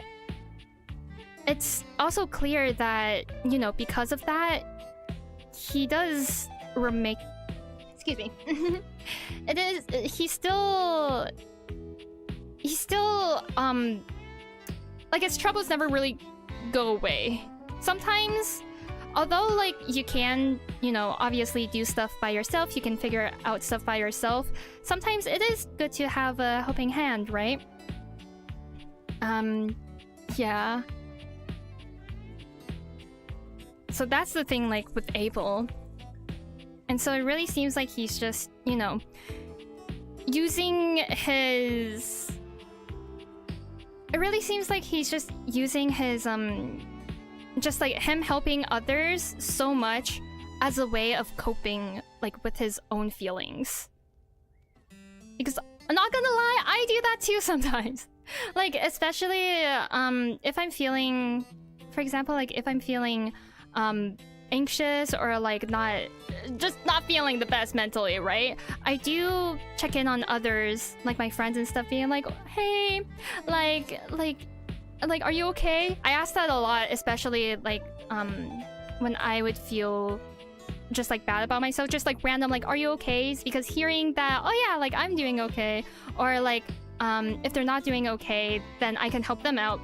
It does make me feel better in the sense that like it's kind of a distraction of my own feelings. So I really understand like where Abel is coming from with this, and I really like how the devs also implemented that. Okay, next character, I guess, because I don't really have much to say about Abel. And also, yeah, the music is gonna cut every time for this, huh? Let me do that. Backtrack. Erin, I don't think I have anything to say for her. Amir, also nothing to say. Arma, I don't know her quest line, sadly. I feel like if I did, I would have so much to say. But yeah, Barry! My guy, Barry. Okay. Window capture. That is... I can't really get the picture to be bigger, so... Yeah. Wait, unless see full-sized image. What does this do? Aha! I don't like the white background, though. So, okay. Barry. Let me just move this, do that. Maybe... do that. Great. For Barry, oh my gosh, where do I even begin with this guy? First of all, where is it? His theme was... What was his theme?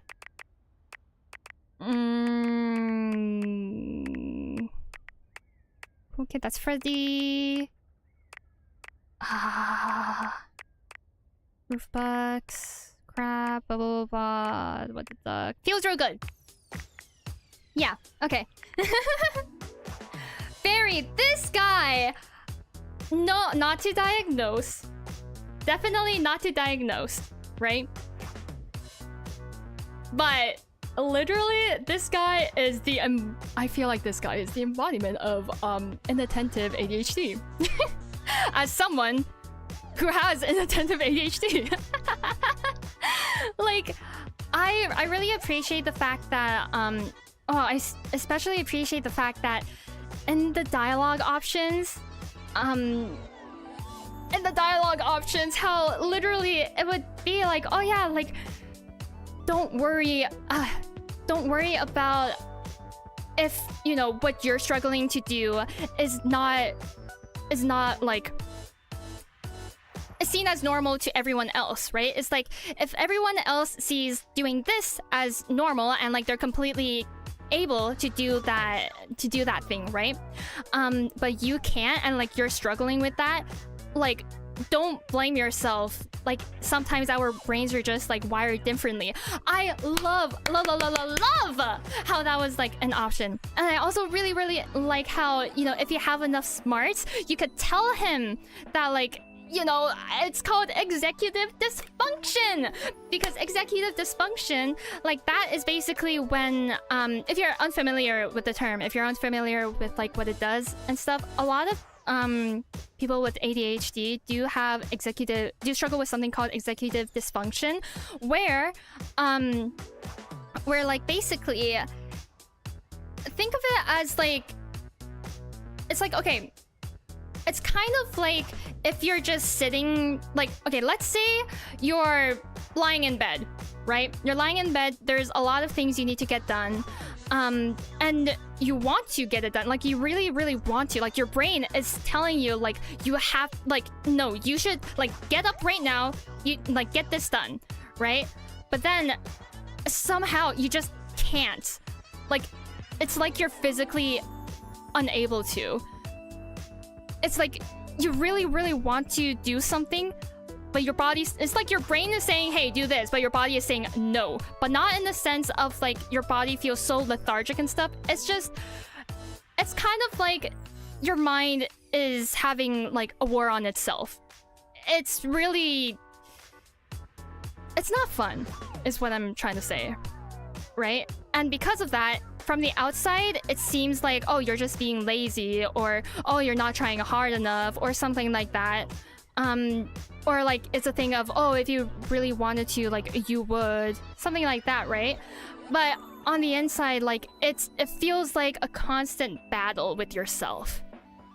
And yeah, I really like how, you know, one of the options is that, oh, you could tell him that it's called executive dysfunction that he's struggling with, if you're smart enough for it. Yeah, because the whole thing, he's just like too relatable, right? The whole thing with like the awkwardness, and then also with talking too much. Oh, and masking. Oh my gosh, the fact that sorry. Okay, I'm calm. I need to calm down. I'm so sorry. I just really I love psychology. Yeah, masking.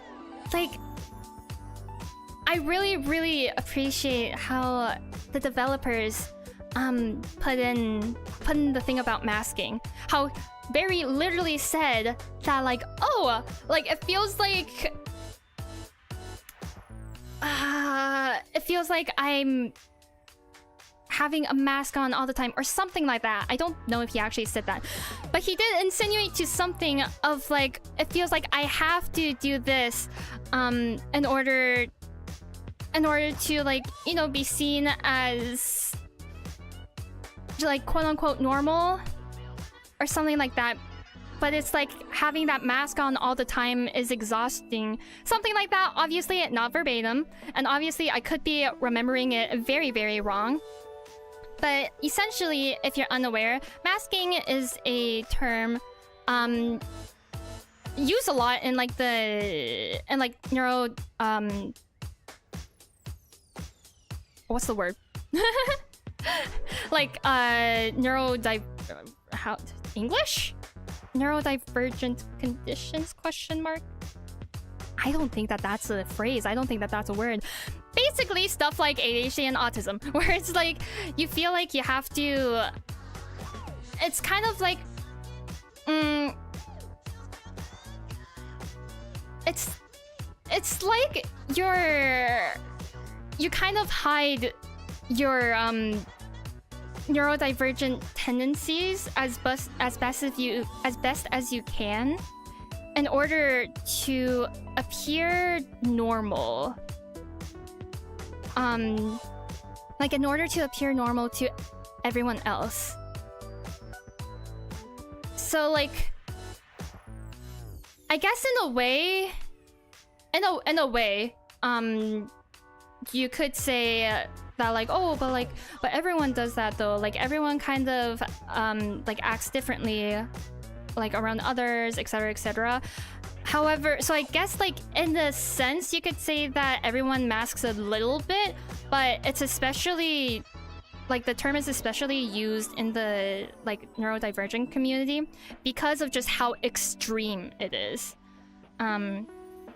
Because like, for example, an example is like, I don't know why this is the only example that I'm thinking of right now, but like stimming. Stimming, short for like self-stimulating behaviors, where, for example, rocking back and forth on a chair, or like waving your hands around, or there's also like vocal stims. You know, like that's an example where it's really related to, like it's really connected to neurodivergent conditions, again, I could be using the wrong word. I don't think neurodivergent is a word, but whatever. I can't English right now.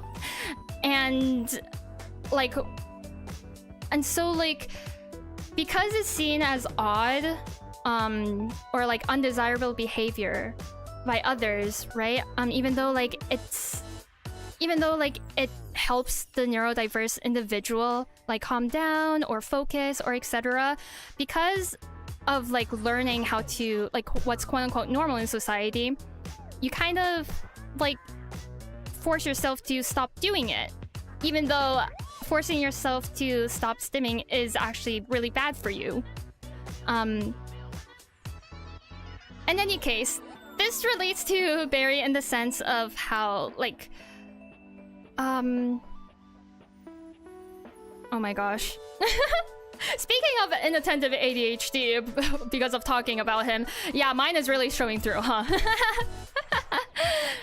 But yeah, he did also mention the thing of like, oh, it's like I have to keep talking, and go on and on and on about stuff. Otherwise, like, people would just see me as boring. Just boring Barry. That's something that he said, right? Obviously not verbatim. And because, like, he feels the need to keep talking, to keep doing this thing in order to get other people's approval, in order to be seen as like, you know, not boring, in order to get people to see, to like, oh my gosh, why am I not good at explaining this? Oh dear.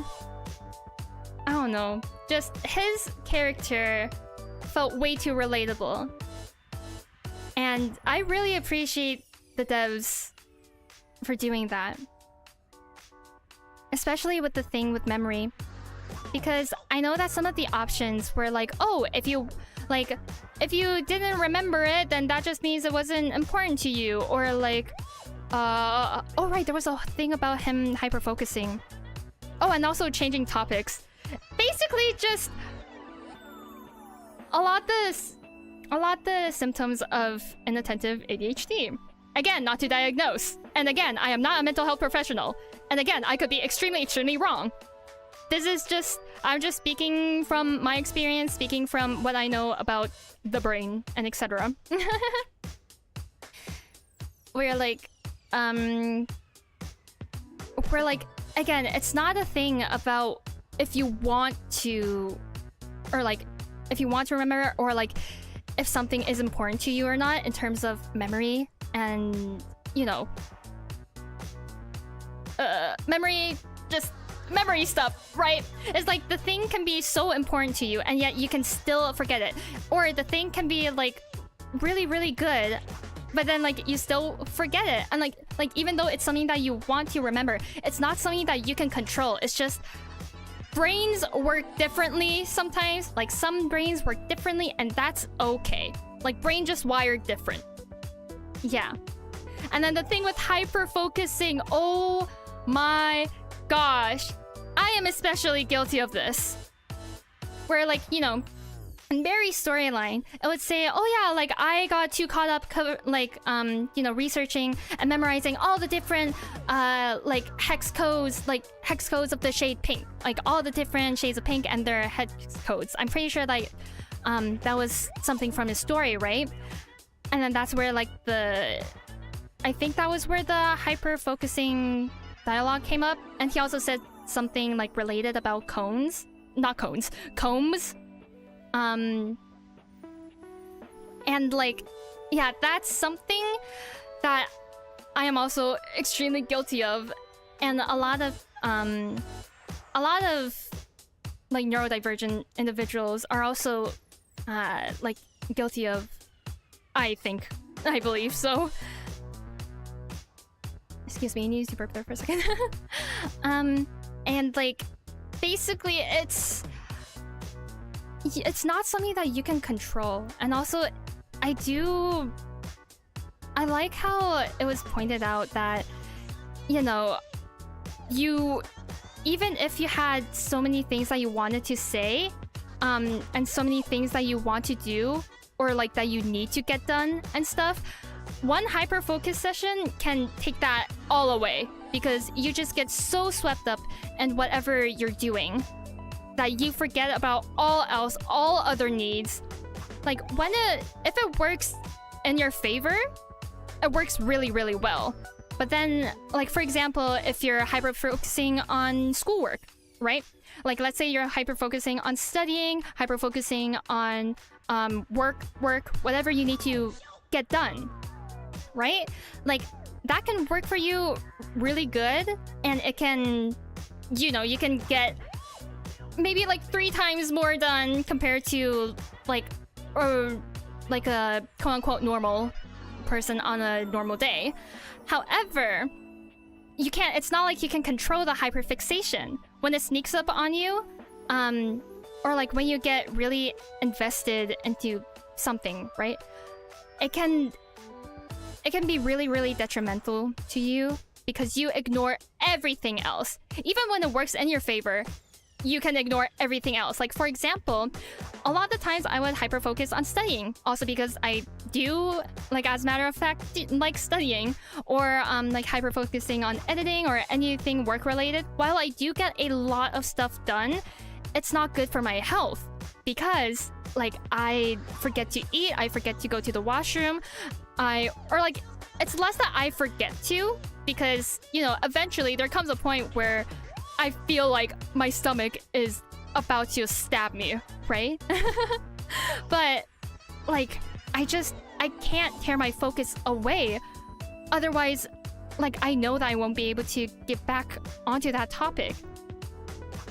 And again, it's not something that you can control.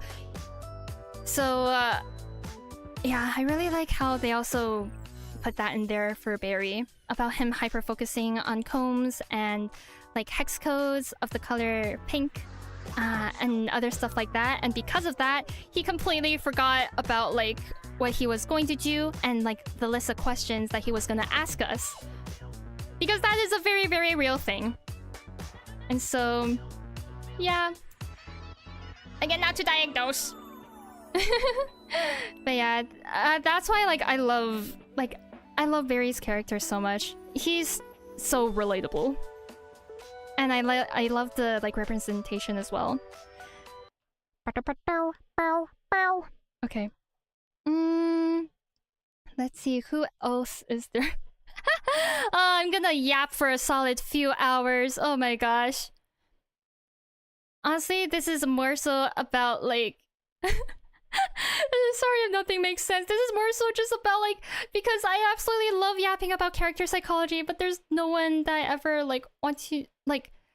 I feel like I'm bothering others like when I do talk about it, so yeah. But since this is my own stream, I can just do whatever I want, huh? Betty, Beverly. Oh, sweet Beverly. Okay. Beverly. Let's see. Let's do that. There. Make it like that. Okay. And then we need to find her theme.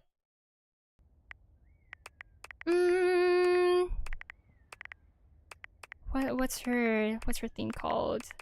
Let us say. I feel like I'll remember it. Remember the title if I see it. Hopefully. What are buying? I don't know which that one is. Desire, clean machine, pods, firmament. Where is it? Is it this? No, that's Rainey's theme.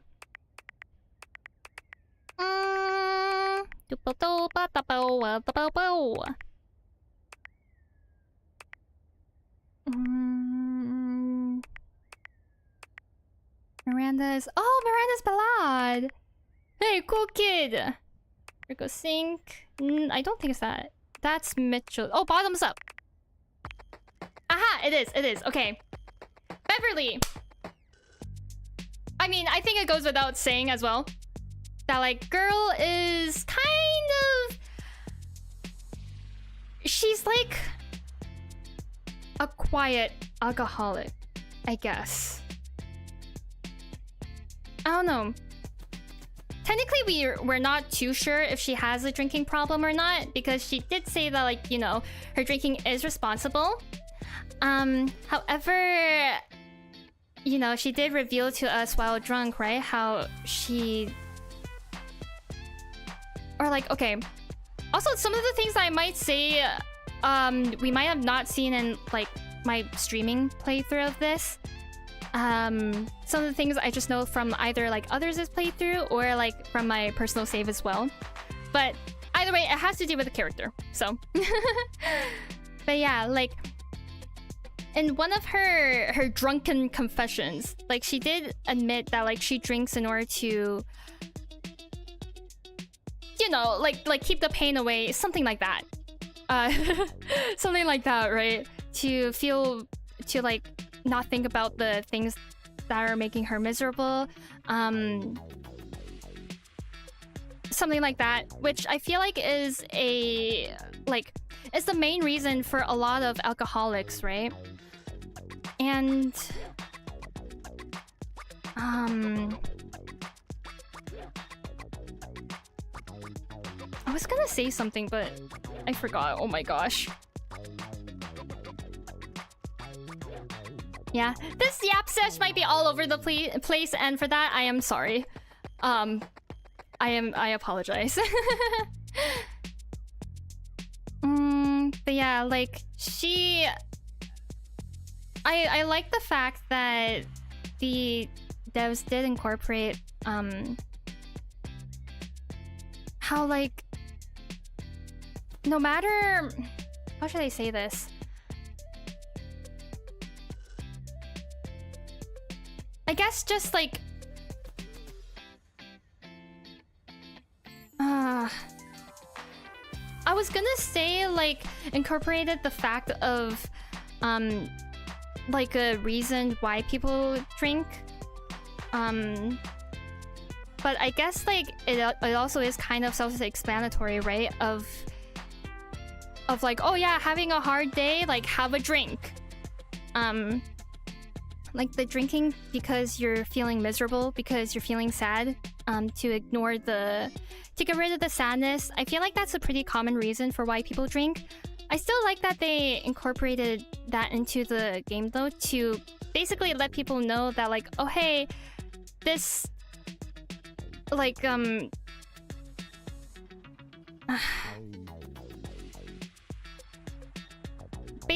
that like addictions do typically have like, they do have a reason for it. Again, we don't know if Beverly does have like a drinking problem or not.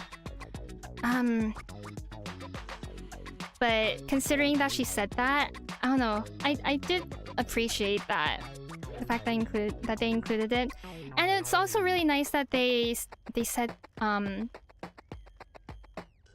it's really nice how they said.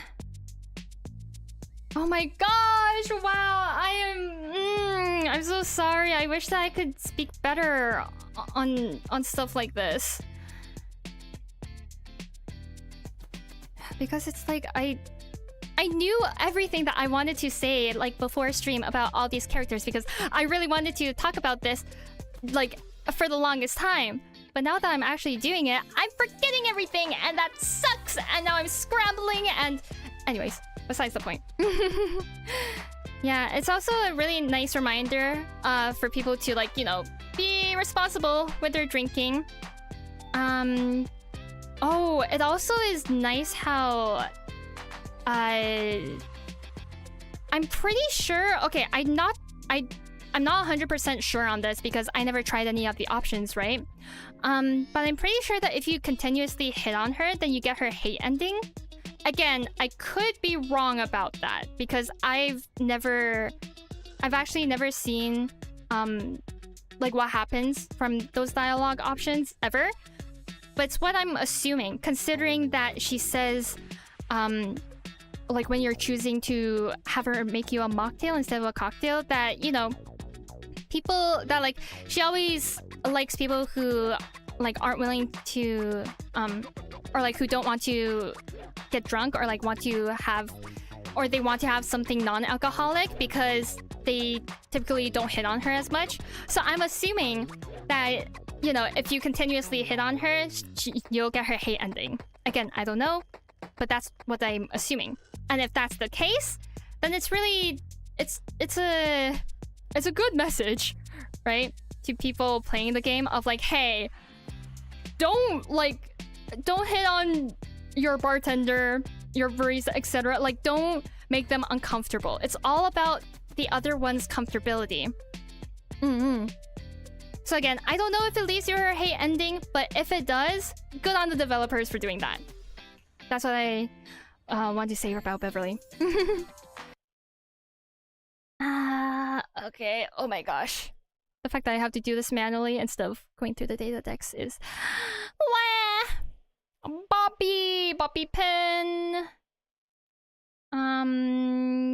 Oh frick. Okay.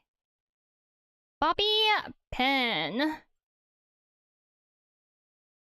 Oh, also something that goes without saying, that I really enjoy is the fact that I actually don't know what Bobby's theme is called.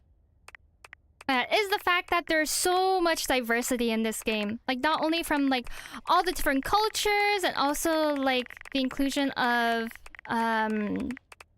like so many like, you know, the like LGBTQ plus themes. You know, the diversity is insane, and it's so cool. Where is it?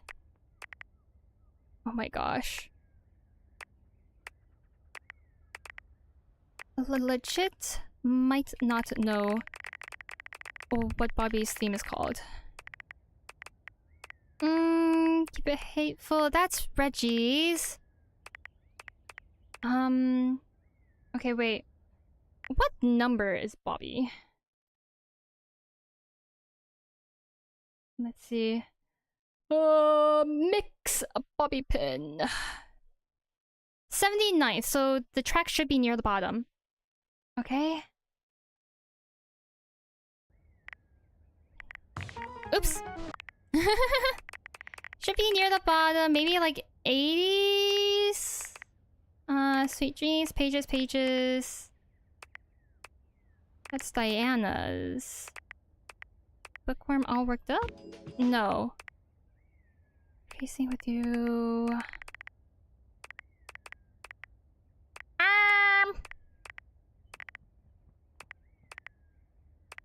Oh! Here it is. Yeah. Let me put this here.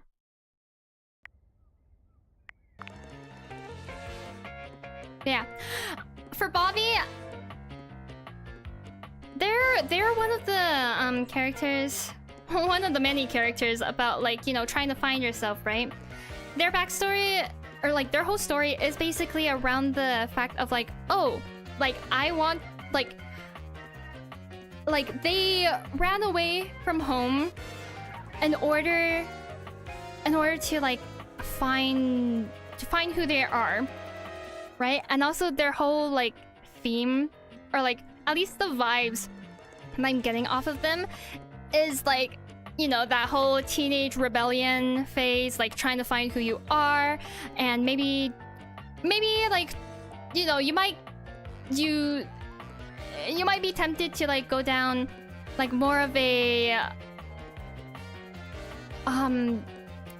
more crimeful question mark route. But it's also like, while it's not good, it is also like it's a thing, right? It exists. It does happen. And so like, oh my gosh, my brain.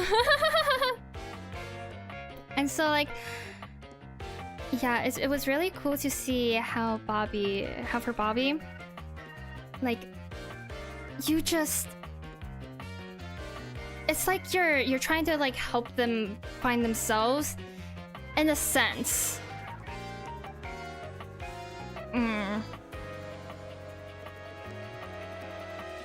Well, okay, not necessarily considering like their storyline, because you know you're just kind of going along with them, right?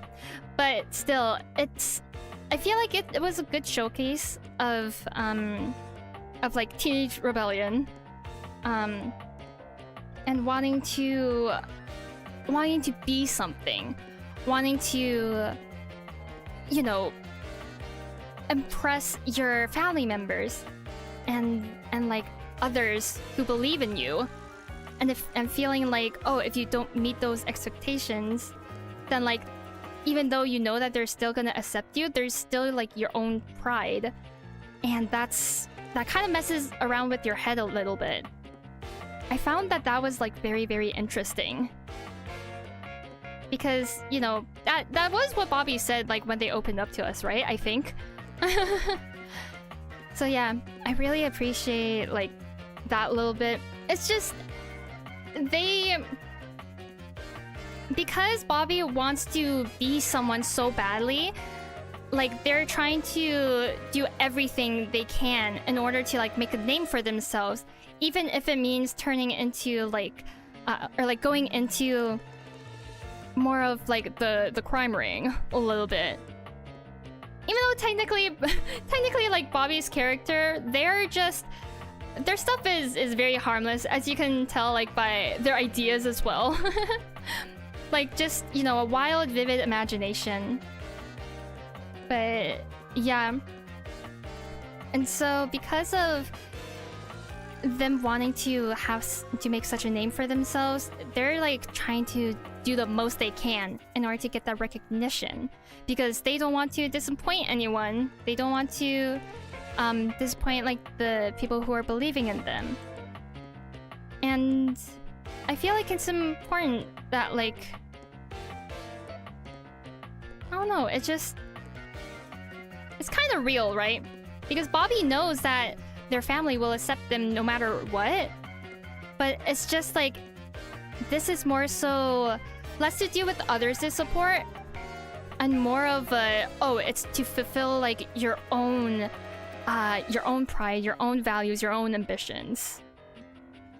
And you know, the little mental struggle with that, I found that was really cool. Okay, who else did I want to talk about? Diana! Okay. Hold on. Where is the Diana? Caprizio, Cam, Cecilia, Jeremy, Chance, Connie, Curt, Damon, Daisuke. Oh, Curt and Rod. Okay. You know what? Since Curt came up first, might as well.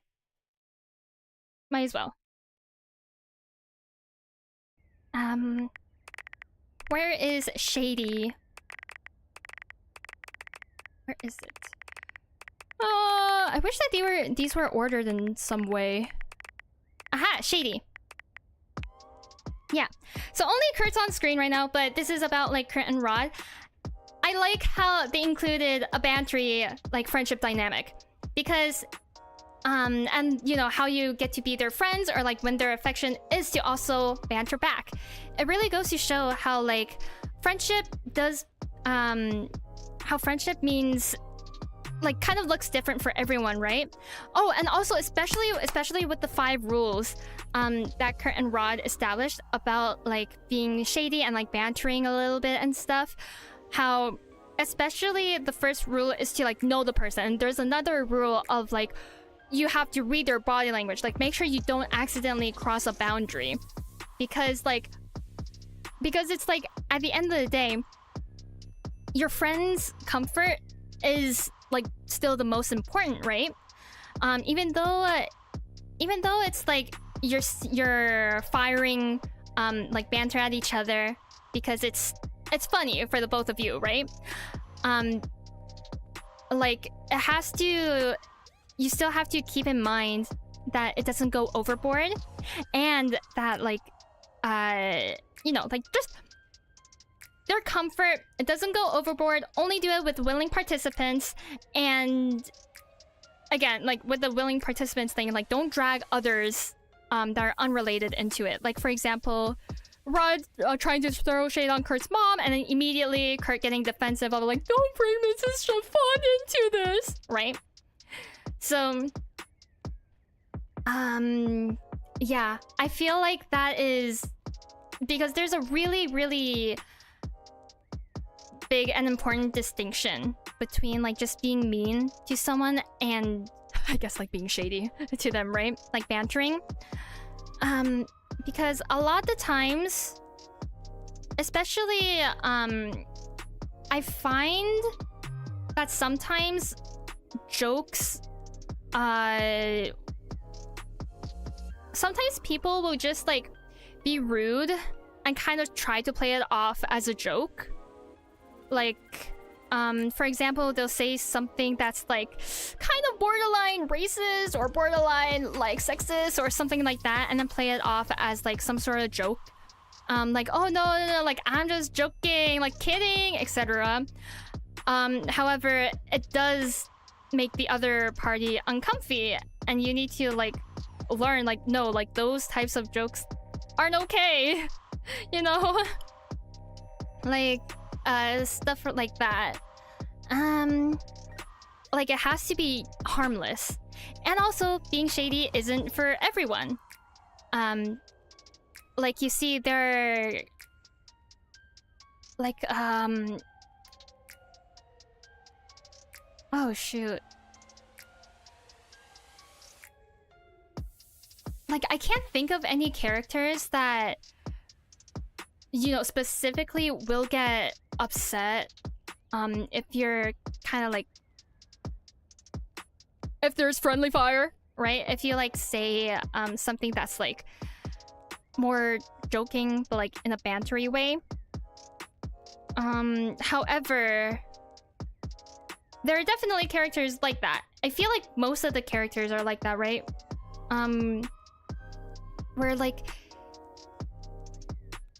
TLDR, it's nice that they show different friendship dynamics.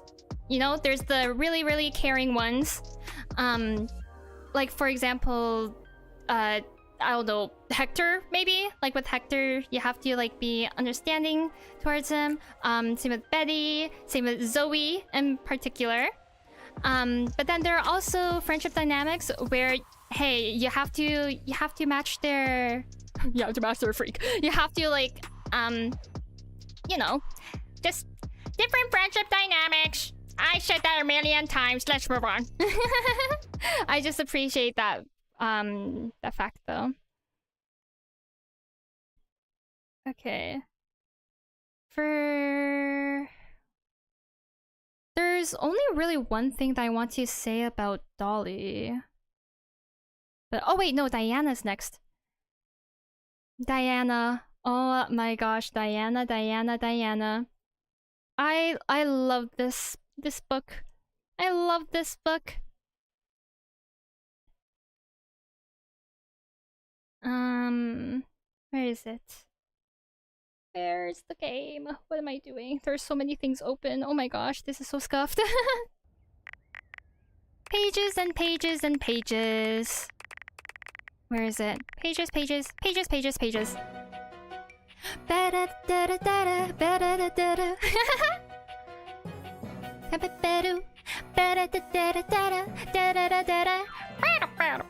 Okay, sorry. Yeah, so about Diana. It's... oh my gosh, this girl, I love her story. Again, it's one of those where she's trying to find herself, right? Because due to her being a diary, she's just soaking up all of our thoughts and what we write down and all of our feelings and everything, just similarly to a sponge, right? And because of that, she's because of that, she doesn't really know who she is. Like the book herself. She doesn't know like the difference between her experiences and like our experiences, right? Because of the fact that, you know, she, like, we wrote stuff down in her. She doesn't recognize the difference. And I feel like that's really symbolic to I guess, like, being the therapist friend in a way. Or like, well, not just that, but like being the therapist friend and not having like any boundaries of your own. And some people are just like also more prone to absorbing information and emotions from others than others, right? And because like in the real world, if we're in the real world, like if someone doesn't really how should I say this?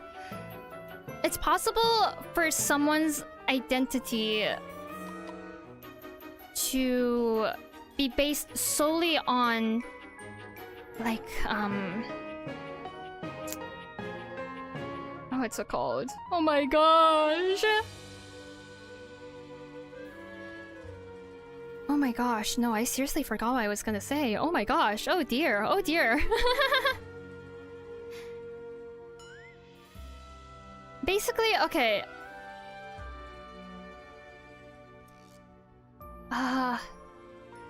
It's like, it's good to have a place. Oh, how should I know what I want to say, but I just can't find the words to explain it. Like, I have a sort of image in my mind of like two people, they're talking, and then one is like someone, okay, you know what? Let's give an example, right? This is mainly to also sort out my thoughts. Funny, considering that we're talking to Diana, or talking about Diana, and the fact that she is a journal, or like a diary. So we probably sorted our thoughts a lot, like, while writing in her. But how I'm imagining it, right, is like two people, like, person A and person B, right? Person A is the listener, person B is like the one who's, like venting to person A all the time, and all the time, right? And if person A is like, you know, more prone, person A doesn't really have like boundaries, or like strict boundaries that they set for themselves and like their relationships. And if person A is highly empathetic, I guess like an empath, or just, you know, they're like, it's easy for them to absorb information from others, like it can have a really bad impact on person A's self-esteem, right? Especially if person B is only like basically only talking to them when something negative happens. Similarly to Diana, who did say that, like, you know, everything that we wrote was basically negative. For like the most part, there wasn't really many optimistic things. And so in that relationship dynamic, like person A can end up feeling all sorts of just like, you know, sadness, just different emotions, maybe similar emotions to like what person B was feeling, because of how just like the sole amount of negativity that person B was telling them. Obviously, completely okay to like tell your friends, you know, stuff like bad stuff that's going on with your life. That's what friends do. However, when it's solely negative, like when you talk to people only when you want to vent, it does get exhausting. And if the other party is like highly empathetic, can like, you know, feel the emotion that the other person is like saying, or like talking about, etc., etc., it can be especially draining for them. And because of that, they might also, like, person A might not even really know who they are either. Like, if they're so, it also depends on like how many people, how frequent, etc., right? But let's say that it's the let's visualize it as like, I guess the quote-unquote worst case scenario of like so many people are going to person A to like talk about their problems, vent about their problems. Of course that's okay, but like not when people only go to person A about like go to person A only when they want to talk about their problems. In that case, person A might not even really know themselves anymore either. Well, it's kind of difficult to explain. And it might also not be the full case, but basically, TLDR, being the therapist friend is hard. You know, therapists are licensed. There's certainly like ways to help prevent one from like attaching oneself to someone else's story and losing your own identity in the process. What I'm trying to say is this stuff does happen like in real life. I'm just really bad at explaining it. And obviously it doesn't happen to everyone. And obviously like it might not be exactly how I'm explaining it because everyone's different. It really depends on the person. There's so many nuances that go into this, and that is exactly why I am having such a hard time talking about this, because if I say one thing, there's oh wait, but what about this scenario? And then I'm like, wait, but that scenario also makes sense. And so then I'm like, okay, what the heck do I say? In any case, yeah. I like how Diana's character is all about like finding yourself and, you know, remembering who you are. Like, you are not what others you're not others. You're not others' feelings, you're not others' thoughts. Only you get to like decide who you are. And yeah, smile. I don't know what I'm talking about. Okay. Oh my gosh. This is such a mess. I am so sorry. But I just really like to talk about stuff like this. Okay! Dirk and Harper. We're just going down the list alphabetically. It's only gonna show Dirk, but yeah, this is coming from... This is for like both Dirk and Harper, right? So, where is it? Game... Where is the happy couple? Okay, yeah, only Dirk is on screen. This goes for Dirk and Harper.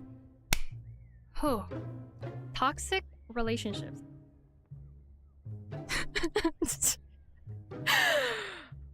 I mean, do I even have to say... I'm just kidding. Like, do I even have to say anything else? But like, yeah. Their storyline... Oh my gosh. First of all, I do appreciate it how the devs like kind of like made it like implemented the fact that, oh, it's hard to leave a toxic relationship, and it's also hard to see that you're in a toxic relationship, because I know that we skip Harper and Dirk's route on like in my playthrough on stream. I did do it in my personal save, like after finding them out and stuff, and also like I watched like someone else play their route as well. But yeah, like it's one of the things that Phoenicia says or like shares in her gossip sessions at night is the fact that like, oh, like Dirk posted like a selfie or something, and then like he was getting comments, and Harper was not happy about it because of the fact that there are comments at all. And then one of the dialogue options for us to choose is, oh, why don't they just break up? Or something like that. And then Phoenicia was like, I mean, like, people have talked about it. However, whenever they try to bring it up to Dirk, like, he just stays quiet and then changes the subject. Or, and also, like, people are just way too scared for, people are just way too scared to, like, ask Harper about it. So it's only Dirk that's getting that. And it's because, like, the psychology in toxic relationships, Dirk even said it himself, it's...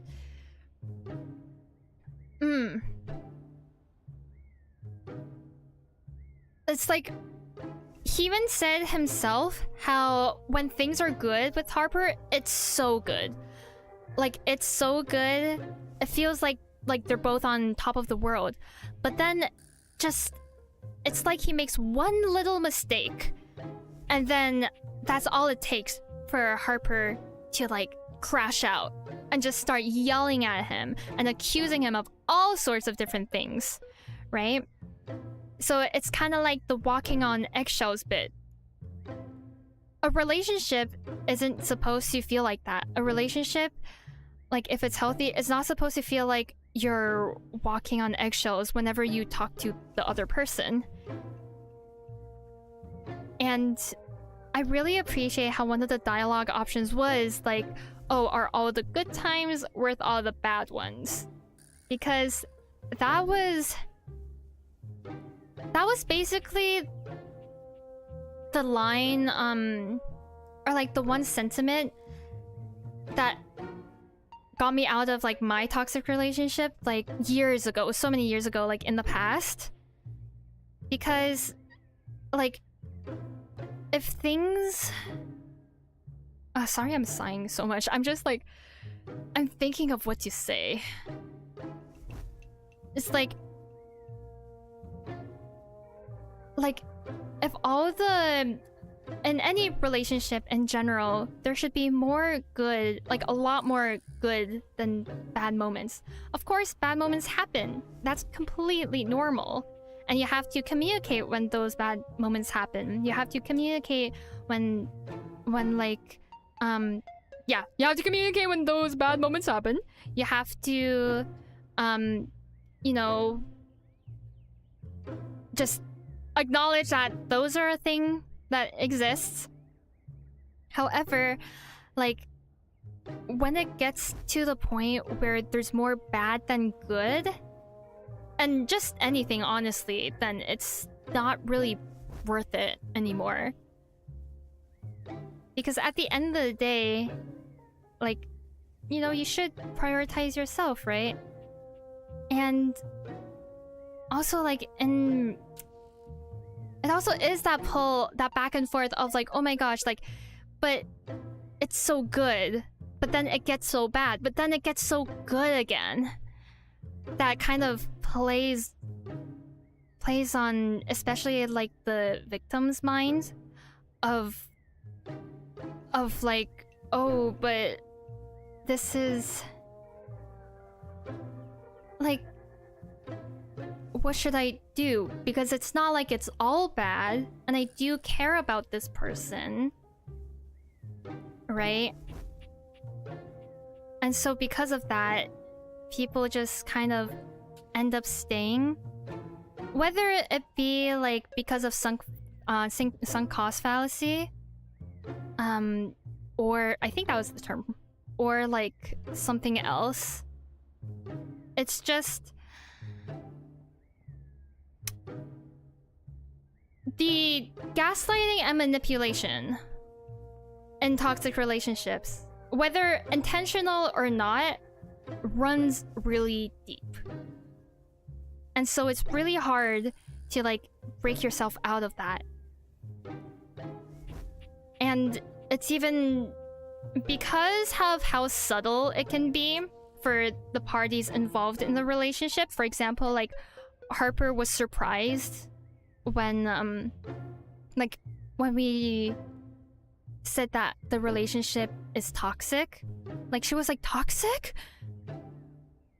And then also said that like both Harper and Dirk said like thank you for helping us like see the truth, because like the unhealthiness can be so subtle to like both parties in the relationship. That can also be a component as to like why it's hard to leave.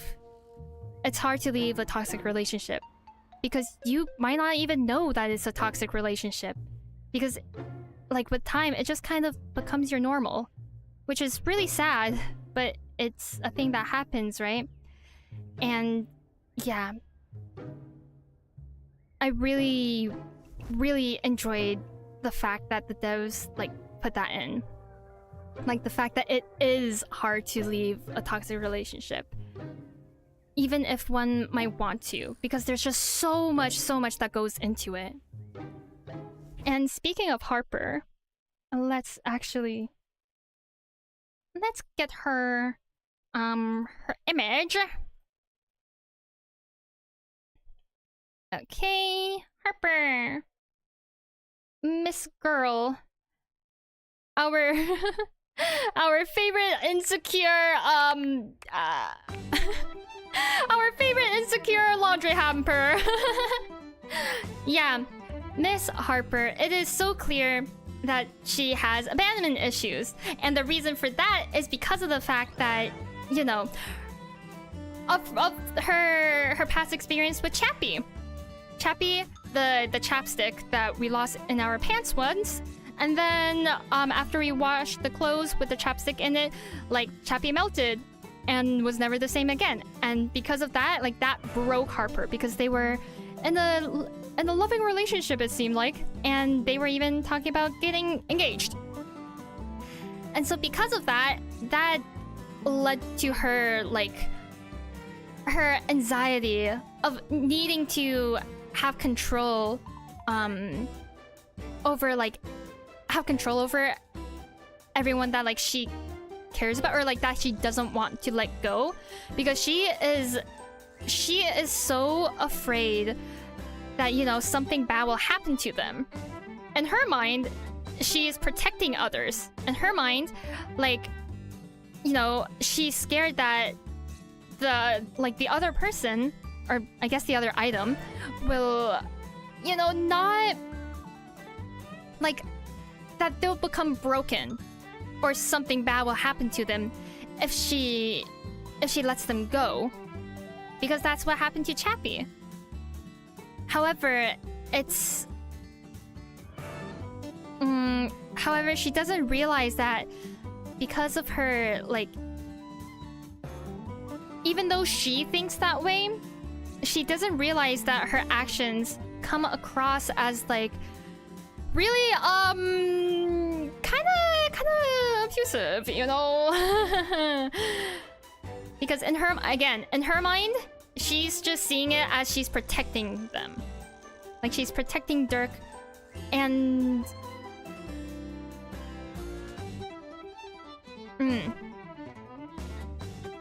and there's also the whole thing with like her thinking that Dirk is cheating when Dirk is not. And like, you know, a lot of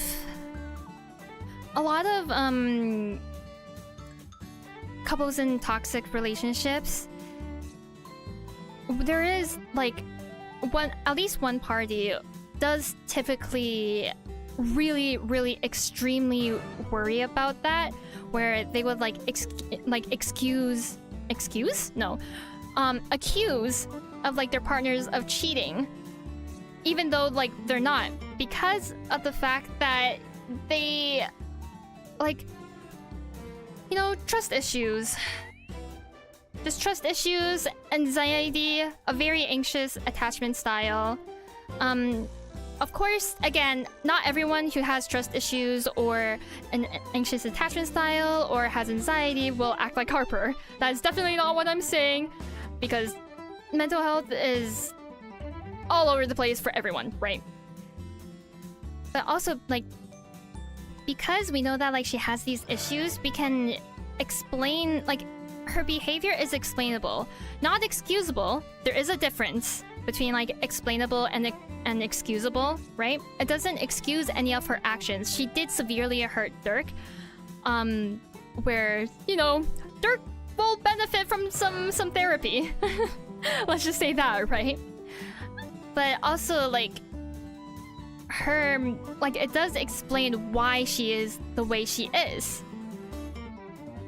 Like, the root cause of it could have been Chappy. At least for some of her behaviors, the root cause of it was Chappy. And then for some other behaviors, technically we don't really know. But yeah, it's an explanation as to why she is the way she is. And it also goes to show that unless you get help yourself or like realize that you have a problem, because, you know, the whole time Harper was saying like, I've never done anything wrong, and I never ever like something along the lines of, I've never done anything wrong and never would, something like that. So she clearly doesn't realize that she has a problem. But then it's like, because she doesn't realize she has a problem, her behaviors, like her I guess like bad, quote unquote bad, like her toxic behaviors, or insecurities, there we go. Her insecurities from the problems that she doesn't know she has does transfer over to whoever else she has a relationship with, right? Certainly having a cry mode right now. Oh no, are you okay? I hope you're okay. Right now, I'm just really, really messily yapping about like the psychology of some characters. No, I'm not okay. Oh no. Oh, I hope that like you feel better soon. Maybe this can distract you for a little bit. Yeah, I hope that whatever is going on in your life improves. But yeah, I am just currently rambling on very messily about like the psychology of some characters, then diving into like what I appreciate that devs did, and, you know, actions of the characters that can be explained by some things. Because like, yeah, I just really like psychology. However, my explanations are like, my talking question mark will be all over the place.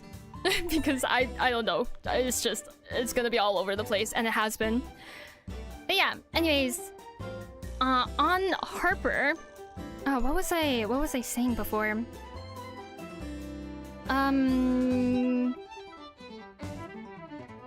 high school, maybe it's okay. Let's not reveal like our age and stuff. Yeah, that'd be nice.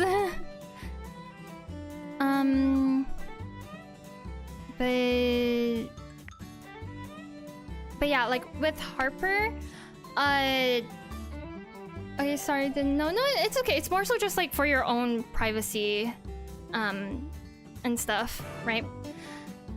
But yeah, with Harper, it's all right. I was saying how like how if you don't like, you know, realize you have a problem and you don't get help for it, then it's very likely that your behaviors, your insecure behaviors from that will transfer down into the other relationships that you have. Like for example, how it did with Dirk, with how insecure Harper was in her relationship with Dirk, and how, you know, she constantly accused him of cheating, always constantly just really like worrying about Dirk, but also like worrying that Dirk is doing something behind her back and stuff. Basically insecurities, right? And that's because she doesn't know that she has a problem with that. And so yeah, it's nice that the devs also implemented that, I guess. Yeah, that girl needs some therapy. Who is next on the list? I stopped at D for Dirk. Oh yeah, for Dolly, I mean, there's not much to say about her. However, I do like to talk about her like very briefly. I guess I won't find her track because of the fact that like, you know, it's gonna be really brief. Where she like, I like how, you know, it goes to show, hey, don't judge someone by their looks. Like, don't assume. It's like, don't assume that like the other person can or cannot do something just based on the way that she looks. Because by the way that she looks, I guess like people would normally imagine like, oh, she's like, you know, she dresses more like more sexually. She probably I don't know, what would be assumptions made about her? I guess like maybe that like she's not really smart. I'm not sure, but it's actually the opposite, where like she is so smart, right? Girl has multiple PhDs. And yeah, I really like how the devs did that, and also how I'm assuming, again, I didn't choose any of the options for this. I also didn't see anyone else choose the options for this.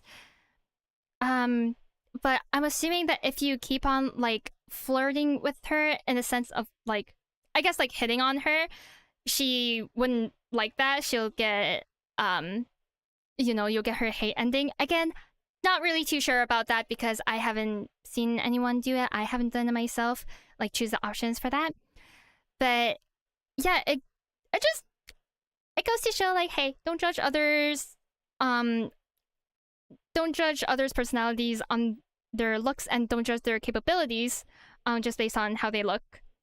So I really like how the devs incorporated that. Next up, let's see. Doug. I don't really know Doug's roots, so. Drysdale and Washford. Okay, I'm gonna have Drysdale up on the screen.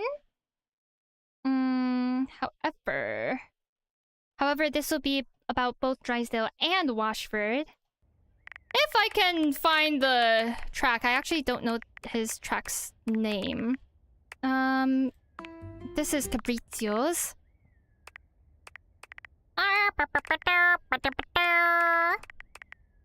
Throw it away, everybody. Marquise, that's all Jeremy's ones. Dialed in. Where is it? What's this? Oh. That's for the fryer. Got a fork. That's Miranda's. What the day interfacing urgent burnings. No. Whose was this? Oh, this is Arma's. Okay. I think this is Drysdale's. Yeah, okay. Yeah, I have Drysdale's portrait and theme up. However, this goes for like both Drysdale and Washford. Just about communication. Communication and forgiveness. Because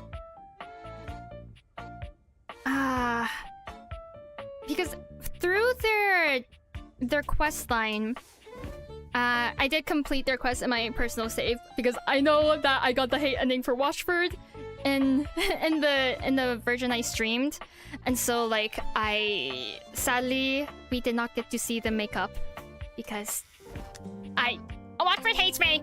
So but yeah, like it for Washford and Drysdale, it's the whole thing of communication. Where communication, forgiveness, apologies, stuff like that, knowing why something upset the other party, and then working through that together. Because like through their whole questline, it's clear that Drysdale still loves Washford, Washford still loves Drysdale, and their falling out was due to mold growing on like one of the pieces of clothing, which then made Washford sick. And so, like, I could be remembering it wrong, but I think it was like Washford tried talking to Drysdale about it, but Drysdale like was off doing his own thing, or like wasn't really like I don't know, just wasn't really having that conversation with Washford, right? I could be remembering this wrong. And then when Drysdale was ready to like talk to Washford again, Washford was unreachable. And so, like, basically, I like how their whole thing is about communication. And then also like forgiving each other if you know, if someone is... If the thing wasn't like...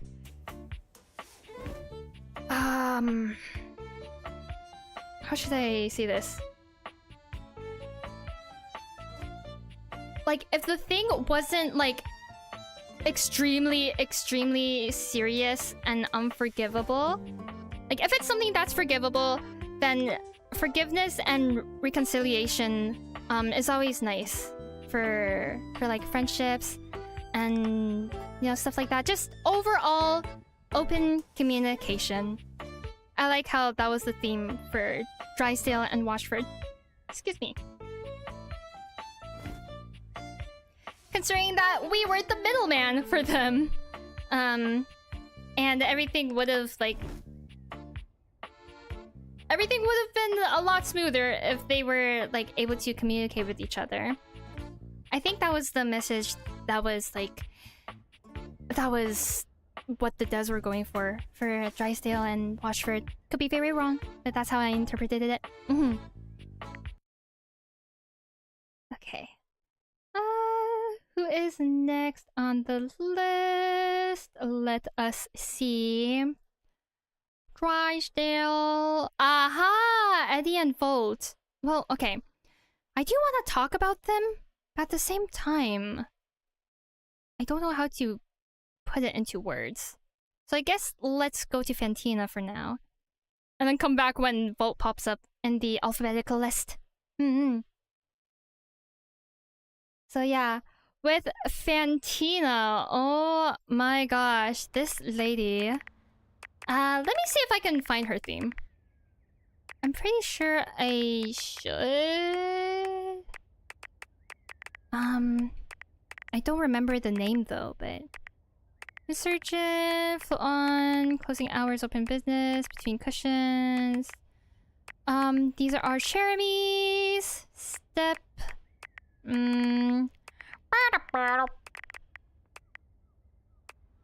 This is Hector's. That's probably River's. Flow on, Bunny of the World. Oh, that was Dolly's. Resurgent. Cool Kid. Oh my gosh. Score! That's probably Dunk's theme, I would assume. Checkup time? What's this? Oh, this is Faria's. Okay. Finders Keepers, that's Jerry's. There should be something of a fan in the name, right? Ah, Fangirl. Yeah. So, let me put this over here. Cool. Yeah, with Fantina, it was clear that like her themes were about like idolization, parasocialism, stalking, etc. Where like idolization, it's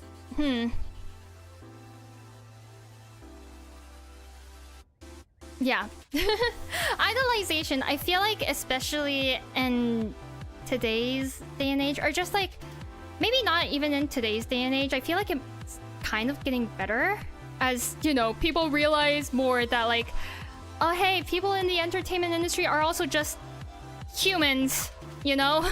Like at the end of the day, everyone is still human. They have their own, like, they deserve their own privacy. Their if they mess up, that's completely normal. Like, you know, if it's like some sort of like petty mess up, like something small, right? Definitely not something serious. Like if it's a crime or something, then what the heck? But it's like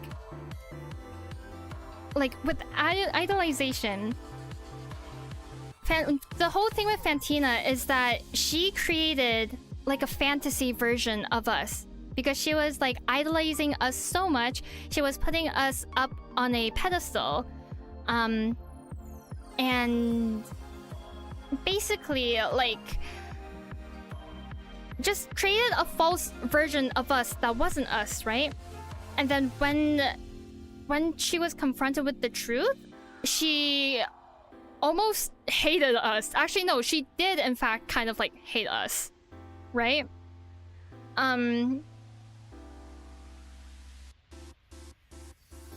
Actually, no, not even. I'm pretty sure you can just get her hate ending like real fast. Like you know how fast we got her love ending? I'm pretty sure it's at that point where you can also get her hate ending, just because like you broke the illusion that she thought you were.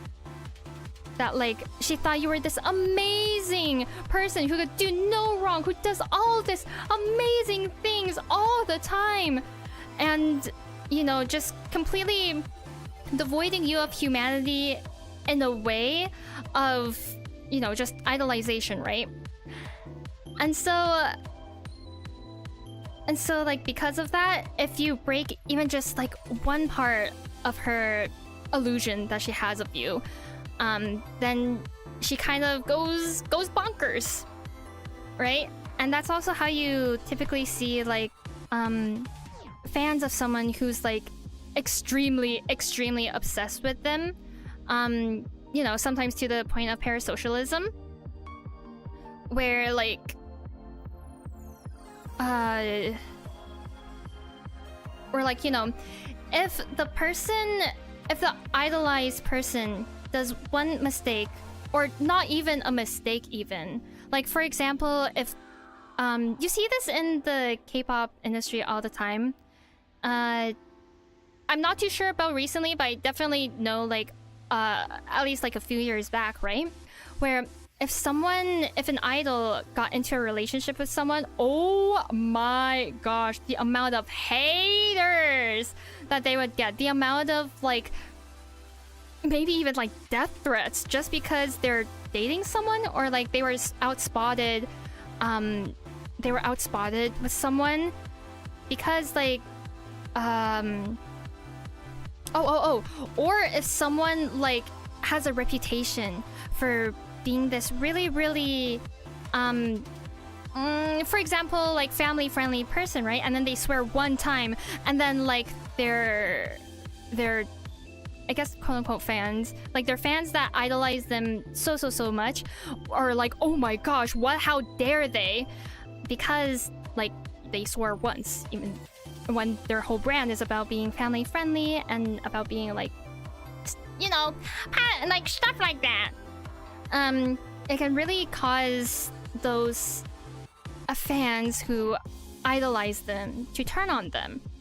And this was a really good example with Fantina, where we would be like, oh hey, I don't know if I feel comfortable with you, you know, giving me my own toenail clippings or something. I think that was one of the gifts that she gave us.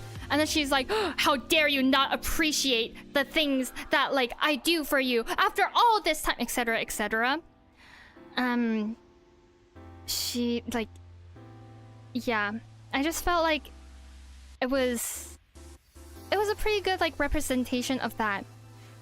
And then also a good representation of like eventually they might, like, the person might come back around, like, and want to get to know you, like the real you, like how it is with Fantina's friendship ending. Because eventually she was like, hey, can I get to know the real you? Stuff like that. Yeah. I don't know. I like how this topic dealt with themes of that.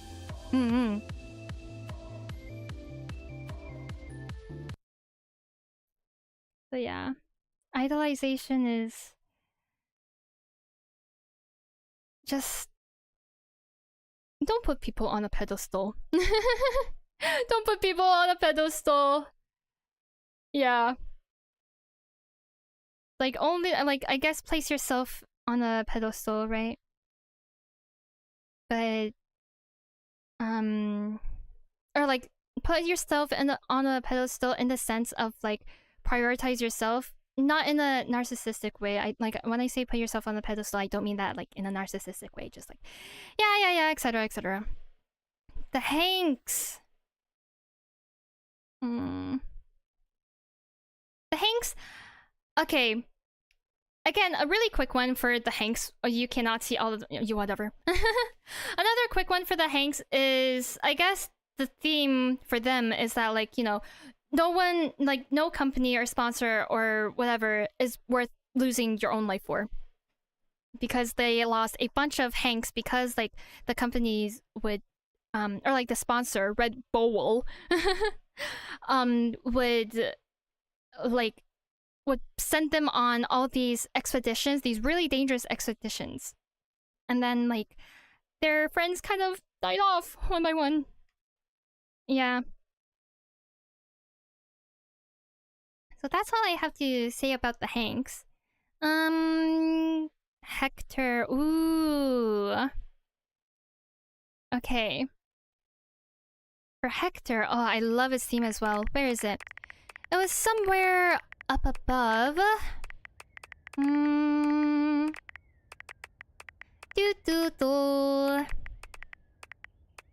Where is it? Vented Frustrations. Yeah. So for Hector, I feel like his really targets a lot of people, right? Because his whole storyline is that he's been admiring you for so long, right? And he just wants, like, to do everything for your comfort and stuff. And he truly is a romantic person, right?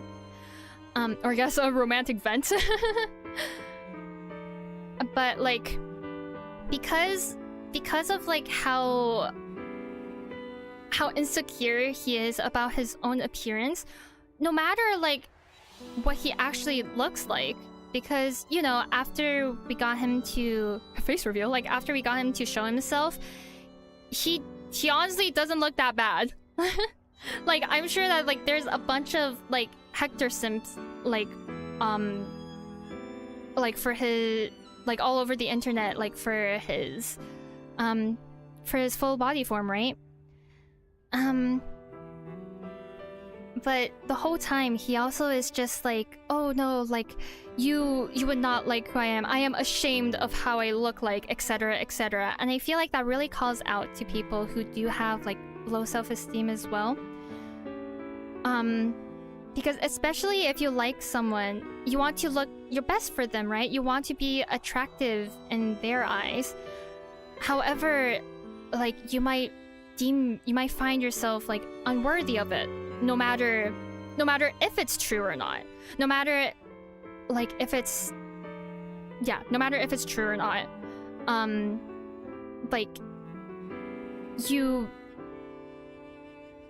There's a lot of people who just feel who don't love their appearances, right? And especially in today's society, where it seems like you have to... We're in the age of everything, right? Just anything internet related. And just people do often judge others based on looks, and pretty privilege is a thing.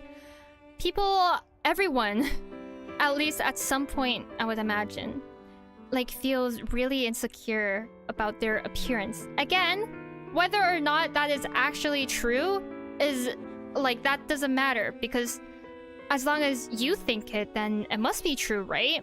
that's what you think. So I guess it's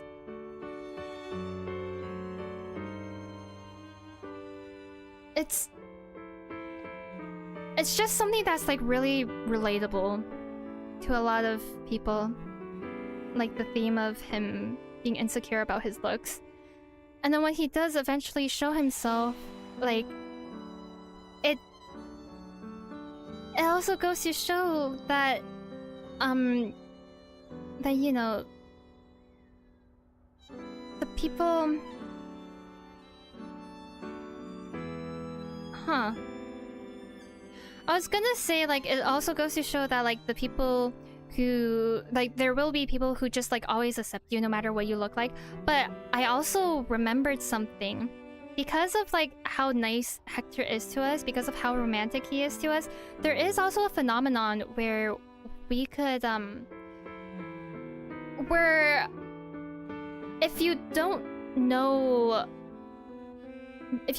like, what someone looks like, but you know, like, how nice they are to you, or maybe even if you do know them, like, if they're a nice person, if, you know, you like them as a person, then they do become, like, more attractive to you as well. So let me just also move this over here. I just realized the music player text was blocking it. Yeah, so there is also that part, which could also be why, I don't know. I actually don't really have an explanation or anything to say about that. It was just something that popped up in my mind, and I figured, I should share because it kind of related to it, right?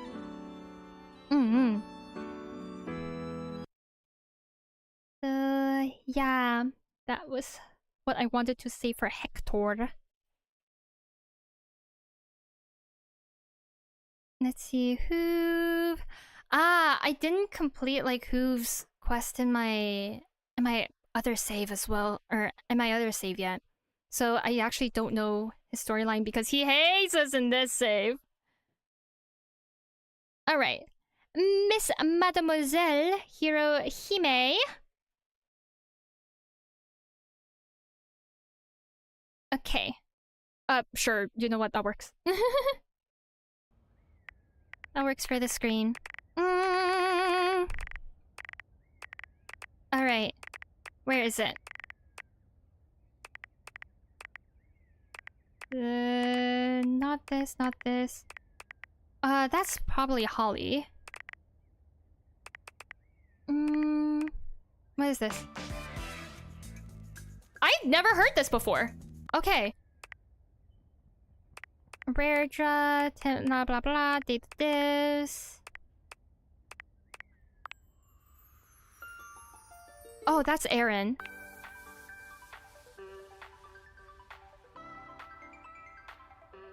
Whose is this?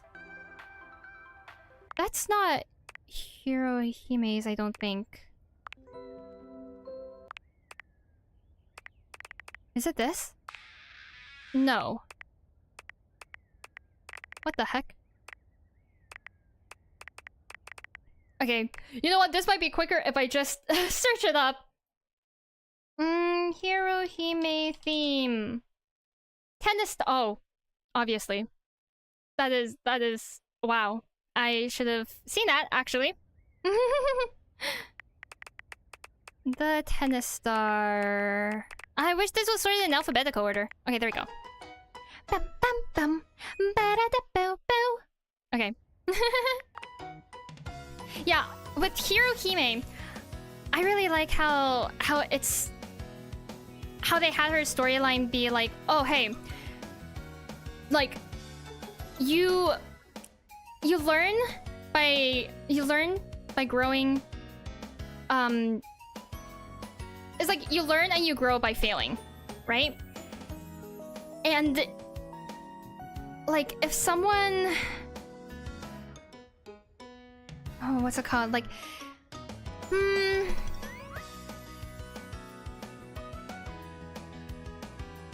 like, how should I say this? because her whole storyline was that, you know, you're training with her, you're training for tennis, you're trying to compete for like, you know, top position of tennis star, right? And then Nekoboru comes around to say like, no, like you have to let her win, otherwise the dread will take over and stuff. And assuming, like, you know, thinking that Nekoboru knows best, since, you know, he's been her companion for this whole time, if you take the advice and if you let her win, then she doesn't like it. You get her hate ending. We experienced that firsthand. In fact, like, that's what causes her more dread, because in that case, it feels like, wait a minute, like, have I been good at this? Or, like, have I actually been good at this? Or have people just been letting me win this whole time?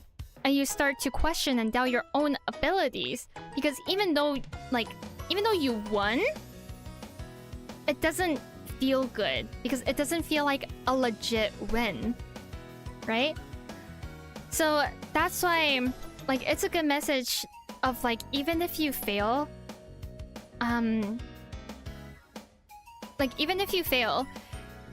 as long as, like, if you fail, it doesn't mean that it's the end of the world. And you can, like, failing is how you learn, and it's how you grow and continue to, like, get better and improve your skills and whatnot, right? And, you know, if you get all that if you get all the recognition and stuff via your hard work, then that also feels a lot more satisfying.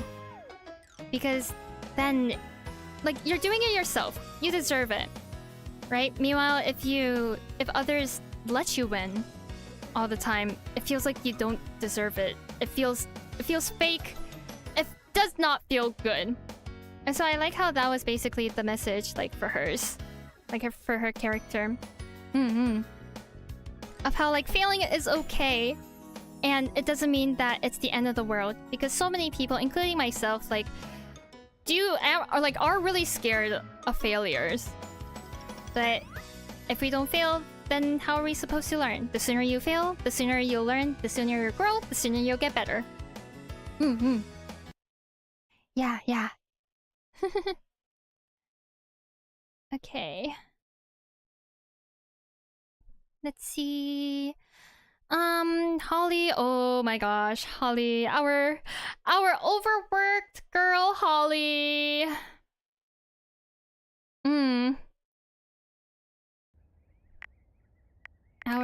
Our overworked girl, Holly. So overworked. She is so overworked. I mean, I feel like it's obvious. Girl is overworked, right? The whole theme for her is that she needs to take a break. Like, you can't just keep on stacking stuff, responsibilities, keep on taking on new responsibilities just because someone else, like, asks you to all the time. You have to learn to say no. You have to learn to, you know, have time for yourself. Because Holly, she would pick up, like, so many jobs and gigs around the house, and help others out, which is, like, so sweet. She's so sweet, right? However, she doesn't know how to say no. And she doesn't know, like, how to take a break. But also because she hasn't taken a break for herself, you know, sometimes there would be times where she just can't function anymore because of how overworked she is. Like, we even saw one of those where she just...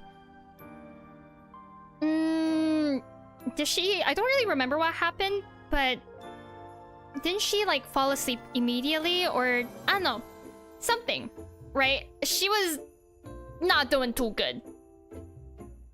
And so, yeah. If others tell you to take a break, and you know that you do have, like, quite a lot of things on your plate, take a break. Like, listen to them. Because we know that, like, Florence and Kopi and who else was it? Like, Betty have been constantly telling her like, hey, take a break, girl. Like, take a break. But she's like, no, it's fine, it's fine. And she keeps on going, and she keeps on going. And then she reaches burnout. And then like, repeat the cycle, right? So hers... I really like how the message for hers is that, like, it's okay to take a break, and taking a break is really, really needed, and that it's okay to say no. That's what I really like about, like, her character. Okay.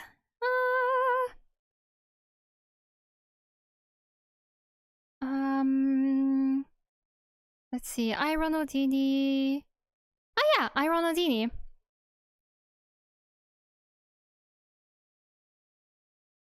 Okay. What the heck is his theme? Oh, Ronaldini theme. Permanent. Okay, permanent word I cannot pronounce. That's his theme. So P, where is P?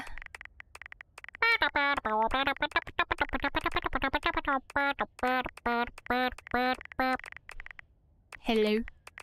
Hello, where the heck is it?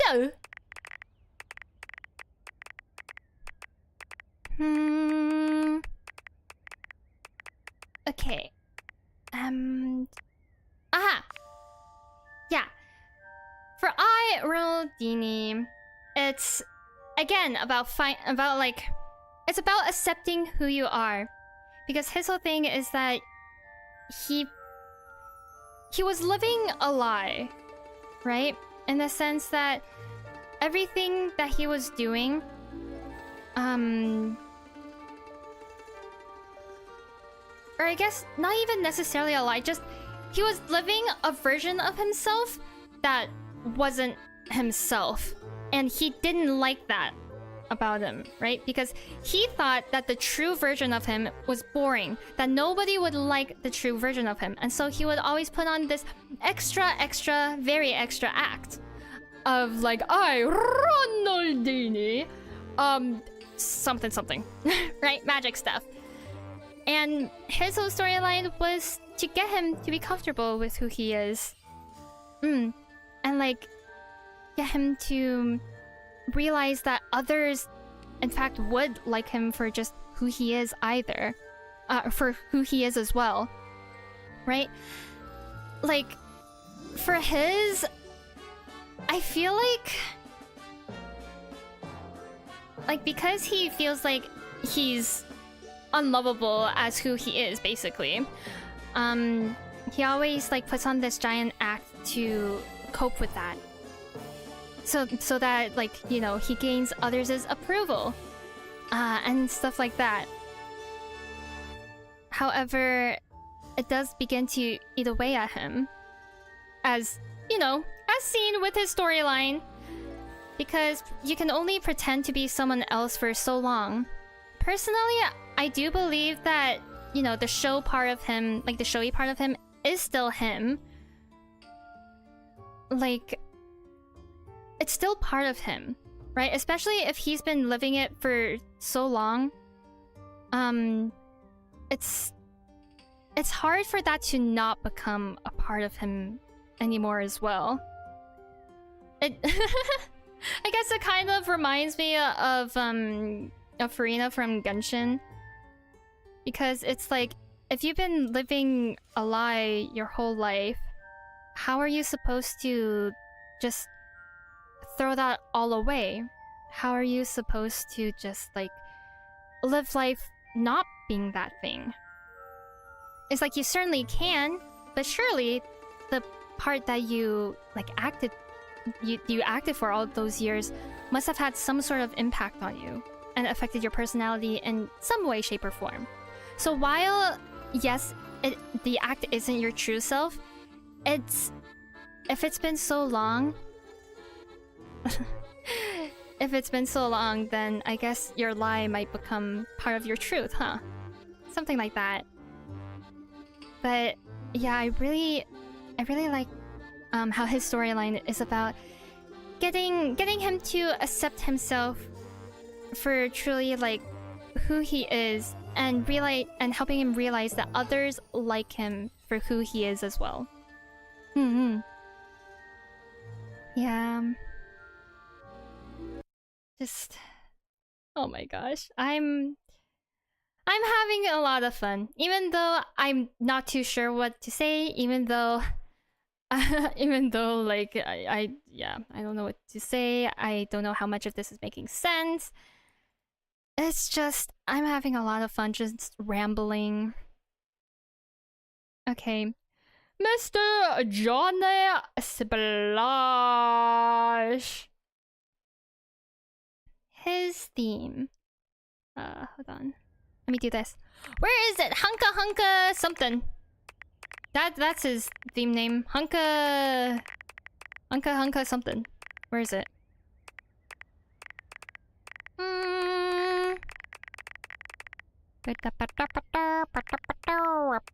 Aha! Hunka Hunka Wet Love. But Johnny, his theme, or his story is that you have to encourage him to like get onto the stage, right? I really like how the developers incorporated like basically, especially near the end, where I really like how the developers of this game wrote how like how Johnny's gonna keep on singing because like it makes him happy, right? Like because it makes him happy, he's gonna keep singing, and how he's not gonna just stop because like others might not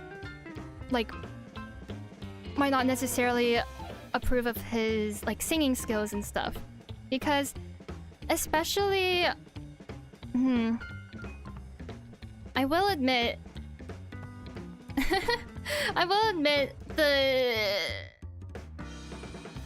the next part that I'm gonna say, it's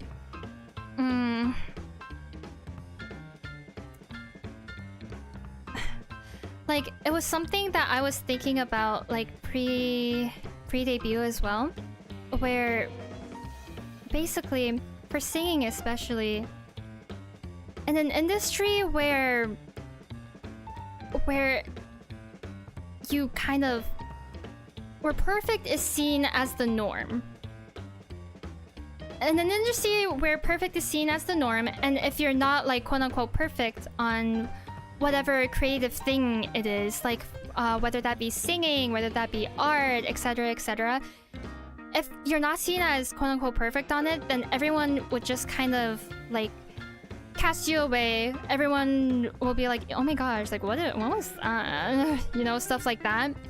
It can be so intimidating to what's it called? It can be so intimidating to start, and even if you do start, it can be so intimidating to continue because of the judgment, because of like the backlash you receive, because it's not up to the standard of being quote-unquote perfect, right? Because however, like for things, hi Surfy, so like no worries, I am just rambling on really messily, really incoherently actually, about like the psychology of characters, and like, you know, just talking about what I like about what the devs did and stuff relating to that. Ever missing star? Yes, no worries. Seriously, like no worries. The bot will always be there. We all have our own lives, so yeah, don't worry. Where was I though? Where was I for Johnny's thing? Oh, right. So, yeah, in an industry where being perfect, like quote-unquote perfect, is seen as the normal for stuff, for like the creative stuff, like for singing, and for art, like it can be so tough to continue. Like if you do start, like it can be tough to continue because of the fact that, you know, the backlash I already said all of this. Hold on. However, yeah, okay, I remember now. However, like, that's the whole thing. Like, it's part of the learning process. Again, with the whole failure thing that I talked about with Hero-Hime, it's like the quicker you fail, the quicker you'll learn, the quicker you'll grow, the quicker, you know, success will come to you. And it's about like, if the thing makes you happy, for example, like how Johnny Splash really likes singing. If the thing makes you happy, even if others judge you for it, as long as it's not harming, you know, yourself or anyone else, like just keep doing it. Especially for something in the creatives, like what's it called?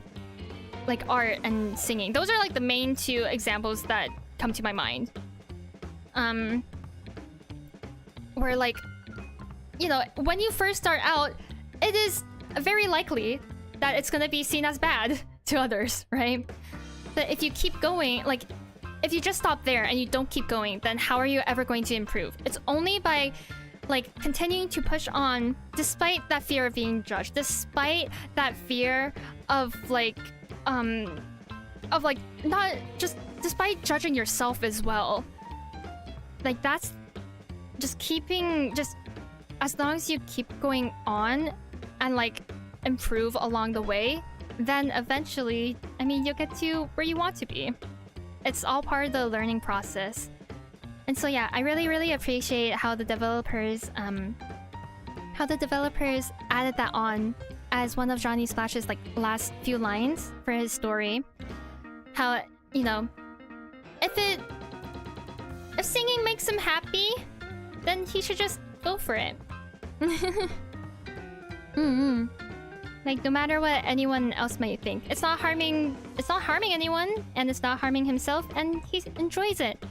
And how is he gonna improve if he doesn't keep doing it, right? So I really like that message. Okay, who was next? Let's see. Johnny Splash, J.O. Aha! Keith! The man who... Oh my gosh. Mr. Keith. I am not adjusting the thing to fit his little profile. Okay. Ah, this guy. Oh my gosh, this guy. There's a lot that I want to say about this. When we first realized him, I did stay quiet for like a lot because I was just thinking on, you know, psychology stuff. Was it this? No. I know that his theme is in a language that, like, I don't know. Where was it?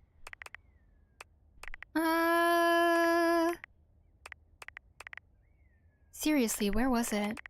Ah! There we go. But first, before we talk to Keith, I need to get some more water. Because I am yapping a lot and very nonsensical. I'm so sorry about the fact that my yaps for this is all over the place. But, because of that, my throat's getting really dry. So, I shall be right back. Wait.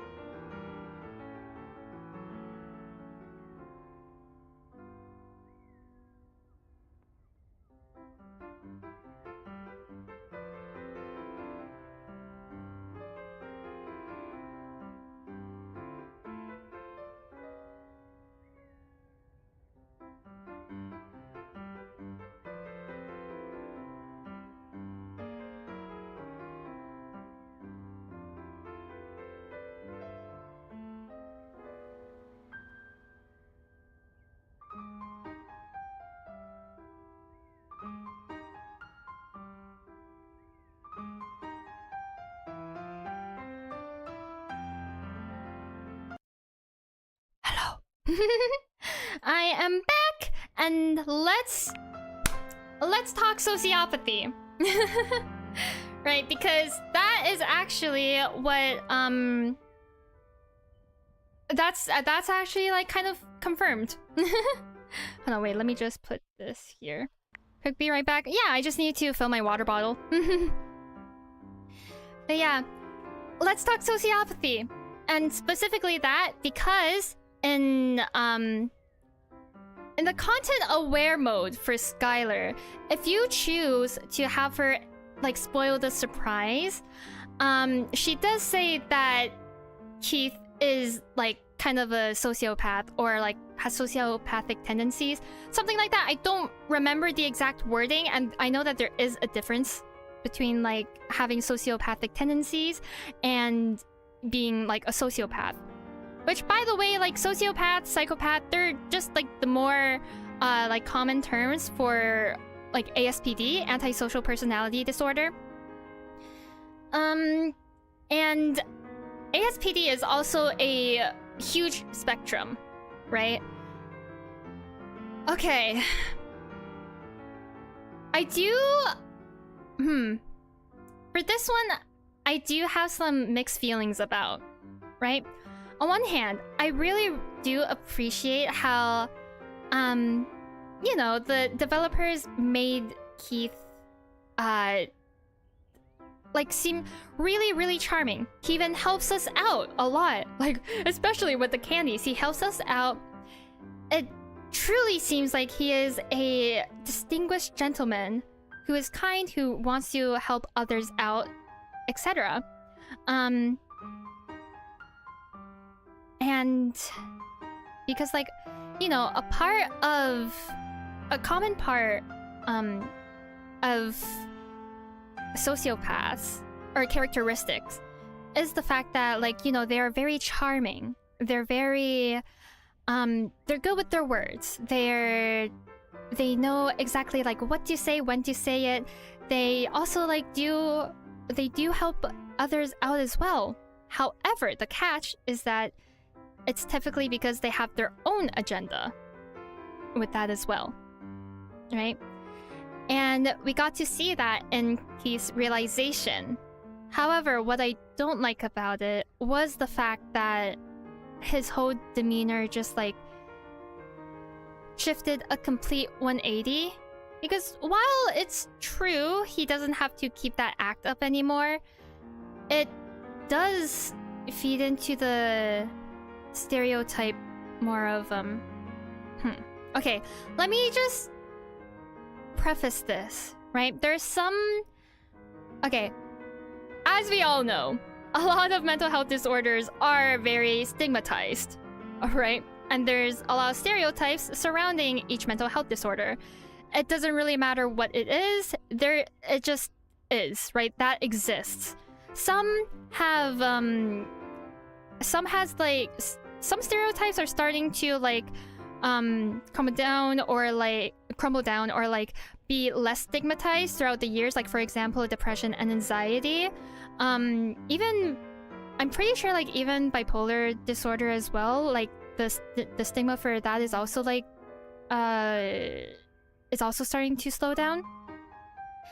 However, a bunch of other mental health disorders or like disorders characterized in the DSM, right? They are still really stigmatized.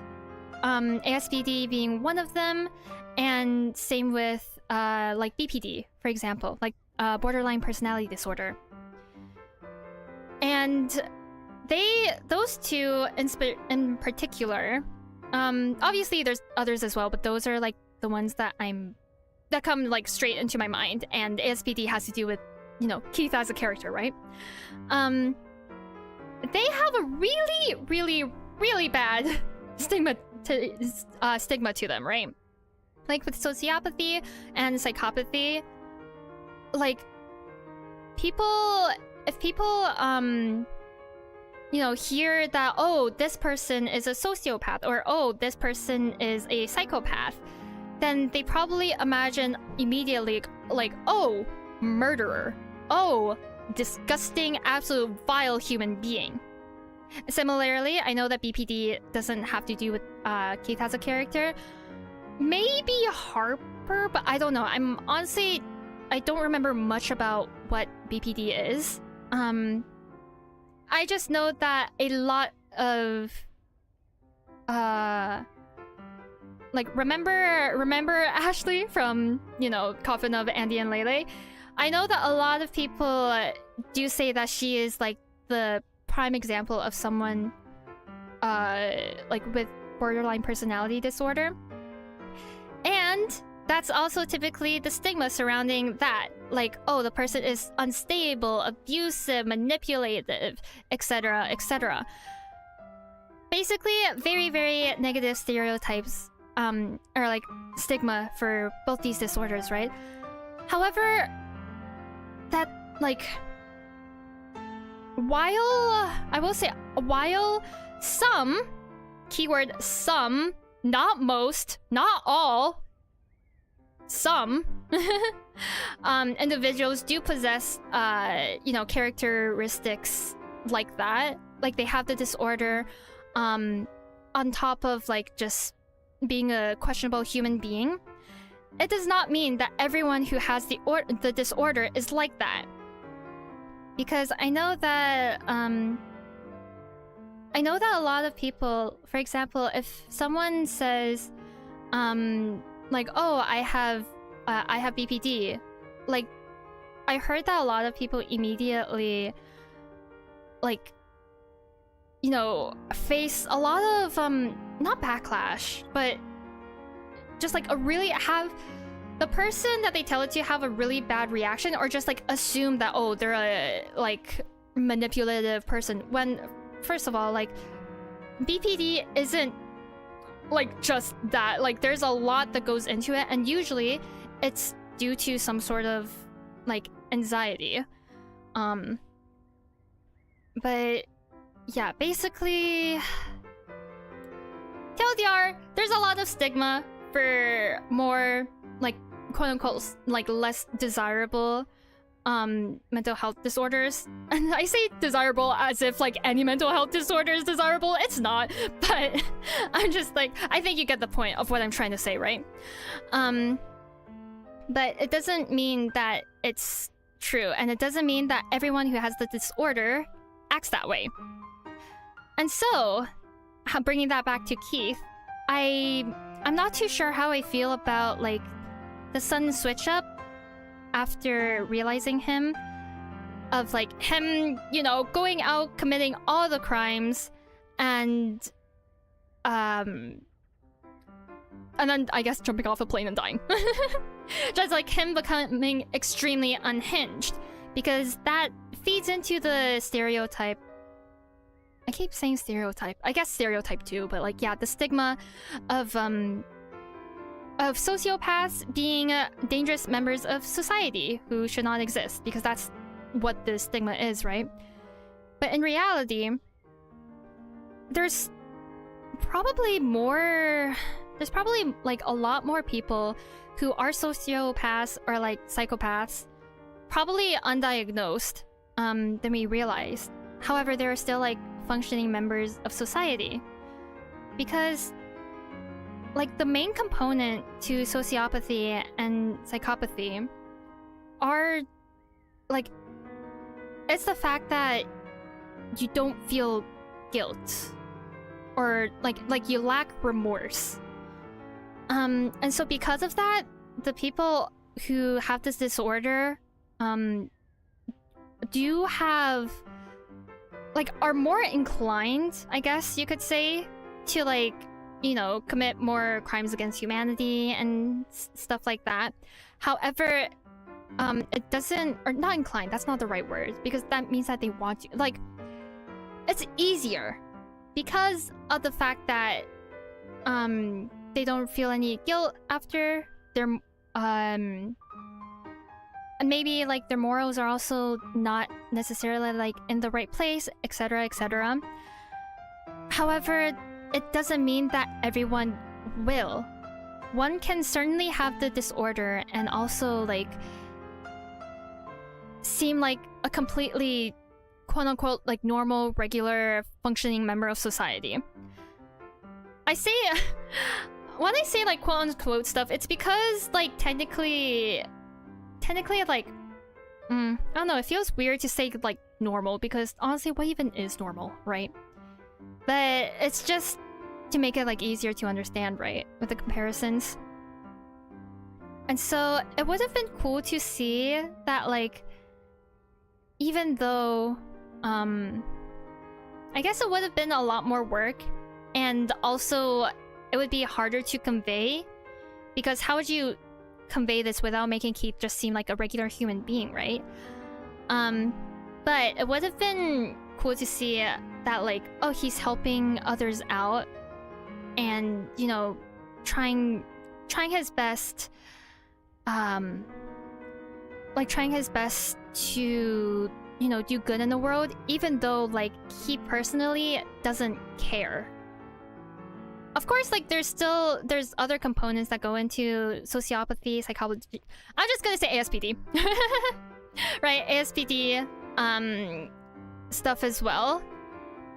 In fact, the DSM criteria for it does kind of require you to like, you know, do some crimes or something like that, like, as a kid. However, I don't know, the DSM isn't like always the most accurate, and what I'm trying to say is that it's cool that they had a character like this.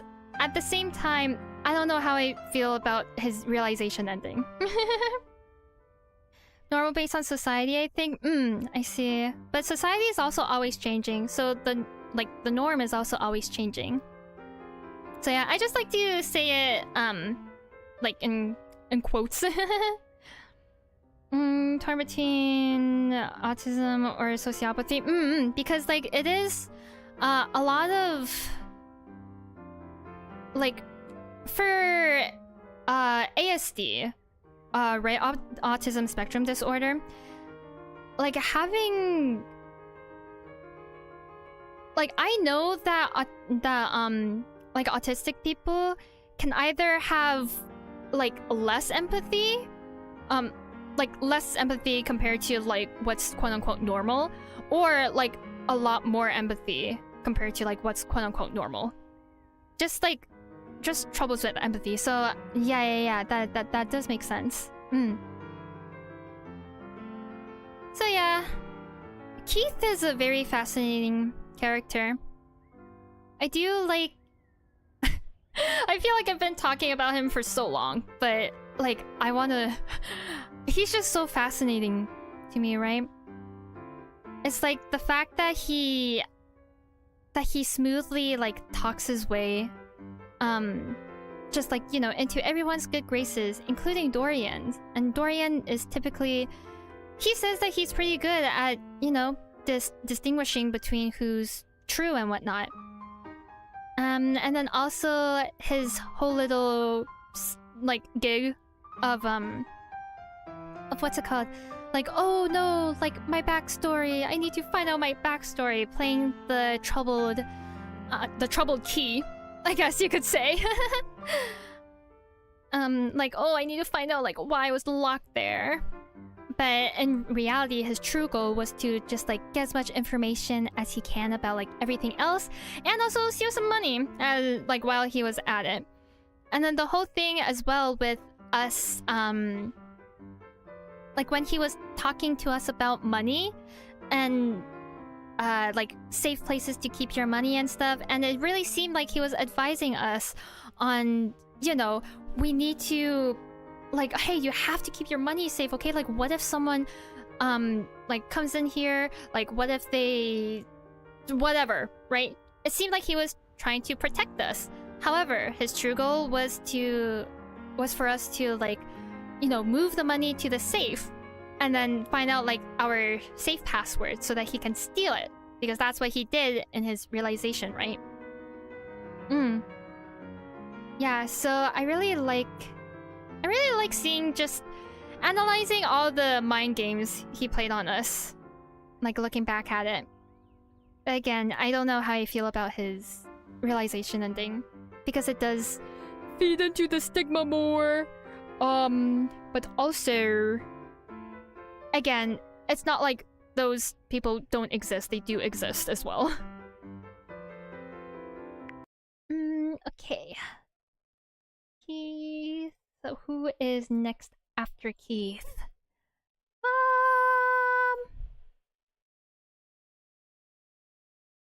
Keys accepting herself, probably stuff like that. Koa, good to relax. Kopi, okay, I guess like with Kopi, hold on, let me put this. There we go. Yeah, I guess like with Kopi, if I can find her theme, where is Welcome to Roofbucks? Welcome to Roofbucks. With Kopi, ow, frick. I'm like fidgeting with my, with my Apple Pencil like knob, like the little tip of it, and I just stabbed my hand with it. Ouch. But yeah, with Kopi, I guess like it's a good reminder that like sometimes you know, the values of companies and employees don't align, and that's okay. Like if like companies, first of all, companies can change. Because, you know, with Kopi's job, it seemed like at first the company was like really, it was a really nice place where it really felt cozy. She could interact with all the customers that she wanted and stuff. But then eventually it became more and more rigid and more into like the fast food experience. Or like fast drinks? Fast something experience of like, okay, it's just you get your food and then you go, right? No small talk, etc, etc. And then the company wanted to implement something else that I completely forgot. But it was like the breaking point for Kopi, right? And like Kopi really values interacting with customers and stuff. And so staying at that company was just gonna keep making her miserable. I guess like the same, although Sam's not a dateable, it's also the same with her, right? Where she even told us that like, oh, Valdivian, like this isn't the Valdivian that I used to know. Like this isn't the Valdivian that I signed up for, because it changed so much throughout the years. And she was becoming miserable. And so, like, when the values don't align, again, like, the thing of when there's more bad than good, like, it's, like, leave. Like, you're allowed to leave, and that's completely okay. It happens. Just, like, don't be stuck in something that's making you feel miserable. Yeah. That was just, like, the message that I thought, that I got reminded of for Kopi and Sam. Kristoff, Luke, Nukem. For Luke, do I have something to say about Luke? I guess I do. It's kind of quick, I guess. Okay, it's kind of quick, so I'm not gonna go find his theme. So for Luke, it's like, it's again like accepting who you are, right? So similarly, very similar to who else was it, right? Someone. Very similar to someone. I feel like that I mentioned before. So it is like about accepting who you are, and like, hey, you can like just seeing the cool parts of you as well. Because, for example, like we reminded him that like, oh hey, your magnetron is still like you still have radiation coursing through your entire body, man, and that's so cool. And then he was like, oh my gosh, I never thought of it like that. That is cool.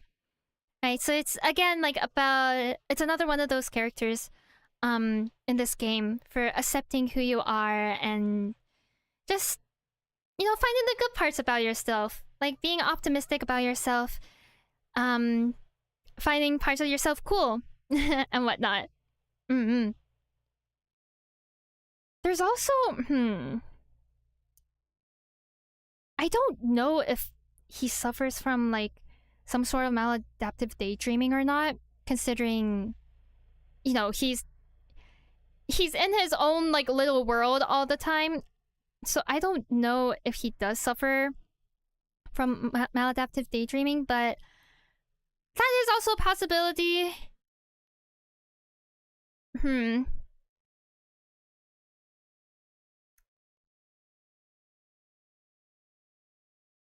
I guess just that is also a possibility. Anyways. Mac, Lyric, Lux, Maggie. Maggie! It's not really in her storyline though, but it is in her character description of how she's anxious. And like she has an anxious attachment style. But I also... Excuse me. I also did like touch upon that earlier. Like at the start of stream. So, yeah. Memoria. Okay. Let's see. Miss Mademoiselle Memoria. What is your theme? Lady Memoria theme. I just need the name. Dire for a Purge. Okay. Let's find that. Why don't we?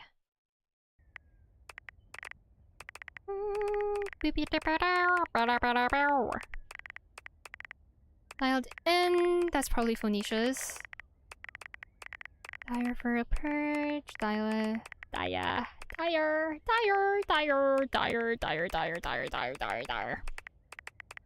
Where is Dire? Here it is. Yeah. So the whole theme with Memoria is like letting things go. Right? Letting all your memories go. I really... It's less about her as a character and more so about like what she does to help you. I really, really enjoy how the devs like implemented this in. Because I feel like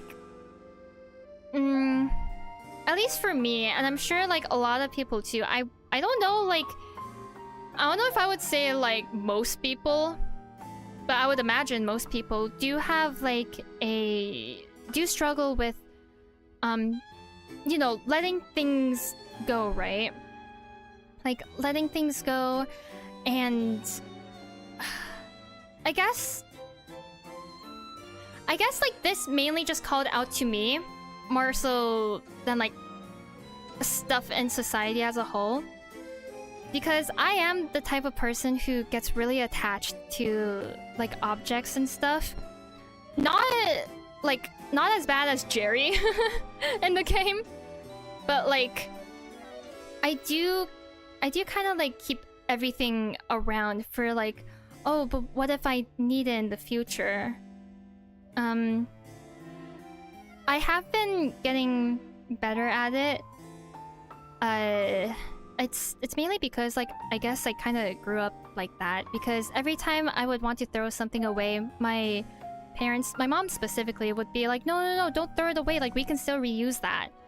And so I kind of just learned to never throw anything away, because I'm worried like, oh, if I throw something away, then what if like my mom gets upset at me for throwing it away when we could have like reused it or something. And so I did start getting better at like, you know, being able to throw stuff away promptly, or rather promptly. Like when I first like moved out of the house. And so I don't know, it just kind of called out to me, because everything does kind of have a memory associated with it, no matter how small it is. But also it's a really good... It's really good to get reminded that it's okay to let things go. And it's really it's really beneficial to let things go. And hey, if it's something that you want to keep, like, you know, outside and not in a box somewhere, then do that. So yeah, I really enjoyed the storyline of that. It was a good reminder. Yeah, just like letting things go. If it's no longer serving a purpose to you, then let it go. And it'll be okay. And if it does serve a purpose to you, then, you know, keep it up. That's why we had Cam and Art helping out in hers. Ooh, Miranda. Okay. This girl. Let's see which of her things I find first. If it's the... Okay, sure. Cromver. I don't know what that means. Is this the one with lyrics? I don't know. Okay, it is. Because if it's just if I just hear the lyrics, I'm gonna be even more of a mess when talking than now, which is kind of saying something. Where is it then? What's it called?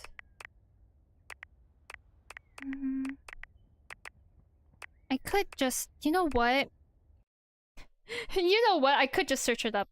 Miranda theme did everything. Sabor de amor.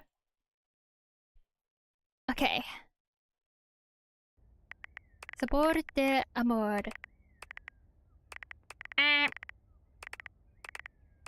Where is it? Score. Aha. For hers, I really like how her character and her theme is just like about like what's it called? Just finding, again, it's another one of those characters where finding yourself is the main theme, right? And like chasing your dreams. So similarly to many of the other characters. But yeah, I really like how the developer specifically even wrote in Stefan to be kind of like a father figure of like, no, like, you're supposed to be a toaster. You're like, why are you... I don't think he said like disgracing like her family's lineage or something like that. But something among those lines, right? It wasn't that harsh, obviously. I think. I actually don't remember. But I think it wasn't that harsh. But he did say something that's similar to it, right? And the thing is, right? If it made Miranda happy, she would have done it. She would have kept just being like a regular toaster, I guess. Whatever that meant in a character. Right? But no, like she has a passion for music. She loves music so much. And so she decided to like break from the family norm and do that. You know, chase her dreams. And she became like so successful as well. And most importantly, she's happy. And she's also spreading that joy to others. And so like I really like how the developers did that. Of the message that, like, if doing what you're currently doing is, like, making you unhappy, is making you miserable, even if even if your whole family's been doing it for ages, like for example, like I don't know, a family line of doctors or like a family of lawyers, right? It's really scary to deviate from the norm, especially in your own family, right? Like you're afraid that others will judge you, you're afraid that your family will judge you. However, at the end of the day, if that thing doesn't make you happy and you know what makes you happy, then like go for the thing that makes you happy. Yeah, I don't know, I'm all about like people following their passions and their dreams. That to me is very, very important. So I really like it when there's themes of that in like media as well. So like in games and other stories, etc. So yeah, I really, really appreciated like that little part where Stefan came in and said like, no, you're supposed to just like what's with this music nonsense? Just be a toaster, etc., etc. Because especially in the creative or like in the entertainment industry and creativity stuff, I'm sure that is a lot of people will hear that from like their parents, right? So I really, really enjoyed that. And look at how happy she is. Like she's so happy. She's so successful as well because she followed her dreams and her passions. Like obviously it's good to have a safety net to fall back on as well, but it doesn't have to be the only thing in your life if you know that, you know, it's making you unhappy. If you want to do more.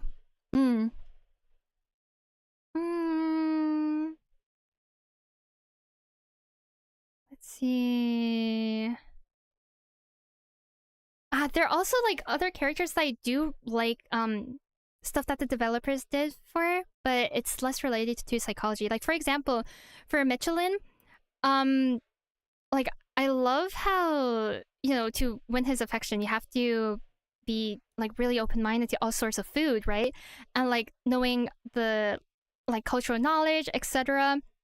Because like food is amazing. Food is amazing. Being open-minded is always amazing. For Monique, I really like how you know, she gives you money, saving tips and such.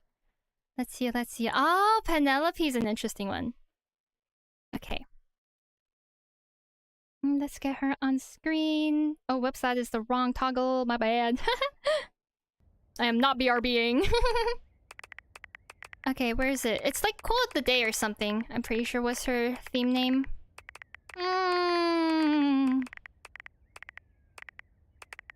It's somewhere. It's somewhere for sure. Smile. Yeah. For Penelope, okay, I could be misremembering her story quest, but from what I remember, I do appreciate I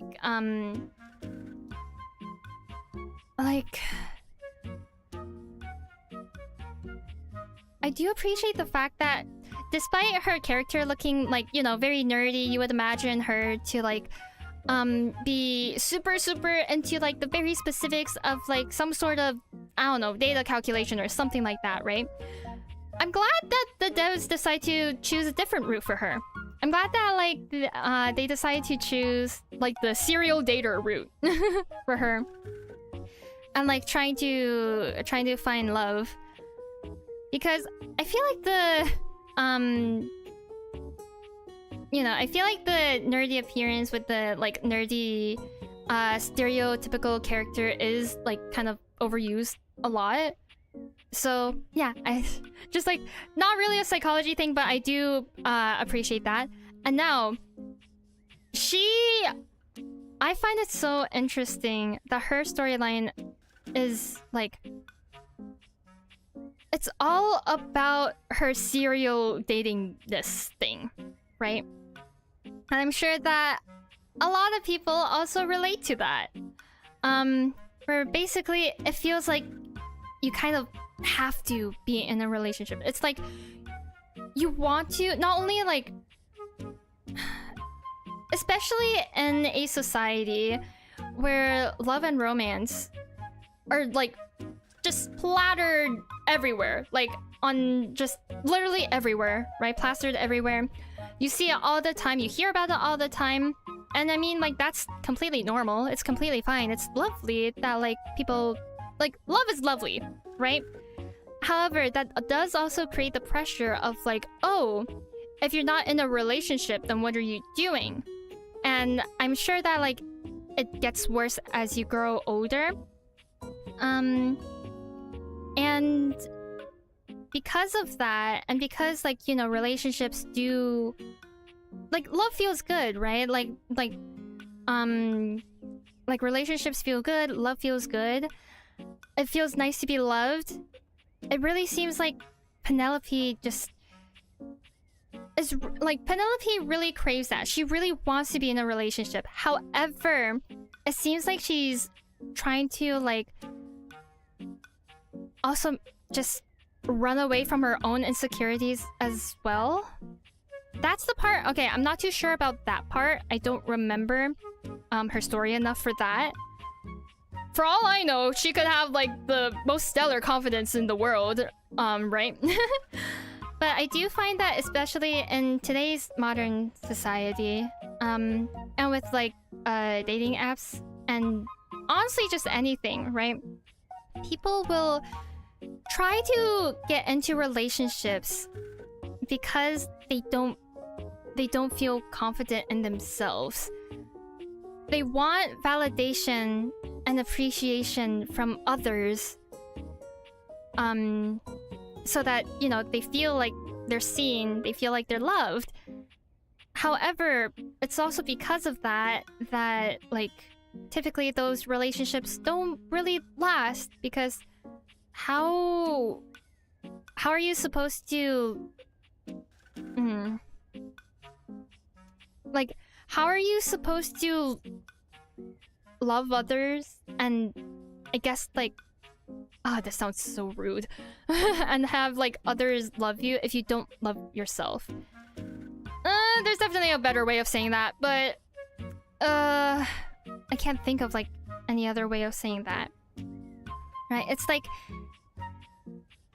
Like, just hopping from relationship to relationship isn't the play. But that was, like, what Penelope was trying to do. And especially if you already have feelings for someone, but you're scared... Huh. No, I'm just realizing as well, just, like, how big of a distraction just, like, hopping from relationship to relationship is. Because she did have feelings for us. And so she was, like, trying to cover them up and find that, because, like, she was scared of telling us, right? So she was, like, trying to cover that up. And also, I'm not too sure about her own self-esteem, by dating around. And obviously, like, there's nothing wrong with, you know, like, trying to find your partner, trying to find your best match. Definitely, like, nothing wrong with dating around and stuff. It's just when you're using it as an excuse to get away from something, right? Whether typically that be from your own mental health, you know, from fear, or you yourself aren't, like, you're not giving yourself that validation. But, like, you know, I don't know what I'm saying. Yeah, just... Oh, right, I remember now. It gets especially problematic when, you know, you eventually just start lowering the standards, just, like, lower and lower and lower for the other party just because you want to be in a relationship. It doesn't matter anymore, like, who the other person is. You just want to be in some sort of romantic relationship. That's when it gets, like, really bad. And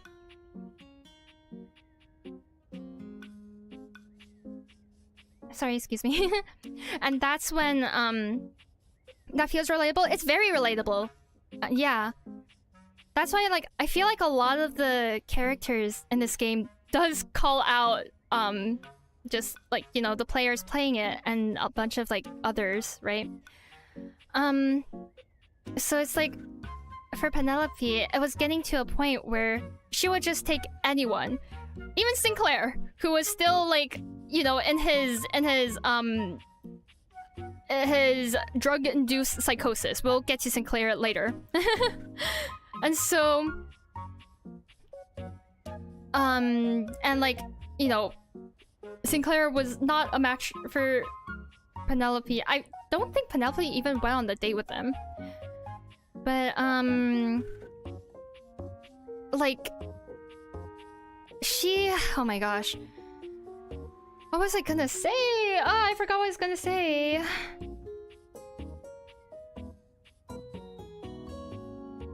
Basically, I like how it showcased like the I guess like what we see a lot of in today's society as well. Just like trying to distract yourself by being in a relationship. Any relationship, doesn't even matter. But in truth, like to be in a healthy, committed relationship, first of all, you need to like love yourself. You need to be able to like validate yourself first and love yourself first. And then like getting into a relationship with someone else would be nice. Like first yourself and then others in terms of that. Otherwise there's also a chance that, you know, you'll get a Harper and Dirk situation as well, but that's besides the point. And then the other thing is like, you know, once you like, if your standards are reasonable and they are like, you know, really important to you, don't lower them. Especially not for like just the sake of getting into a relationship. For the sake of getting into a relationship. So yeah, I really enjoyed like that aspect. And appreciate that like the developers put that in for her story. Because it feels like a massive call out. Also, the fact, believe if I don't lower my standards, nobody would take me. Right! That was exactly what was also going on with Penelope. It seems like, because she was like struggling to find dates and like, or like find the right person, right? So she probably thought something along the lines of like, okay, maybe if I give more people a chance, then maybe I have a better chance of finding, you know, the one that's meant for me. I'm sure that like that was also probably part of her line of thinking. Anyways, Miss Phoenicia, I feel like hers is also quite self-explanatory. But burnout. It was a really, really good yeah, it was I really, really enjoyed the fact that like I know the devs already kind of did that with Holly of like, oh hey, you need to rest, right? You can't keep taking things on like if you don't have the capacity for it. Like you're just gonna be like working yourself so much, you're not gonna feel good. You need a rest day. The developers already did that with Holly. However, like with Phoenicia too, I feel like, I mean, it also is more apparent with Phoenicia considering that the word is literally said in her story. That like, you know, if you go so long without taking a rest, then you're gonna crash. Like things are not gonna work as you planned. Your body will start like shutting down. You're like, your body will literally just start saying no to you, right? And in Phoenicia's case, it was the fact that, you know, she was overheating a lot to the point where it was like we needed to throw her in the freezer. Right? Like that is burning. And then it's also...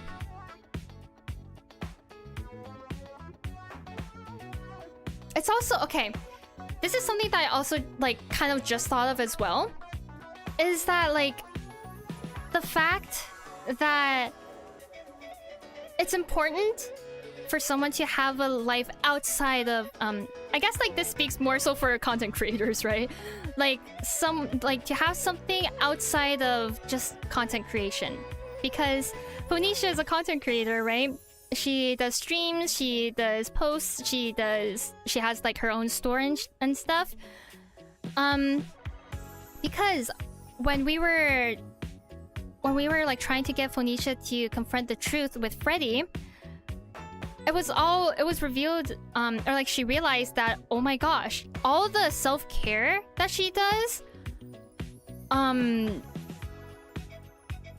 or like all the self-care that she thinks she does, she's only doing that because she thinks that her fans will like it. Like she's basically only doing that for her fans and not really herself. But it's important to have a life outside of social media as well. Like it's important to have a life outside of content creation. Because even if your niche is like self-help, even if it is stuff about taking care of yourself, like the line starts to get blurred between like, okay, are you working or are you actually taking care of yourself, you know? So I really enjoyed I enjoyed the, I guess, like the reminder, and also the, yeah, I guess like I enjoyed the reminder of that in her storyline that the devs put in. It's really nice, really nice. And yes, it can take a solid while to recover from burnout. I really like all the messages in this game, if you can't tell. Like, I am freaking rambling on, and like I like, you know, talking like this where I'm pausing every, like, I don't know, 3 seconds or something, but I'm having a lot of fun. Rainey. Ooh. You know, a lot of these characters are just about, like, confronting the truth. Right? Hold on. Rainey's team, I'm pretty sure it was near the bottom. Aha! Yeah. Okay, sorry. But yeah, Rainey, hers is all about, like, confronting the truth, I believe. Right? Because she was...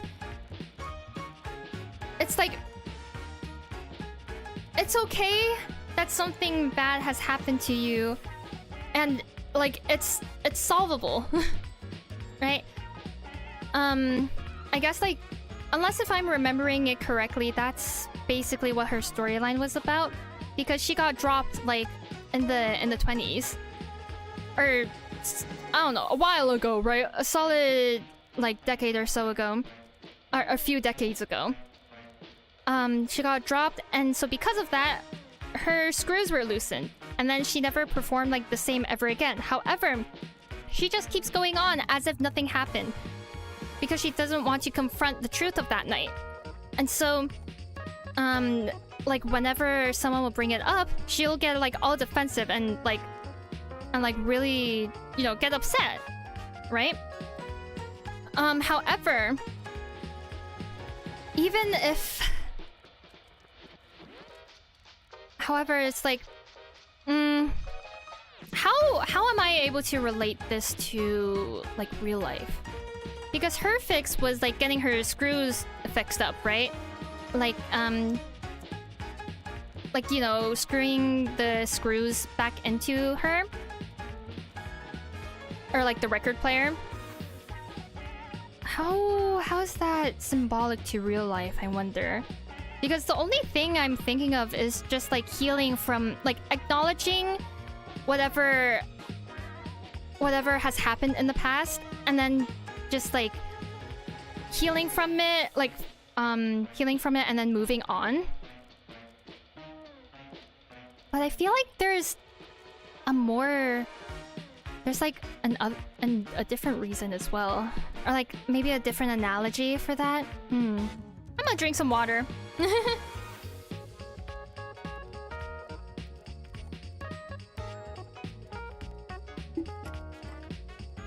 Good water.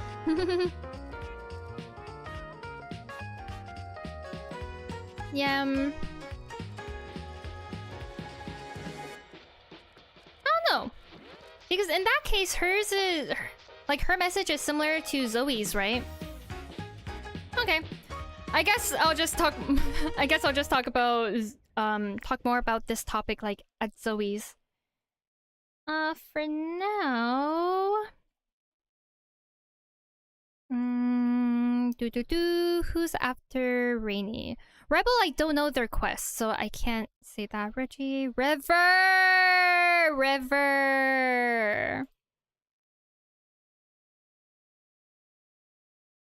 Yeah, what's River's theme, actually? River's theme did everything. What is it? I don't know. Oh shoot. I might just have to scroll through. I might just have to scroll through and hope I find it. Okay, or I could just quickly talk about her. Let's do that, actually. River! I mean, kind of self-explanatory through her storyline. She was trying to find... She's another character of, like, trying to figure out who she is. But her approach to doing that was by asking everyone else, like, what they thought her best form was. Because, you know, water changes form all the time. However, like, even though the states might change, like the water states might change, she's still her. And, like, everyone might have a different... Basically how this relates to real life, at least how I'm interpreting it, is that, like, even though others might have different, like, quote-unquote versions of you that they might like more, like, whether... I don't know, just, like, yeah, even if others might like one quote-unquote version of you more than the other, like, it's... At the end of the day, it's still you. And as long as you're able to, like, be comfortable with who you are, like, as a whole, like, that's all that matters. Like, you shouldn't, like,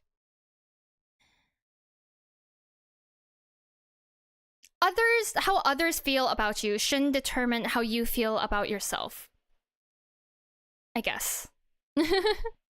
Like, others can't tell you how you should feel about yourself. Or others shouldn't tell you who you are, because only you know who you are. That's what I have to say about rivers. Where's... Okay, oh my gosh, so many tabs. Rod, I already talked about Curt and Rob. Sam! Her name, I don't know how to pronounce. Scandalabra! Oh. I guess Scandalabra is similar to Ronaldini's. Of, like, someone might like let me put this on. And where is it? What was his theme even called? Something, probably like some sort of scandal or something, right?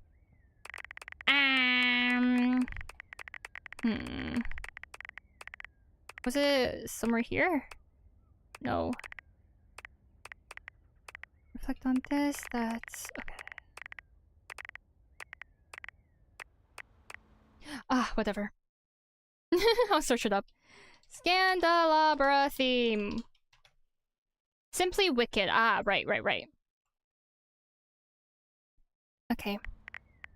Simply wicked. Where is that? Where is that?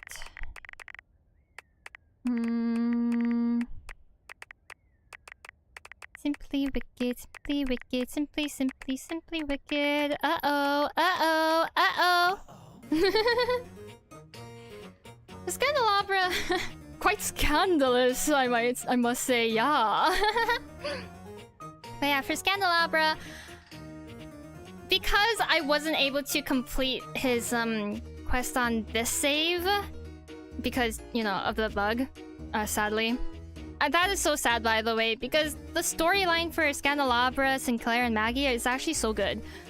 But also because of that, there will be some spoilers for Scandalabra's thing, right? But it's similar to Ronaldini in the sense of, like, you know, one kind of puts on a performance because in order to, like, hide their insecurities, in order to hide because they feel like their actual self won't be liked, right? With Scandalabra, we can see that, like, you know, he loves to be so extremely extra. Right, just so extra. And it's a performance at the end of the day, but also I really like how it also addressed that rumors,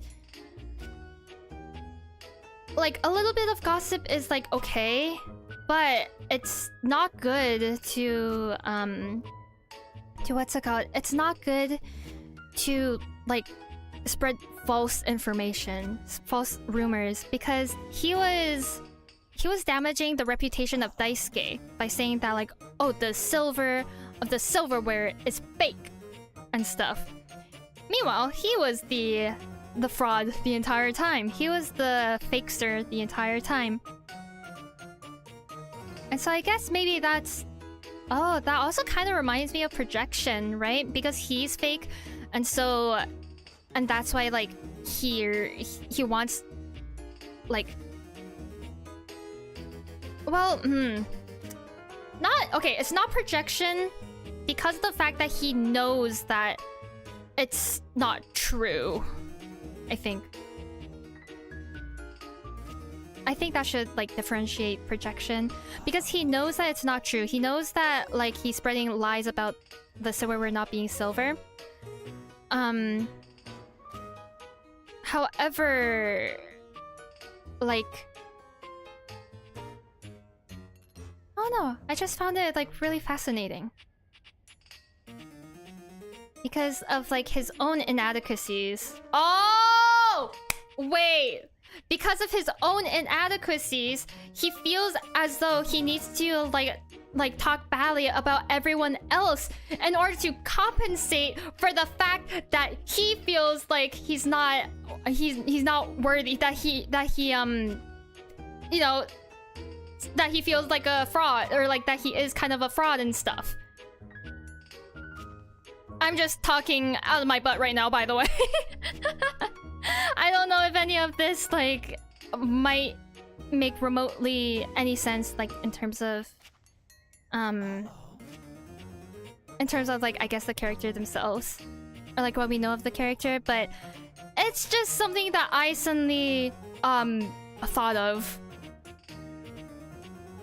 Although he does enjoy gossips and, looking at everyone else's relationships as well. Like, that seems to be true. So, it isn't just for... So, if we're going based on, like, my theory of, like, oh, he's probably, you know, he's probably spreading gossip and, like, false information, talking badly about others because of the fact that he doesn't feel good himself. Like, he feels insecure himself. If we're going off that, then it's... then, like, that's not the only reason. However, he could have also grown to like doing that. Basically, what I'm trying to say is that, although he might himself enjoy some gossip as well, there is a solid chance that, you know, that he likes to do these things in order to compensate for his own insecurities. Because that is something that haters do typically do, right? Like, if they do hate on someone, like, without really a reason, or, like, for a really, really petty reason, like, it's because they're insecure themselves about something. I don't know. That was just something that struck my mind just now.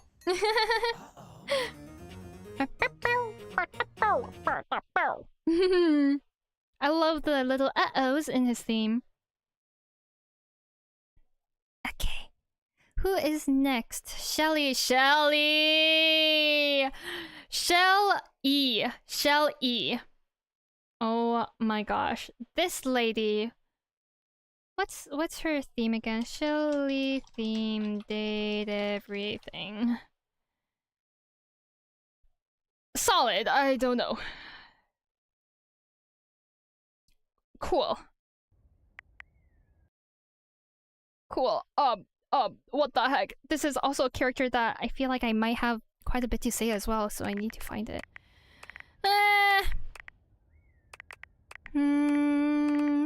I wish that they had like little character portraits like on the side of the themes as well. To like see who's it for. Okay, Jeremy, Timothy, flow on. Oh, this is probably Rivers, I would assume. What's this? Oh wait, that's probably for Bo. That Ergo Sync, Resolved, Sizzle Store. What's this? Oh, that's Stefan's. What's this?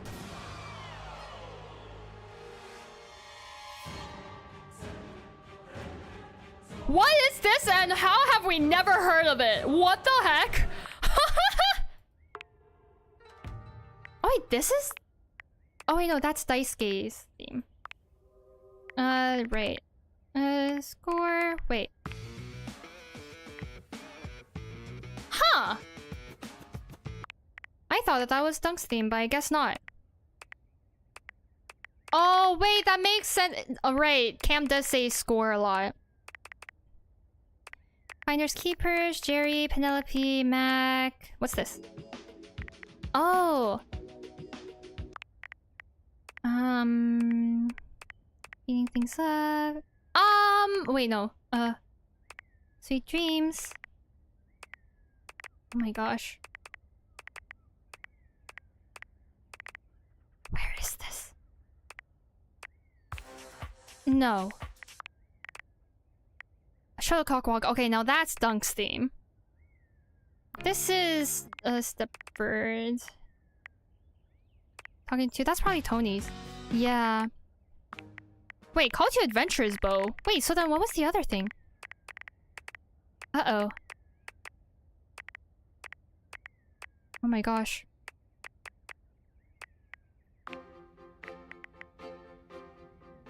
Heh? Okay, whatever.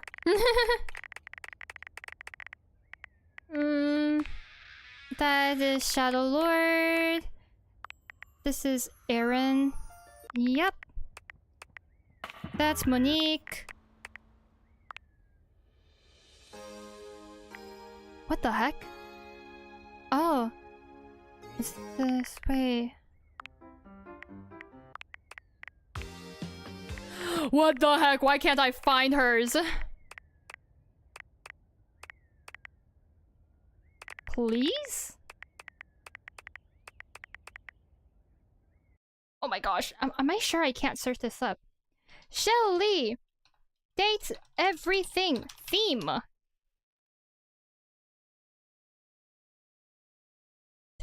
Cool. It is not freaking... Oh wait, one more rep. Okay, finally. Finally. Found it.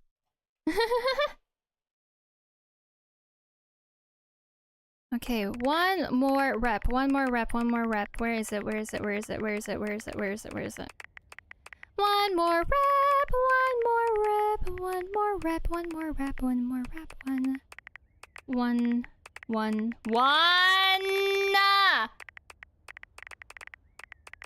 Please. Please, this is taking too long. Please, please, please. Blah, blah, blah, blah, blah, blah. Sorry. Hello, did I just skip it this entire time? Where the heck is this theme? Oh. Where is O?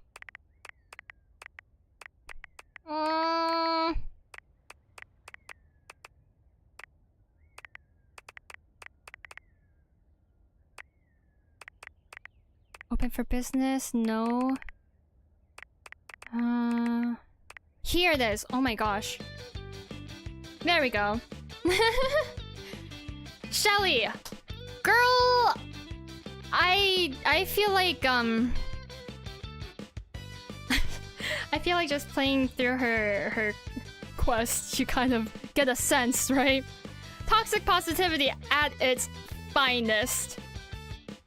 Like, the girl does not allow herself to, like, feel her fear. She's so scared. But yeah.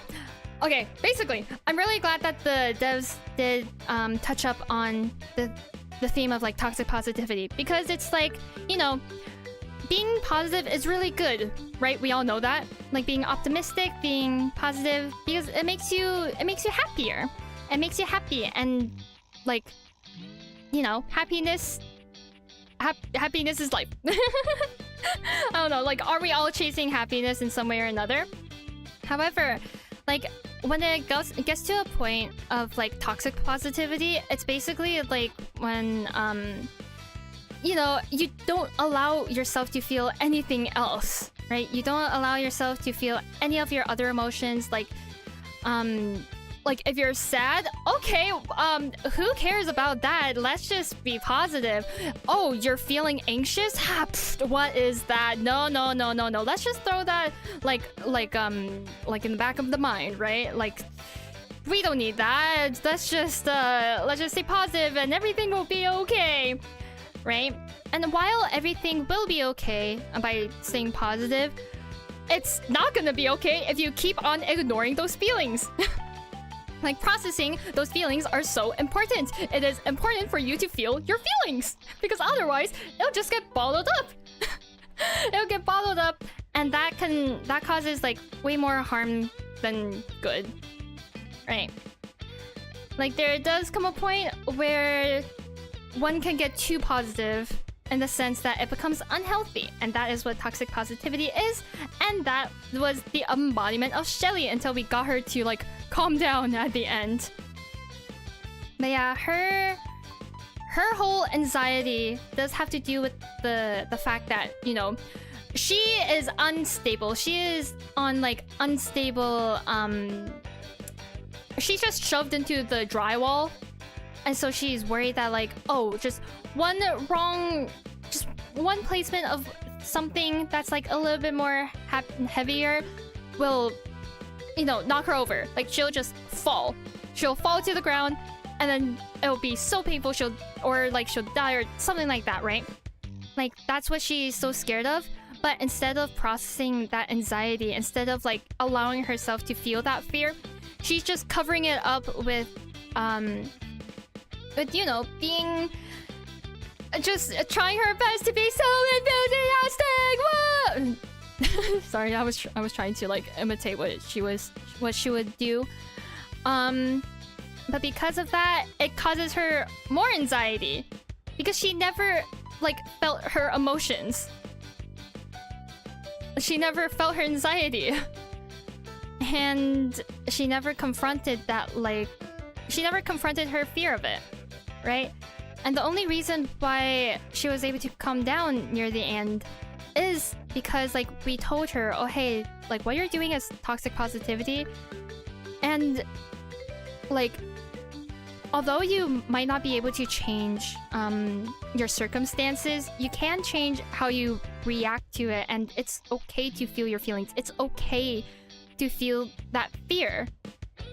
Like, you're able, like, as long as you feel it in a healthy way, like, that's so not only normal, like, it's good to do that, and also, like, you kind of need to. Because bottling up emotions is never good. It'll all just come out exploding at the end. And it can lead to, like, a lot of consequences. And so I feel like not a lot of media, at least like that I've seen, has touched upon like toxic positivity. And so I really appreciate the devs for like incorporating this as well. Because like, yes, staying positive is good. Yes, seeing the like the good side of things is good. However, that doesn't mean ignore all your other feelings. You still need to, like, it's still very important for you to feel them. So yeah, I really like that concept. Or like that, not concept, like the fact that the devs put it in for Shelley, like in her character.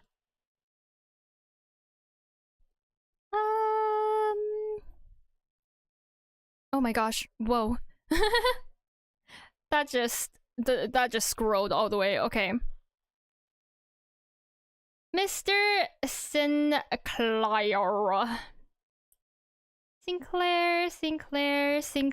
Oh man, do I have stuff to talk about him if I can find his freaking theme. Where is it? I saw it multiple times. What the heck? Come on, I saw it multiple times before.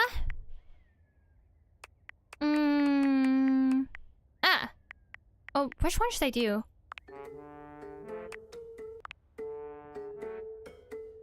I guess let's do this one, right? Because we're talking about his full story, which again I was locked out of in this while streaming this, but I do know the story. If you don't want Sinclair spoilers, then yeah, I'm going to be talking about Sinclair spoilers.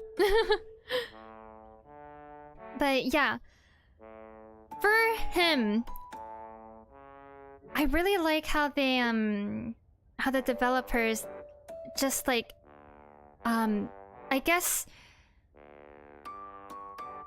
not incorporated. That's not the right word. I guess you like explored the themes of psychosis. Because I'm not okay. I will say I'm not too well versed in the themes of like psychosis and schizophrenia and anything relating to that. He doesn't have schizophrenia.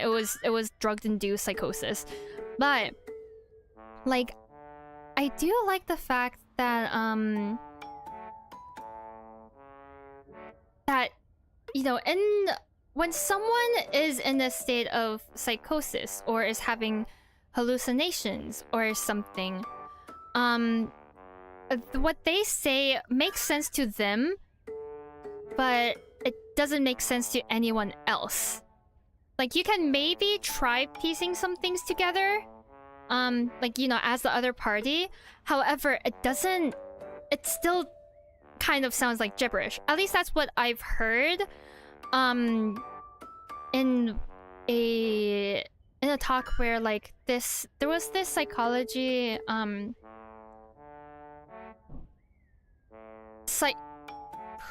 who is she? It's like she's very accomplished, I will say. I just don't remember if she was like a psychologist or a psychiatrist, or I think she was a psychiatrist who also like has schizophrenia,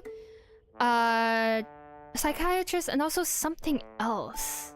Oh, I don't remember, but basically very accomplished woman, very accomplished lady, right? and she was like sharing her experience with like schizophrenia and how schizophrenia is so extremely stigmatized, and how like, yeah, basically just schizophrenia, the stigmatization of schizophrenia, because it is extremely stigmatized, right? Like, if you think someone is schizophrenic, then you're kind of scared of them, right? Like, that might be one of your first reactions, which is sad. But it's also, like, very, very common. Even though, like, those with schizophrenia, most of them don't do any harm. And most of them, like, it's truly just sad to see. Like, just the whole situation is unfortunate, mainly because of, like, you know, brain stuff be complicated, brain stuff be weird, brain be wired different, and also it's the lack of understanding from those around them that can make it worse. And then that might like transform into like stuff that's like that might make the condition worse for them, right? However, yeah, and one of and what like she was talking about, she did say that oh my gosh, I really need to work on my speaking, huh? She did say that, like, to her it seemed like it was making sense, like, while she was having like a schizophrenic episode, what she was saying was making sense to her. However, like, she did write some stuff down, I believe, like in her journal or diary, or such, to, I guess, like, reflect back on. And she realized, wow, this makes no sense whatsoever. And also, like, many of her friends would tell her, like, hey, you're not making any sense right now. And so, yeah, it's really cool that, like, how the developers treated psychosis, like, the subject of psychosis in Sinclaire, was the fact that, like, man was still, like, he's still harmless. He wasn't talking about anything, like, violently insane. Because most people with psychosis, or, like, who suffer from psychosis, aren't violent. And they're actually, like, you know, they're just people, you know? It's like most people, yeah. Like, just because someone has a condition that is stigmatized doesn't make that person, like, quote-unquote bad or, like, violent in any way, shape, or form. And especially with psychosis, especially with schizophrenia, it is so extremely stigmatized and stereotyped that it's really easy for, like, game developers and stuff to, like, just build onto that stereotype more. And so, like, while Sinclaire... Basically, yeah, I liked how the developers didn't make Sinclaire's psychosis into anything violent. Like, it didn't make sense, but, like, yeah, it didn't make sense, but I feel like it's also, like, a good representation of, like, what psychosis might look like. Again, I could be wrong. If there is anyone who suffers from psychosis, and like who thinks that I'm wrong, I am very sorry. I deeply apologize. But yeah, if I'm honestly, just like for any of this, if I'm wrong about anything, like, just let me know. I am so sorry. I don't want to offend anyone. And also, I kind of need to be right if I'm, you know, pursuing education in psychology, right? But yeah, I really, really appreciated that. And also, I guess also the fact that, you know, don't overdose on drugs. Even just headache medication, don't overdose on it. Because that was the reason why he got drug-induced psychosis in the first place, right? Yeah. So, I found that very fascinating after, like, it was revealed.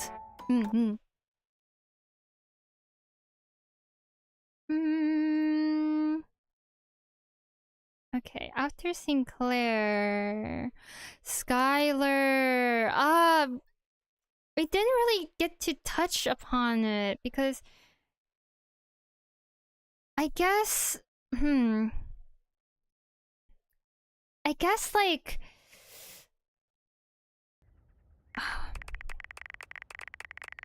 The game didn't really touch upon it because, like... I guess since she's more of the tutorial buddy, more than anything, and like, you know, just she's kind of like the settings and the tutorial girl, right? But like in her dialogue options, it does say like if you choose like wait, I'm not ready for when she asks you like, oh, like, or when she tells you actually like let's go on a date right now at the beginning of the game, she does kind of like crack a little joke and then proceed to say like yeah, I cope by trying to make things funny. I have low self-esteem, something like that. Definitely not verbatim at all. But like yeah, she does say that. And I guess in terms of gameplay, it does kind of make sense, or it ties into the suspension of disbelief, right? Because it's like by believing in her, by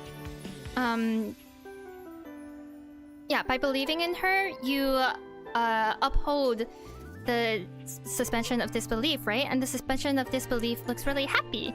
And then she becomes really happy because, I mean, she is the glasses, right? But then, on the other hand, if you don't believe in her, like, she might break. I think. I don't know. That's what her little, like, character page said. Like, you know, like, something about how you interact with her, like, she might break, or you could say something like that, right? And so while that isn't the same as like believing in yourself and having like validating yourself for your self-esteem, it does it does show that, like, you know what, like how you react and, you know, depending on what you say really does affect someone else, right? So just be kind. That's for Skylar. I do wish that like we had more story with her, because we could only interact with her. Like the only things that we could really get her to talk about was like, oh hey, how does all this Date-a-Vader nonsense, like how does all this Date-a-Vader stuff work, right? And then after that, you basically can't really talk to her anymore, because the only thing would be like talking about features and utilities to improve like game experience. So yeah, I do wish that we got to explore her character more, because she seems so lovely. Like, oh, I feel like if she had like an actual story quest, like she would definitely be in like my top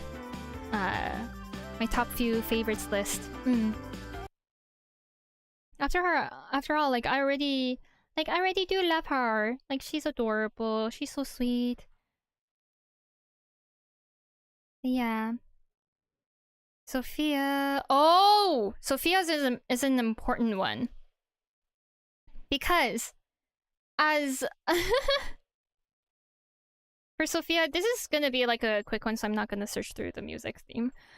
For Sophia, although it is like, it's, you know, everyone's reactions are like, oh my gosh, or like typically everyone's reactions are like, oh my gosh, like down bad for Sophia, and stuff, right?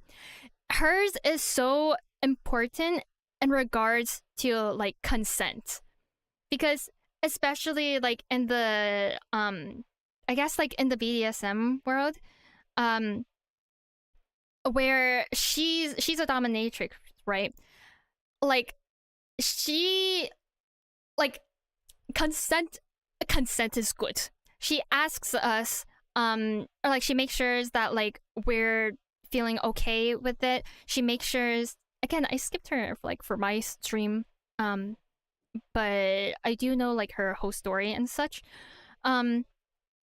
Like she really cares about like the fact that she's not making us uncomfortable. And so like she even asked like, oh hey, like what I said wasn't too harsh, right? Like I want this to feel hot, not sad. I think that was actually one of the lines that she said. Or like part of a line that she said.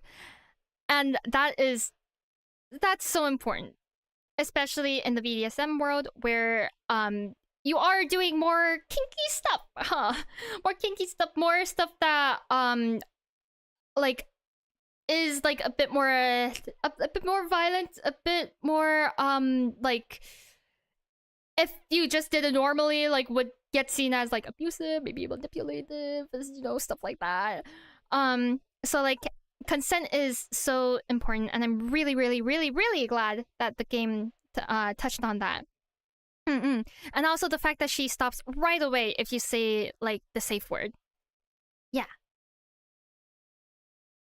So yeah, I really enjoyed that about the game for Sophia. Oh, and also there's like at the end of her story quest, she does say something something like how, you know, being a dominatrix is like the side that she shows most to everyone, but that's also because like she's never really trusted anyone or like felt scared to show like, you know, her whole self to. And it's another one of those things of like, you know, sometimes the most dramatic people like sometimes the drama is just a mask for some sort of like insecurity inside. Stepford, also chase your dreams. That's also the theme for Stepford. Like chase your dreams, work hard towards it. Telly, Teddy, Texwak-chan, Timothy. Okay. Do I want to talk about Telly? I don't know what I would say about Telly.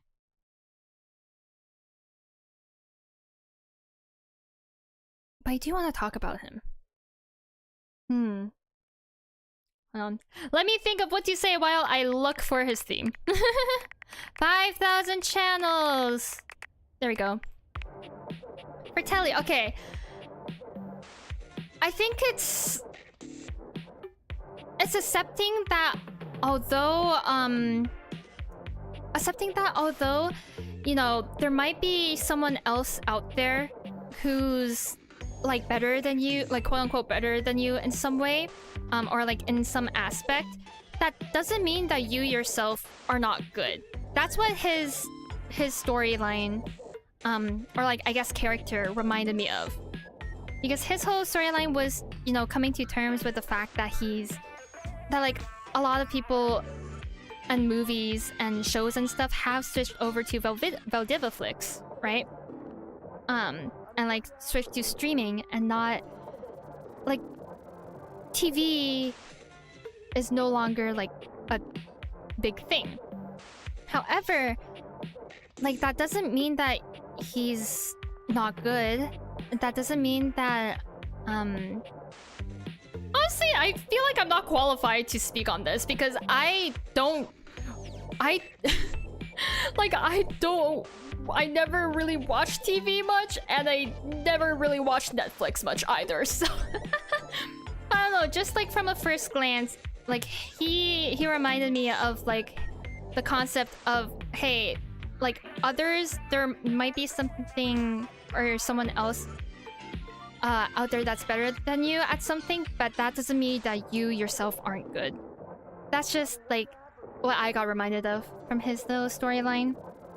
I don't know how much that fits into like his character and like his story and stuff, but it was just what I thought of. Okay. Timothy. Hold on. Let me find my favorite theme real quick.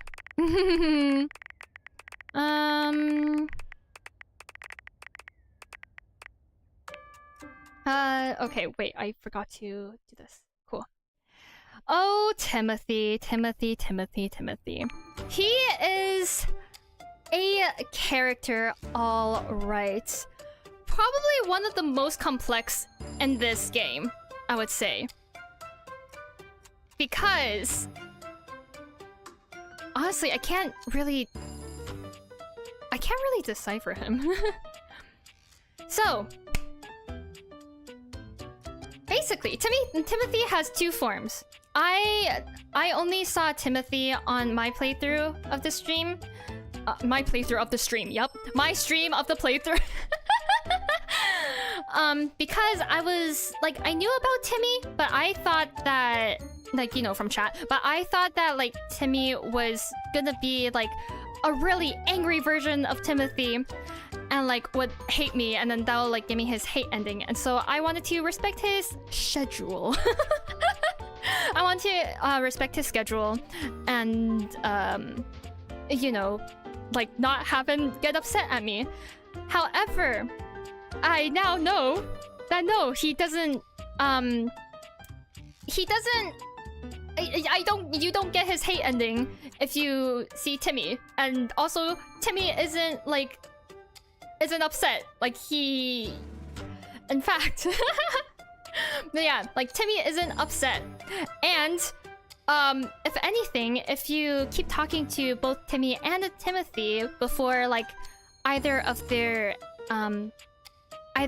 confessions, specifically like for Timothy's one, when you get to his confession and like you spoke with Timmy and like accepted Timmy, you actually get a really cute dialogue where it was like he says something like, you saw for yourself how catastrophic it can be for me, because who Timmy is in Timmy's words, he spends, this guy, Mr. Timepiece, spends half the day as Timothy and then half the day as Timmy. And he is so like, Timothy is so particular about his schedule, and like what times and stuff, so that people don't see Timmy. Because he thinks that Timmy is a, you know, a less desirable version of himself. He is scared, absolutely terrified that if people see his Timmy side, that everyone's opinions of him like would change, like everyone would like not respect him anymore. People will start treating him like so differently, etc. And he wants to avoid that embarrassment, avoid that just the whole thing, right? And honestly, like that's like what he feels like is really valid, right? However, yeah, if you continue to see Timmy and you continue to accept him, Timothy does give you a dialogue option, or a dialogue line of like, but you,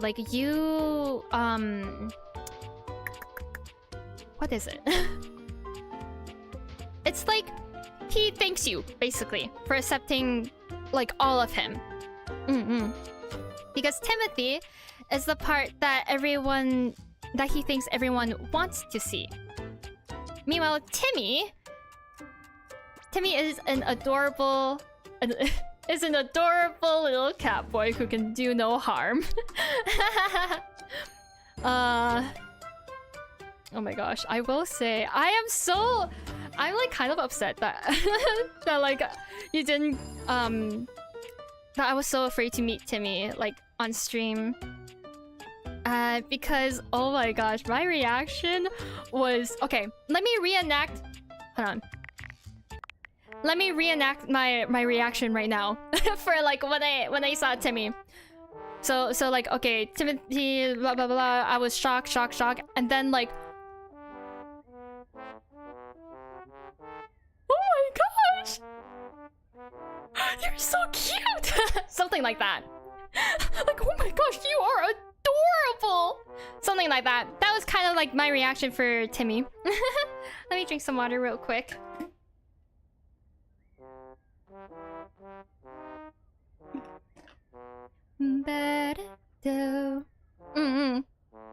Yeah. And yeah, basically Timmy is an adorable little...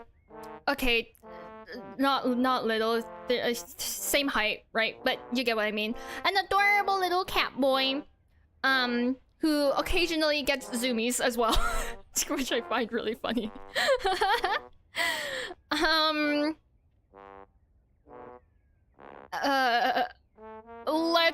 I feel like having Timmy's theme on is making my brain melt a little bit more with words, right? Words, not wording. Anyways, yeah. So Timothy. Oh my gosh. Also, I just realized I have been yapping for hours. Ugh. I really need to get better at speaking and articulating my thoughts. Holy cow. Yeah, I have seen several Reddit threads or just like stuff online in general debating on like, I guess who or like what condition Timothy has, right? Because the first thing that came to my mind was that Timothy has DID, dissociative identity disorder. However, like, you know, with Timothy as like an alter, or with Timmy as an alter, Timothy, whoever is the quote-unquote original one, I guess. I don't know. But like without the whole like amnesia bit, because that is also a thing. I will say I don't know much about DID. I know about like other dissociative disorders, but not much about DID. So I'm kind of scared to talk much on it, in case if I'm wrong. But that was like what struck me as first, right? Or at first, right? For example, with, you know, Timothy not liking, with both of them, right? Timothy and Timmy not liking the other, like the other alter, like the other part of them, because Timothy will do anything to like hide Timmy away, become even more strict about his schedules, and then Timmy just wants Timothy's approval. And he doesn't like how, like, Timmy thinks Timothy is boring. I don't know. It's like they have two very distinct and separate like personalities and mannerisms, and also the way that they say schedule, like the word schedule, is also very different. Surprisingly. Like Timmy actually says it normally, like schedule, but Timothy, as we know, says it schedule. So there is that. However, I did see some other theories that like he might be autistic, because I mean, again, like with the timeliness, and also there is that little like, I guess, meme of like, oh, cats have autism and stuff, and because of like how regimented he is with his schedule, and like people were thinking, like from what I read, were thinking that like, you know, Timothy can be like basically a mask, right? And that Timmy is his true self. After all, Timmy did say if you get to like Timmy's confession, he does say that like maybe he won't need Timothy anymore. Because like if we accept him, like if we accept Timmy for who he is forever, right? And so that does make it seem like Timothy is a mask. However, their mannerisms, like I don't know. I really don't know. He's fascinating. In more ways than one. Because the argument for Timothy being a mask is, you know, the fact that, again, similarly to what I was saying with Barry, like, neurodivergent folk, you know, feel the need to mask out in, like, especially in a society like this, right? In modern society. Getting better. Definitely an improvement from, like years ago, right? But there's still a need, like, those who are neurodivergent do still typically feel a need to, like, oh, I have to do this, and like hide these parts of, like, these quote-unquote less desirable parts of myself, being like, you know, their neurodivergent parts of themselves, in order to seem like quote-unquote normal, so that I can be accepted by everyone. And so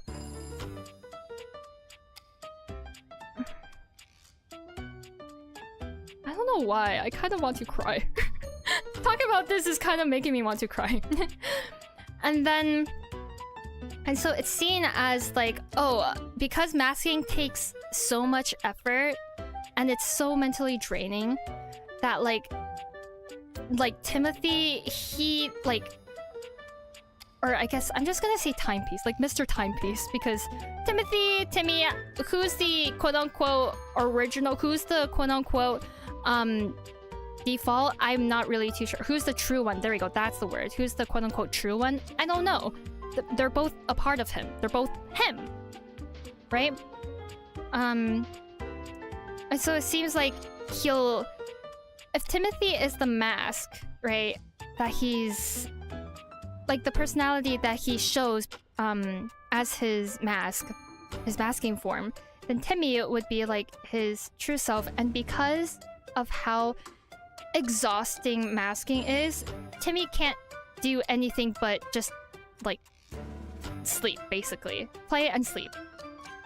I mean, if you get used to... Oh my gosh. Chat is not... Okay, there we go. Let me just put chat there. If you get used to wearing a mask to interact with people long enough, at some point you can't really tell what your true self actually is. Oh yeah, I agree. I really agree.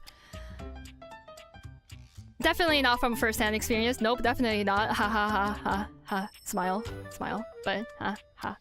Anyways. That's why, like, that's also why unmasking is so... It takes so long to unmask, and it's kind of, like, difficult to unmask, right? Because you're doing... You're, like, unraveling years of conditioning, of, like, operant conditioning. Definitely not first-hand experience either, ha ha ha, yeah, ha ha, smile, ha ha. So yeah, those are the main two theories, that like he's either autistic or he has DID. Personally, I think that he might... I will say, when I saw him for the first time, right, as his... or just like... Yeah, when I saw him for the first time, I did think, oh my gosh, no, this man is so autistic. Like, the schedule things. And also, by the way, I just remembered something as well. The stereotype with the trains as well. And man became a train conductor. Anyways, that's besides the point, though. I just found that funny.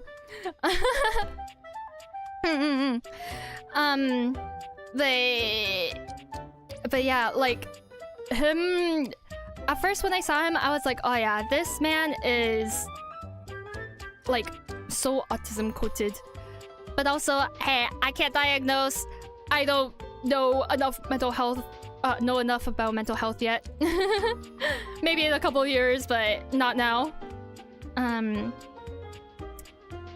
So I don't know. But then, like, in his Timmy form, like that kind of goes out the window, huh? In a sense, because while Timothy is all about schedules and like rigid routines and stuff, Timmy just kind of does his own thing.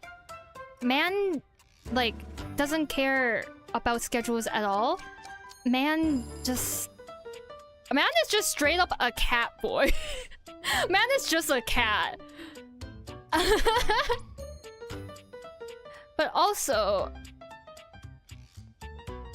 But then again, also, there is the whole meme of, oh, all cats are autistic and all dogs have ADHD, right? So who knows? Who knows? Either way, Timothy is very, very interesting, and I can't wait to dive more into his psychology, just like on my own time. Because there are definitely... I didn't really read much into like what others thought his or like I didn't really read into any other like character analyses about him, except for like a few for the like DID and autism thing. But the more I talk about this and the more I think about it, the way more intrigued I am, because I just can't really figure him out. Yeah. So who knows? But either way, he is very, very interesting, and I really like him. Okay. Where's the wiki?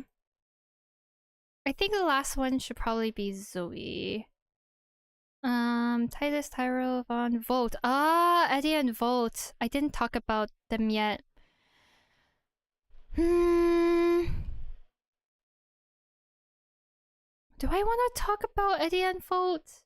I don't really know what I would say. Just don't... If there's a problem... I do want to say something about Eddie and Volt, but I'm not sure what. So... I guess I'll just... yeah, put them on screen and then... Let's see. Let me think about what I want to say about them. Where is it? Where is closing and opening? Okay, open for business. This is Volt's theme. Since we have Volt's portrait, might as well have his theme. Oh wait, I should do this. Cool. Yeah. For Eddie and Volt, I feel like it's important... I don't know, their storyline was really, really impactful, but in a way that like I don't really know how to explain it. I guess the message I can conjure up with is just, or that I took away from it is, if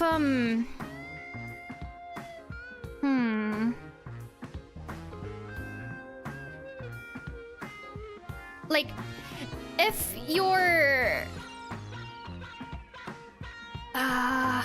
if something isn't working out for you and there is a good solution to fix it, but you're scared of losing something valuable, I guess just... if it's right, it'll come back. I don't know. That's the message that I kind of got with their storyline. Because, you know, Eddie was so scared to... what was it? Like, restart? Or, like, just fix the faulty wire, right? For the longest time. Because, like, he was scared that he'd lose Volt. Even though, like, he created Volt. But, you know, still, right? However, like, it was clearly... like, having Vault still be there was definitely like not... It wasn't working out, right? Because as lovely as Vault is, and as much as he would compliment like Eddie's personality and stuff, like, and even though like, yeah, no matter all of that, the power was failing. Like something was, like the thing was not working out. It was doing more harm than good. And so there was always a solution. The solution is to fix the faulty wire. But then by doing that, like he would risk losing Vault permanently. But then what the dialogue option was that, like, you know, if you create a Vault, or, I don't know, just Vault will always be a part of him, right? Because he created Vault. And surely, like, Vault will come back. And he did. So I guess if we're applying this analogy to real life, it would be similar to, like, if a friendship... if a friendship isn't really working out, no matter how much you value the other person, it might be a good idea to, like, have you both take a breather. Hold on. Let's do Eddie's theme. Yeah, it might be a good idea, like, for you to take a breather. Like, there's a clear... Okay. Hold on. Let me organize my thoughts a bit more. Too close to home, right? Like, if, shoot. Yeah, I guess how the analogy would apply in real life would be... You really value this other person. That's your friend, right? But just something isn't really working out in the friendship anymore. And the clear solution is to just, like, take a breather. Just, like, some time on your own. And then if the friendship, like, you know, take some time on your own to, like, grow, to figure your own stuff out separately. And then, like, if it's... I guess, like, if it's meant to be, then they'll come back. Similarly to how Vault never disappeared. When, like, even after the faulty wire was fixed. And... yeah. And Eddie seemed, like, so much lighter than before. Sometimes chemistry between two people is just not enough to hold it together compared to integrity. Just saying, because how long you've been friends. Yeah. Yeah. Speaking of drifting friendship, let's talk about Mr. XXX Shadow Lord 420XXX. Where is he?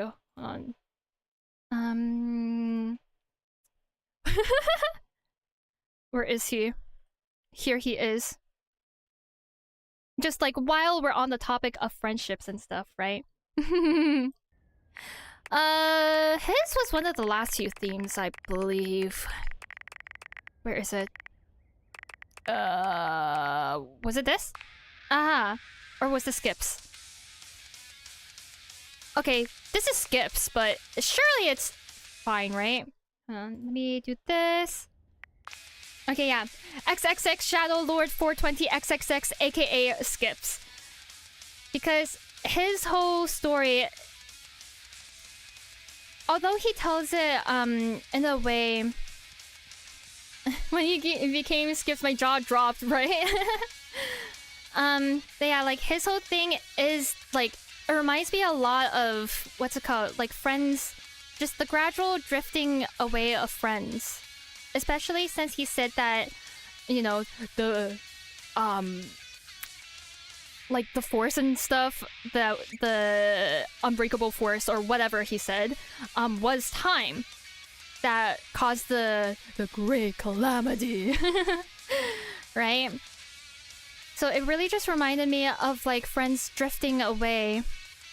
Especially, I guess specifically online friends, considering that you know, his handle, XXX or Lord 420XXX. And also, like, with the whole role-playing thing.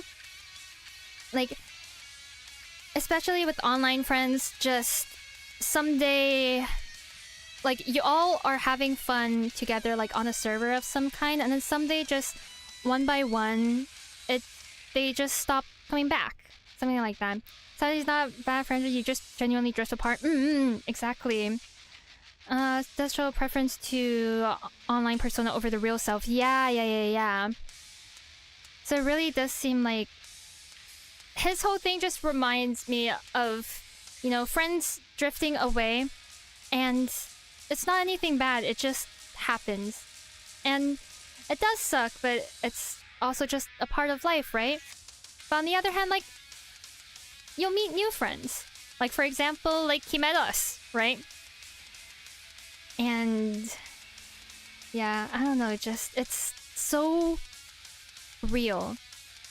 And he's like holding on to that nostalgia of like being, of like still having, like being in the time where he had all his friends.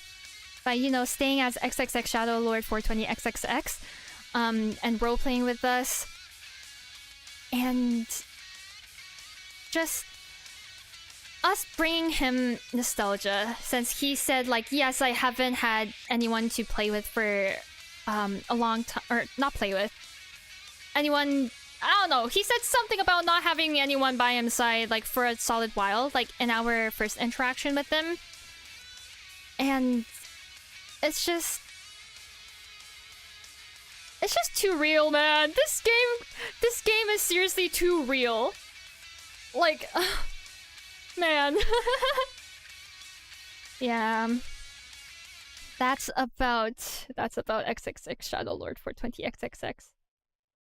And I feel like, especially with media, a lot of times it doesn't really show that, because everyone just assumes that, you know, all the characters in the game or in the series or etc. just stay forever. Like, stay friends forever. Just have fun together forever. But in reality, that's not the case, huh? Paying for hee-ha-has, then start reflecting on real-life situations, right? Like, the lore goes crazy. Miss Winifred, what the heck is your theme called? I actually don't know. I need to search it up. Winifred Date Everything theme.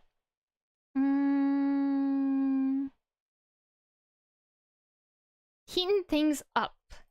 Okay. Cool. Where is that? Where is H? There it is. Winifred. Do I even need to say anything? Polyamory.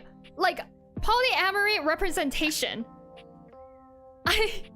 Like that is so cool that the devs had polyamory representation through Winifred. Right? Like, in the story that she told about the previous owners as well. And her, like, she herself, like, being attracted to multiple other objects at once. And, you know, like, was wondering, especially with her moral like, her own, like, conflicts of, like, oh, is this, like, morally right?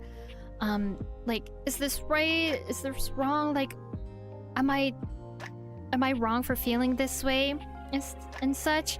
I am so upset that we got a hate ending with her. Oh my gosh, like, Winifred. Like, the game did not I did not interpret the game's dialogue options as the game, like, meant. Sadly. Oh my gosh. I'm so upset. I'm so upset with that. I'm not actually upset, by the way. I just say that because it's kind of sad that I got her a hate ending. But yeah, like, I feel like it's so rare to see polyamory representation. And okay, I personally feel that polyamory, like, it's like it does work for some people. It definitely doesn't work for everyone. Like for example, like it probably like it most likely wouldn't work for me. I don't think so anyways. But like it is something that like it's a thing of like if it works for you then go for it, right? Polyamorous relationships are definitely does take a lot more work, I would assume, because like there needs to be so much more communication when it's like more than one other party in the relationship, right? And normally relationships already need a whole bunch of communication. So I would assume that in polyamorous relationships, it's even more freaking communication. But I feel like, you know, if you're able to do it right, then it's a wonderful thing. Because after all, like, everyone is a consenting adult, right? And also, you can't control who you're attracted to, after all. And if everyone is a consenting adult who, you know, is willing to do, like, is open for communication and does a lot of communicative work, then I feel like, yeah, polyamory can, like, definitely work. Yeah. So I really, really enjoyed that that the devs like included like polyamory representation in here. Because I feel like actually, now that I think about it, I think this is the first media source that I've seen polyamory representation. But I guess that doesn't really say a lot, huh, considering that I don't really watch movies or TVs. TVs? That is not a word, but okay. But yeah, just like... But yeah, just from the stuff I've seen, I think that this is the first source of media, like in games or something, that I saw like polyamory representation. Yeah, monogamous can tell it take a bit more work to have a polyamory polycule. Is that the word for it? Or at least function fairly for all the partners. Yeah, definitely a lot of communication. Yeah.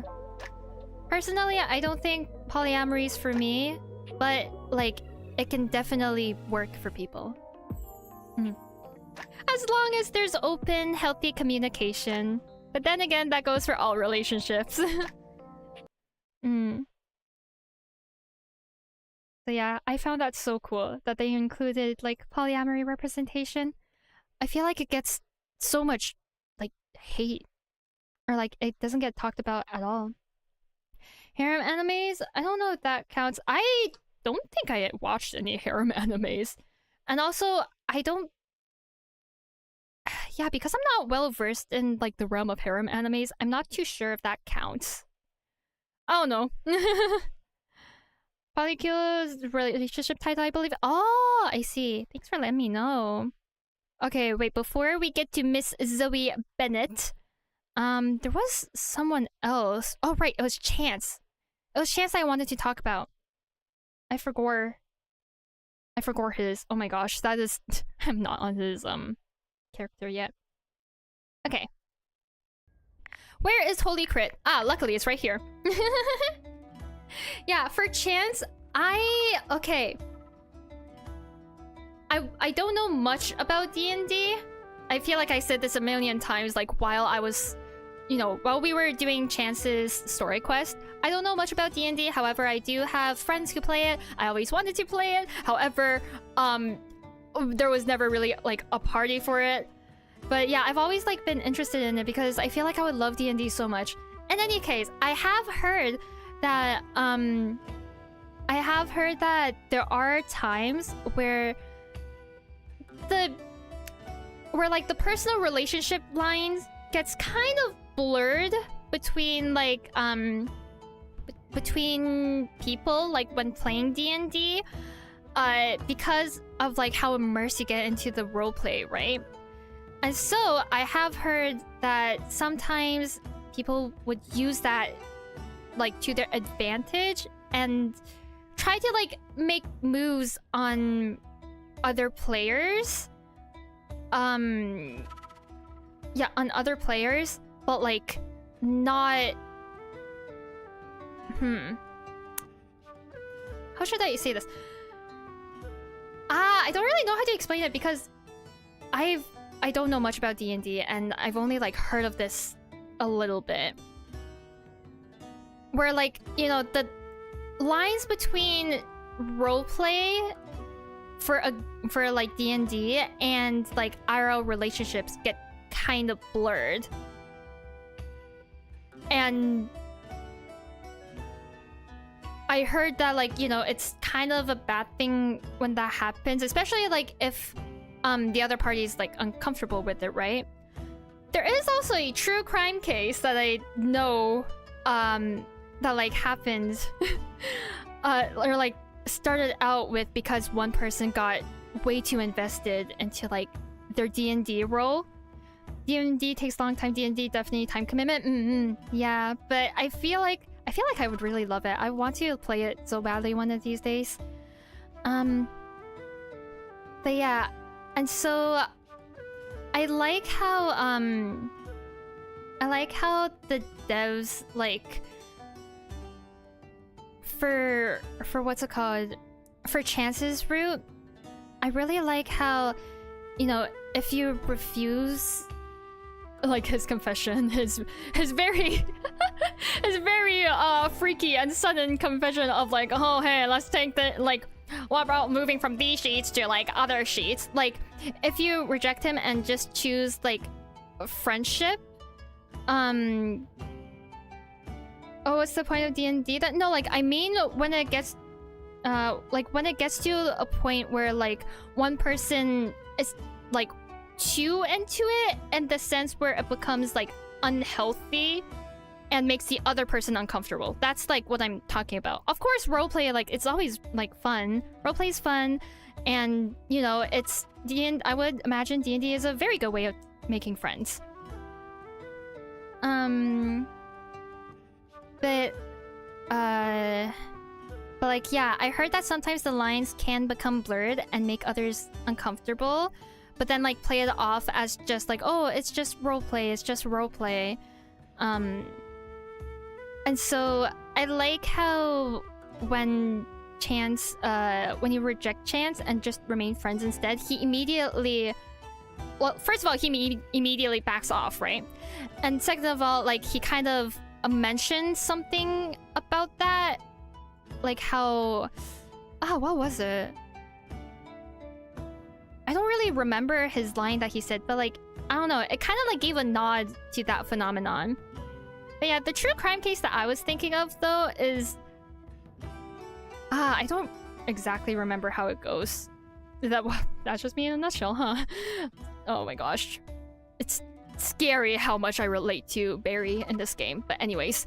But anyways, yeah, like in the true crime case that I remember, like these two were like they play D&D and they like one of them got so invested to the point where she I think like mailed like an actual human finger to the guy because like it's also part of like her character, like both their characters. And then like I don't know, she was like really obsessed over this one guy that she was like in the like D&D relationship with, like in the story. I could be very wrong. I don't even remember like what the case was, but yeah, it just reminded me of that, and I really like how the devs like gave a little nod to that as well. What? Yeah, it's some sort of true crime case. It's been a while since I heard it, but yeah. Sorry, I meant that to their friends against roleplay. Oh, roleplay is so fun. You're saying I could get a girl from a... I don't know. I don't know D&D like that. If anything, I feel like you might know more. That's insane, right? Okay.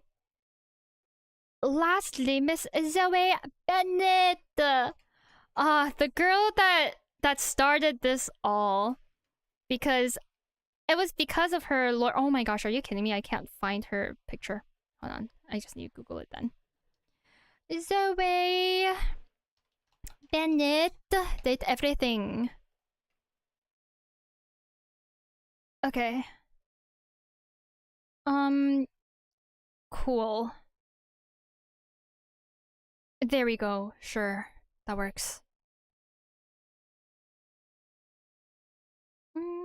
Let's make sure. Is this the right one? Wait. Okay. Close this. Is this the right wiki? Maybe? It might? I don't know. Okay, let's see. What is this show? Absolutely nothing. Where is this?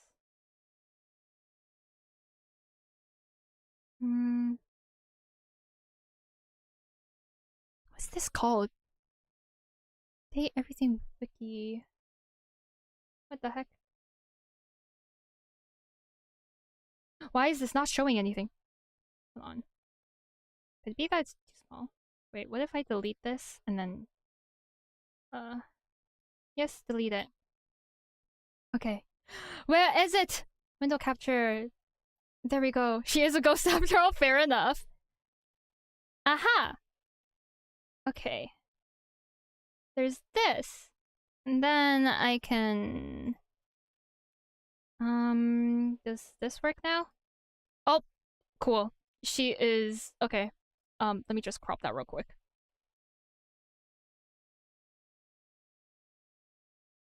And then smaller... There we go.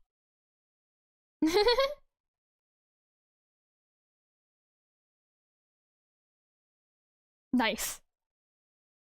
Okay, let's find her theme. Miss Zoey Bennett! What the heck was her theme's name? Oopsies, I actually have no clue. Let me search it up real quick. Zoey, oh, I love her! A Zoey Bennett theme. Wave of Vapor, I see. Okay. Oh, it's right here. Zoey, the girl whose lore got me into this game and made me decide to finally play it after seeing everyone and their moms playing it. like as in, like thumbnails popping up on my, like, YouTube homepage and stuff. Finally a theme we found immediately, yeah, because it was right there.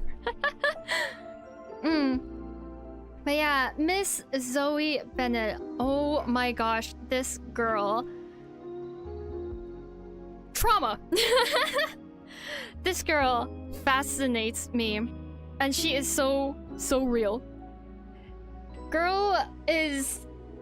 The whole message that I got from hers is like trauma, right? So you got me at Dorian. First person you talk to, and Connie? Connie! Oh wait, is Connie like your other favorite character? Yeah, I think I'm gonna like say who my top few, or like think of who my top few are after talking about Zoey. But yeah, Zoey, like, oh my gosh. Her lore, everything about her. I am stalling. Like, girl is... The whole message is just like, you know, acknowledging the thing that affected you in the past, right? Like, remembering... I guess her whole story is like trying to help her remember who she is. But from a psychological perspective, the message that I took away from it is that... I briefly did mention this when I was playing her story quest, but it's that, like, things like, if there are traumatic things that happen to you, it's important for you to remember it, or not remember it. It's important for you to acknowledge it, and like accept that, like acknowledge that it happened, like that it did happen. Acknowledge that you feel very hurt, or you feel like it affected you emotionally a lot, right? Just acknowledge that, and then like that way you can start healing, you can start moving on. Accidentally found her before all the videos were up. I was so scared. Yeah, fair enough. Love her though, right? Oh, she's so sweet. And then also with the... Oh, there's so many themes to her. Right? The main one is the trauma thing, right? Because, you know, her remembering her death, she didn't want to remember her death at all. Like, she was so worried about... She didn't want to accept the truth that Rudy, the man who she admired, like her crush, someone who she thought like was her friend, murdered her. Although technically it was manslaughter because it did seem accidental, like it's still murder. And like she didn't want to believe that, and so when we suggested it, she got really, really defensive. Which makes sense because, you know, when you don't want to accept something, even though deep in your heart you might think that, wait, it might be true, you get upset at it. Like denial. Like, I guess the 5 stages of grief like kind of applies to a lot of things, huh? Like as much as a, I guess, meme as it is now, like it is true, it does apply. She doesn't want to accuse someone she loved, right? It's like, how would he ever do it to her? Like she loved him, and he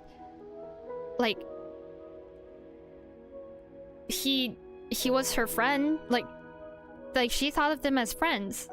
Also, she was manipulated. Oh yeah, don't even get me started on that. Oh my gosh, yeah. First and foremost, the the trauma part is like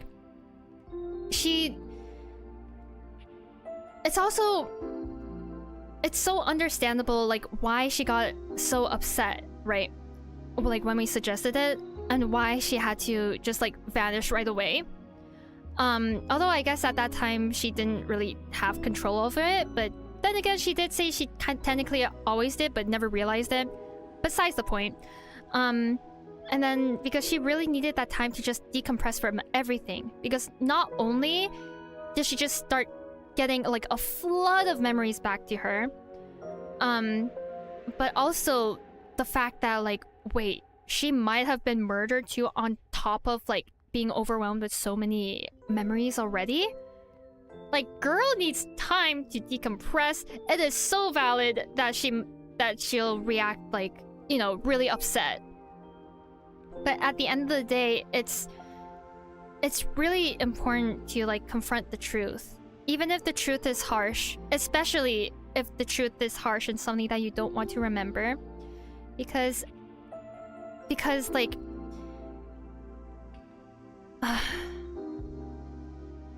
man, I kind of want to cry. But because it's like, especially if the truth is harsh, something that you don't want to remember, something that is you know, traumatic to you,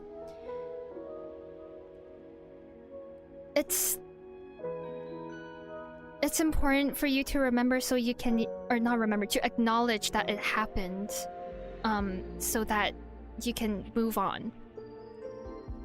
In Zoe's case, it's, you know, moving on, whether it be to the afterlife or becoming like a real person again. But yeah, like it's important. And the first the first step to healing. The first step to healing is what's it called? Is acknowledging that like, oh, something bad did happen to you, right? And so that's why like I especially love her lore so much, because it hits home. It's too real. Yeah. She heard her own neck crack, and also like if you look at actually I can zoom in on this. If you look at her sprite, you can see that like there's a little like kind of line under it, which symbolizes like where she broke her neck, because it's kind of like where the blood is.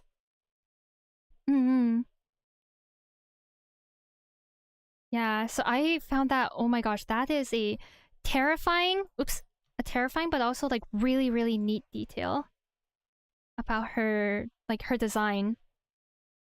Oh my gosh, I love these little details. Right. I'll go be back. Oh, okay. Yeah, thank you so much for stopping by. Thank you for like your support and stuff. I got you on my recommend sub. Oh, thank you so much. Thank you so much. I really appreciate it. Love these little details. It's so cool. So cool.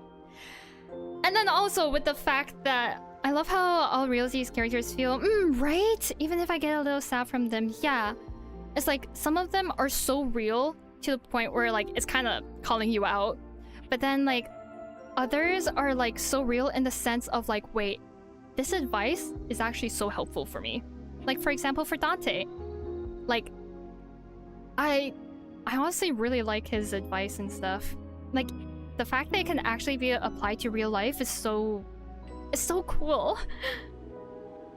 And also, yeah, the other part of Zoey's lore, right, is the fact that there was like kind of a 18-year age gap between her and Rudy. And like, okay, I'm glad that it seemed like, you know, no essay happened to her. Because like, you know, that was immediately like where my mind first drifted to with this, right? Like, you know, having a large age gap between friends, like it's fine if it's like only like strictly friends. But it's like Rudy was already like kind of shady, right? Based on everything. And also like at the end we found out like, yeah, he did murder her.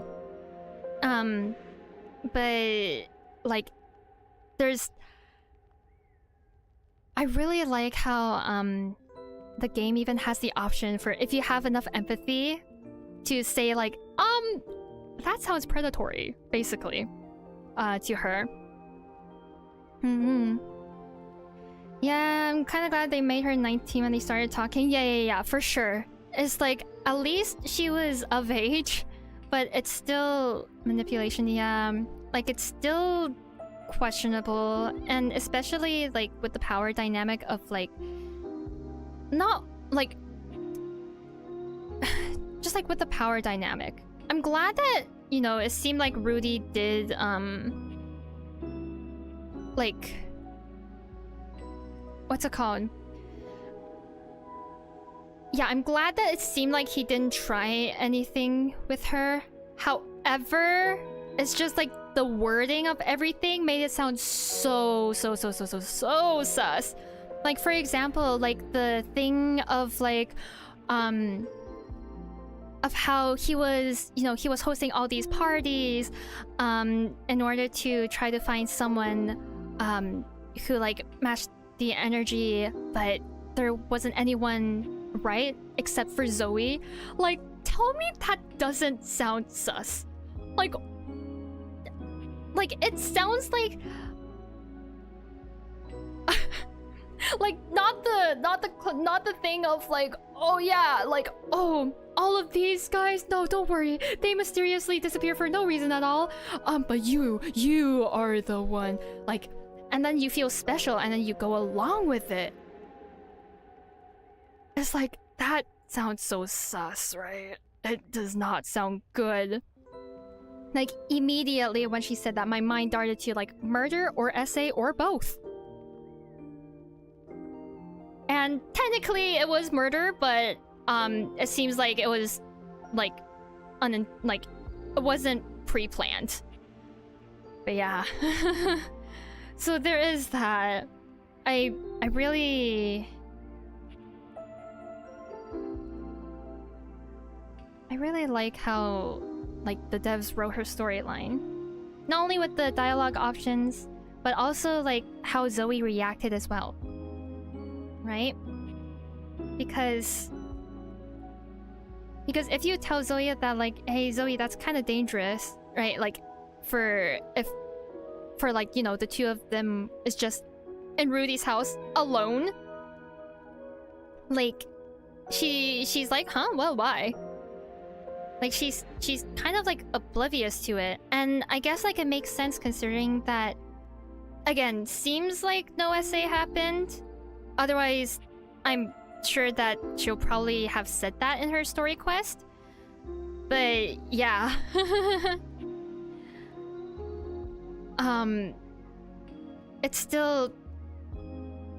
It's a really real response. Because someone who's in that situation, or someone who's in that situation might not really realize the danger of it. So,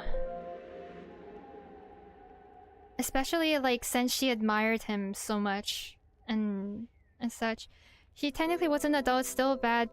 Glad they don't downplay it. Yeah, for sure. And then, like, I did mention this when we got to that part in Zoey's quest, but also with the whole thing of, like, Rudy taking her necklace, or, like, Rudy just standing still there. Obviously, like, we're interpreting that as, like, oh my gosh, how dare he? Like, man is so bad, based on, like, you know, the fact that he seems so sus, and the fact that, like, Zoey was, like, manipulated and stuff. However, like, if we're playing, like, you know, devil's advocate, like devil's advocado,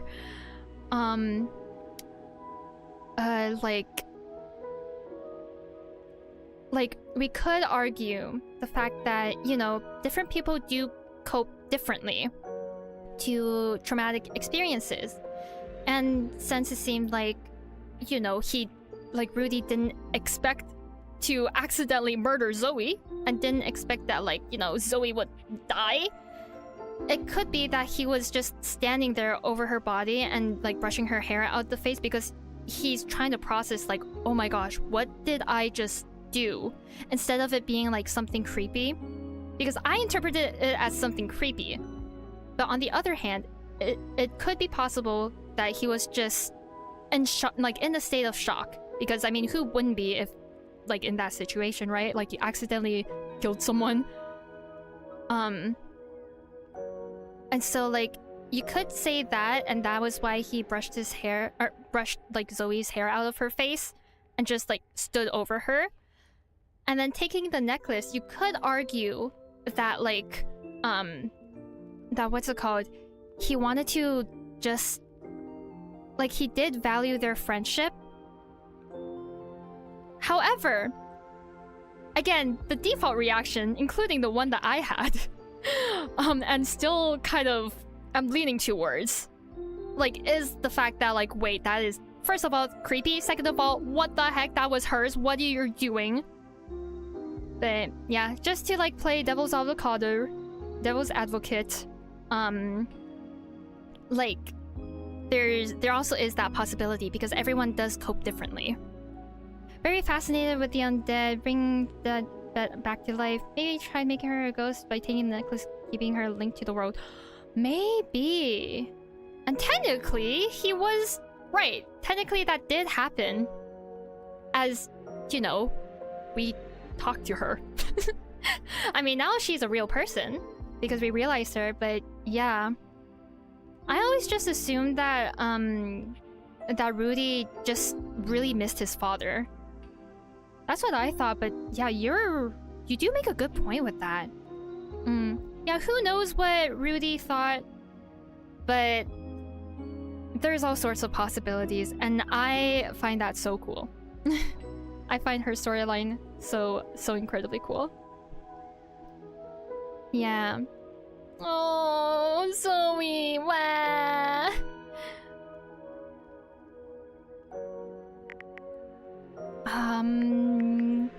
Hold on. Do I have my... Oh wait, right, I don't have my Date-a-dex. That's exactly why I...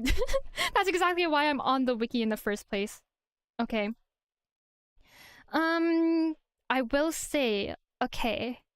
Zoey, wah. Oop. I guess instead... Can I stop moving the game? There we go. Okay, let's get rid of this. Yeah, my favorite characters from this game, though... Oh my gosh, I wish I had the Date-a-dex on me right now. I guess I'll just play their theme, though. Right? And also not in any particular order. Or actually, I'll just run around the house. Might as well. Oh, wait, art! Wait! Stop! Why didn't I just use this? What the heck? Okay, whatever. Oh my gosh. This is so cool! Oh my gosh! Oh! Whoa. Okay, anyways. Yeah, I guess I'll just run around the house as I wrap up and talk about like my favorite characters from this game. Yeah, my favorites, like, I guess my top 5. I love the beta designs. Wait, hold on. I need to see Timothy's because he is part of my top 5. I'm like, okay, you know what? Let's just see the beta designs for like my top 5, right? Again, in no particular order. Let's see, who's first? Probably Diana. Diana, where are you? Diana outfits. Gorgeous. Stop! Oh my gosh, her first outfit is absolutely gorgeous. Whoa! But yeah, my favorites, my top 5 in no particular order are Diana, Timothy, Zoey, or Timothy / Timmy, Zoey, and Mr. Michelin. Diana is amazing. I love her, yeah. Favorites for Penelope and Arma. Oh my gosh. I'm so upset that I accidentally skipped Arma's. I chose the wrong option when Content Aware Skylar popped up. But yeah. Oh my gosh. Diana! Oh my gosh, you can full screen it. Nice. Ah, oops. That's so cute! I love her design. Oh my gosh. And then I will say, like, there are two others that I guess I consider my favorites, but not in the way that I like them. In the way of just, I find them so interesting. Like, that is kind of funny. Like, they're kind of funny to me. Those two being Lux and Scandalabra. Like, I don't agree with Lux on whatever they are or that they're doing. I also don't agree. I also don't know how to feel about Scandalabra. But also I love how extra they both are. They're so extra. It's hilarious. Like, it's so funny. So I guess it's like they're also part of my favorites, but not because I like them. Like, not because I like the character, really. They're just so funny. Dirk dude. Oh my gosh, what the heck? Dirk face, Dirk X Harper. Oh, wait. Wait, can I? Hello? Back.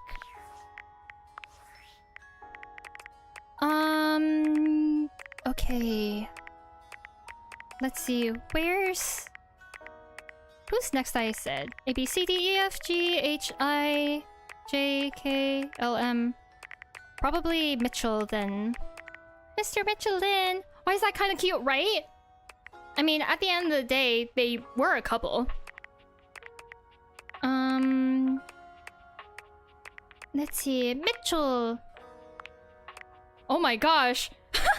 He was supposed to look a lot more... That's so funny. Oh my god, not the instant noodles like PNG, just on his hair.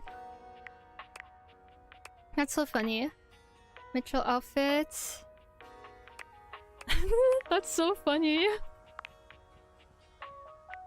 Man, dang, he was really supposed to look a lot more serious and old in his original design, huh? I'm really glad they stuck with the final design. I love that one sprite where he's like, he has his little like handkerchief. Adorable. Okay, anyways. Oh, Skylar. Oh my gosh, what? Oh, whoa. Oh, Skylar was supposed to be a guy at first? Maybe? Oh my gosh.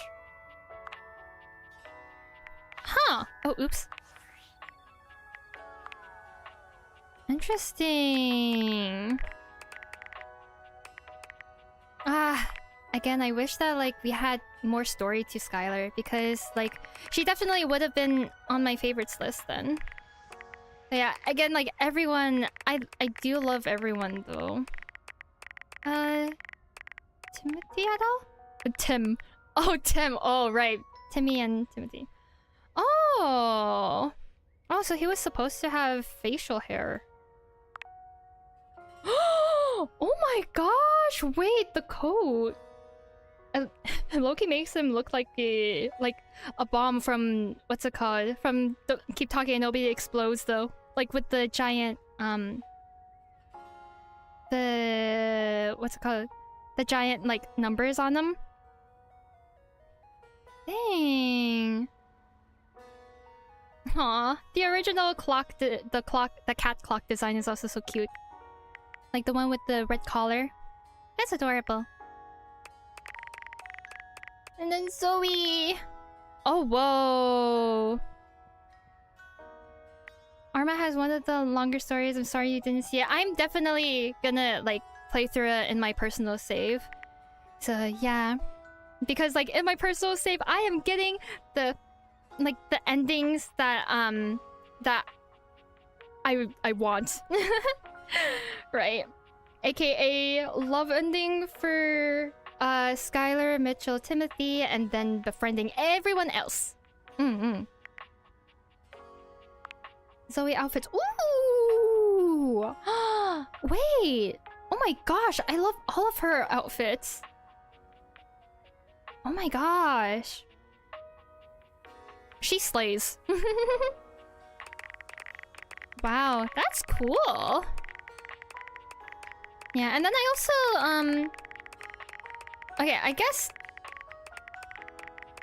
I don't really know, like, what constitutes as a favorite, honestly, like, for like, my ranking. But I also do really, like, you know, Volt and Eddie. A Dirk, aka Clarence Couture, is also very cool. Oh, Teddy. Teddy's so wholesome. Oh, Holly is so dry. I like basically all of, like, majority of the cast, like, in this game. Yeah, like all the, like, majority of the characters in this game. I wonder if I should play New Game Plus on stream or not. Maybe not, because I would imagine it's, like, basically similar. Who don't you like? Okay, technically I don't not like anyone. Like, there isn't anyone that, like, I absolutely hate with a passion. I guess, like... Oh, Beverly, I love Beverly. Let's see, let's scroll through. Right,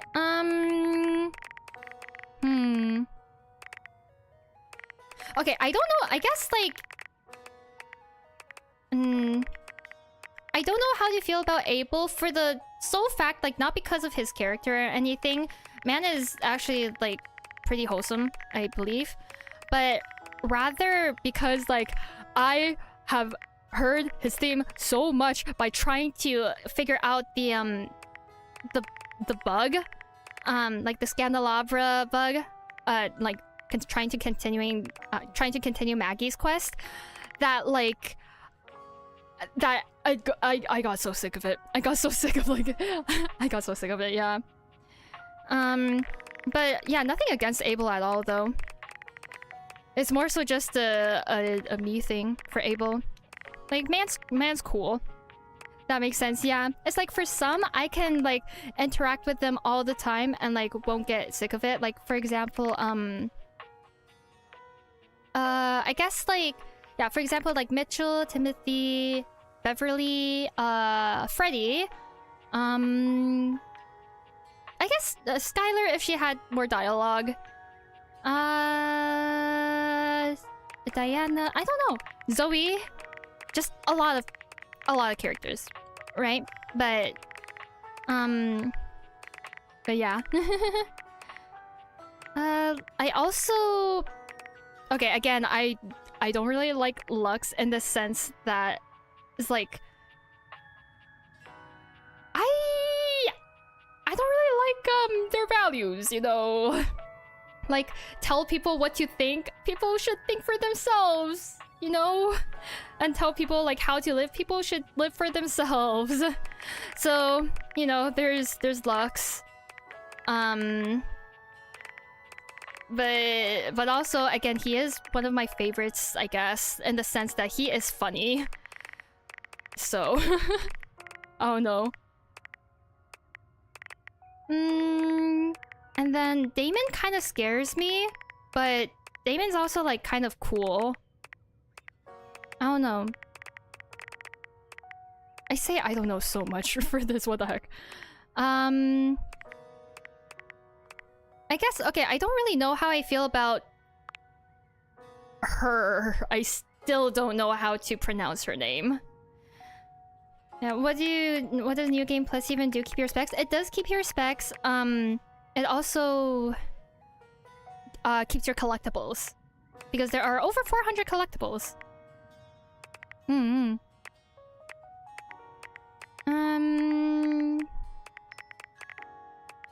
Yeah, I don't know, but I do like most of the cast, like, a lot. I also don't know how I feel about Von Trapp, but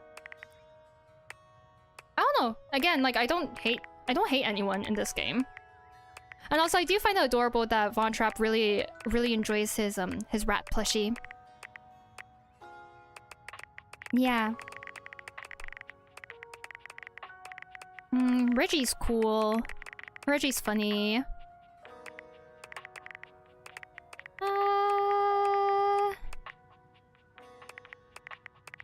Yeah.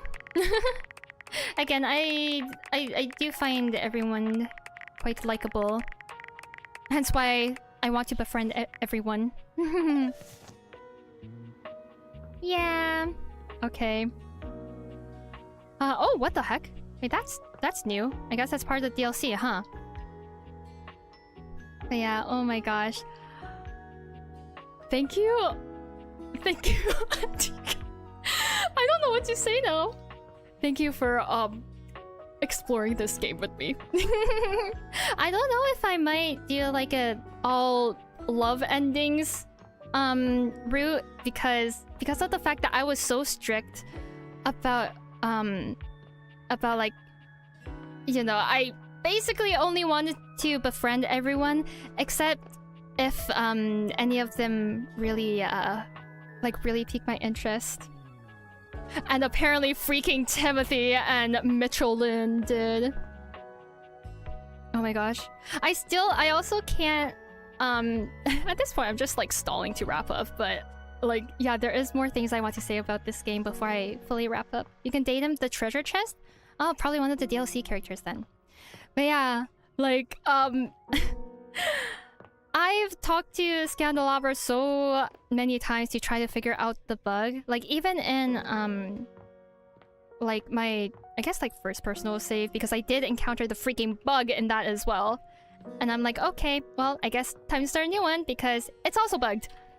To the point where it's like I kind of memorized or not even just memorized, like it's been stuck in my head, like what he says about Timothy, Skylar, and Mitchell, specifically Mitchell. Like that I have been quoting to myself non-stop for like the past couple of days. Scandalabra just thought a bug would be more scandalous than you playing the game. Yeah. But yeah, so now, like, literally for the past few days, it has been so hard to not just randomly say it on stream. It's just like, you have eaten your food for years and now you love him? Seems to be a kinky consummation. And then yeah, I memorized, like, Timothy's and almost completely memorized Skylar's as well, I think. You and the clock have quite the courtship, but your time will be up. And then Skylar's is like, the spectacles on your face has already opened the floodgates to fooling around, and yet you turn your gaze inwards and made you lovers yourselves? Meta scandal, the worst kind. Something like that. Skylar's is really long, so I don't think I can quote it like word for word, but yeah, oh my gosh. I just find it so funny. I laugh every time like I hear him say that. I guess also because like the character art pops up on screen, and so it's like, oh my gosh, yay, I see them, and that makes it like more memorable.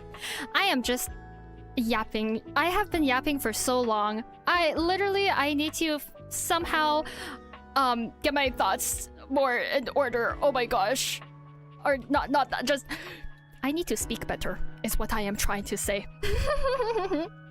Got the bug where I couldn't finish the ending with Florence and Celia. It made me so sad. No! I'm so scared when I say here new game plus. I guess your meeting with the mayor went well. Oh, yeah. For me, I get so scared like hearing Scandalabra say what's it called? Like what did he say? Like, he had to return, wishing to have me date through your Date-a-dex once again, or something like that. Not verbatim, but yeah, every time I see that, I'm like, oh my gosh! But yeah, I guess I'll wrap up now. I might do a love ending playthrough only to see my reactions, because I don't know, but it also depends on my comfortability, right? Because the only love endings that I want is with Skylar, Timothy, and Mitchell. But I feel like it'd be funny if I react to everyone else's. Sorry for confusing text right now. It's like 4 AM here. Yeah, no worries. Oh my gosh, we are in the same time zone then. Yeah. My brain is not braining anymore. Technically, it hasn't been braining ever since the ending. But, yeah. Keep being comfortable, that's good. Yeah, exactly. Yeah. I guess I'll wrap up now. Thank you so much for all your support. Thank you so much for chatting, for watching, for just being here today. I had a lot of fun. And honestly, if you guys stuck around for like me rambling so messily about the psychology, or like what I thought about everyone, like, oh my gosh, first of all, I applaud you. How'd you get through that? Second of all, thank you so much. It means so much to me. Because honestly, that was more so just for myself, because I love to just like talk about like what I find interesting about characters and somehow tie that back to psychology and stuff. Even though like when I talk about stuff, it does come out like, you know, really, really messy and all over the place and disorganized. We blame the ADHD for that. But yeah, thank you so much. And I will be playing a Hat in Time tomorrow. The rest of my schedule is on my channel. And yeah. Yeah, okay, bye bye.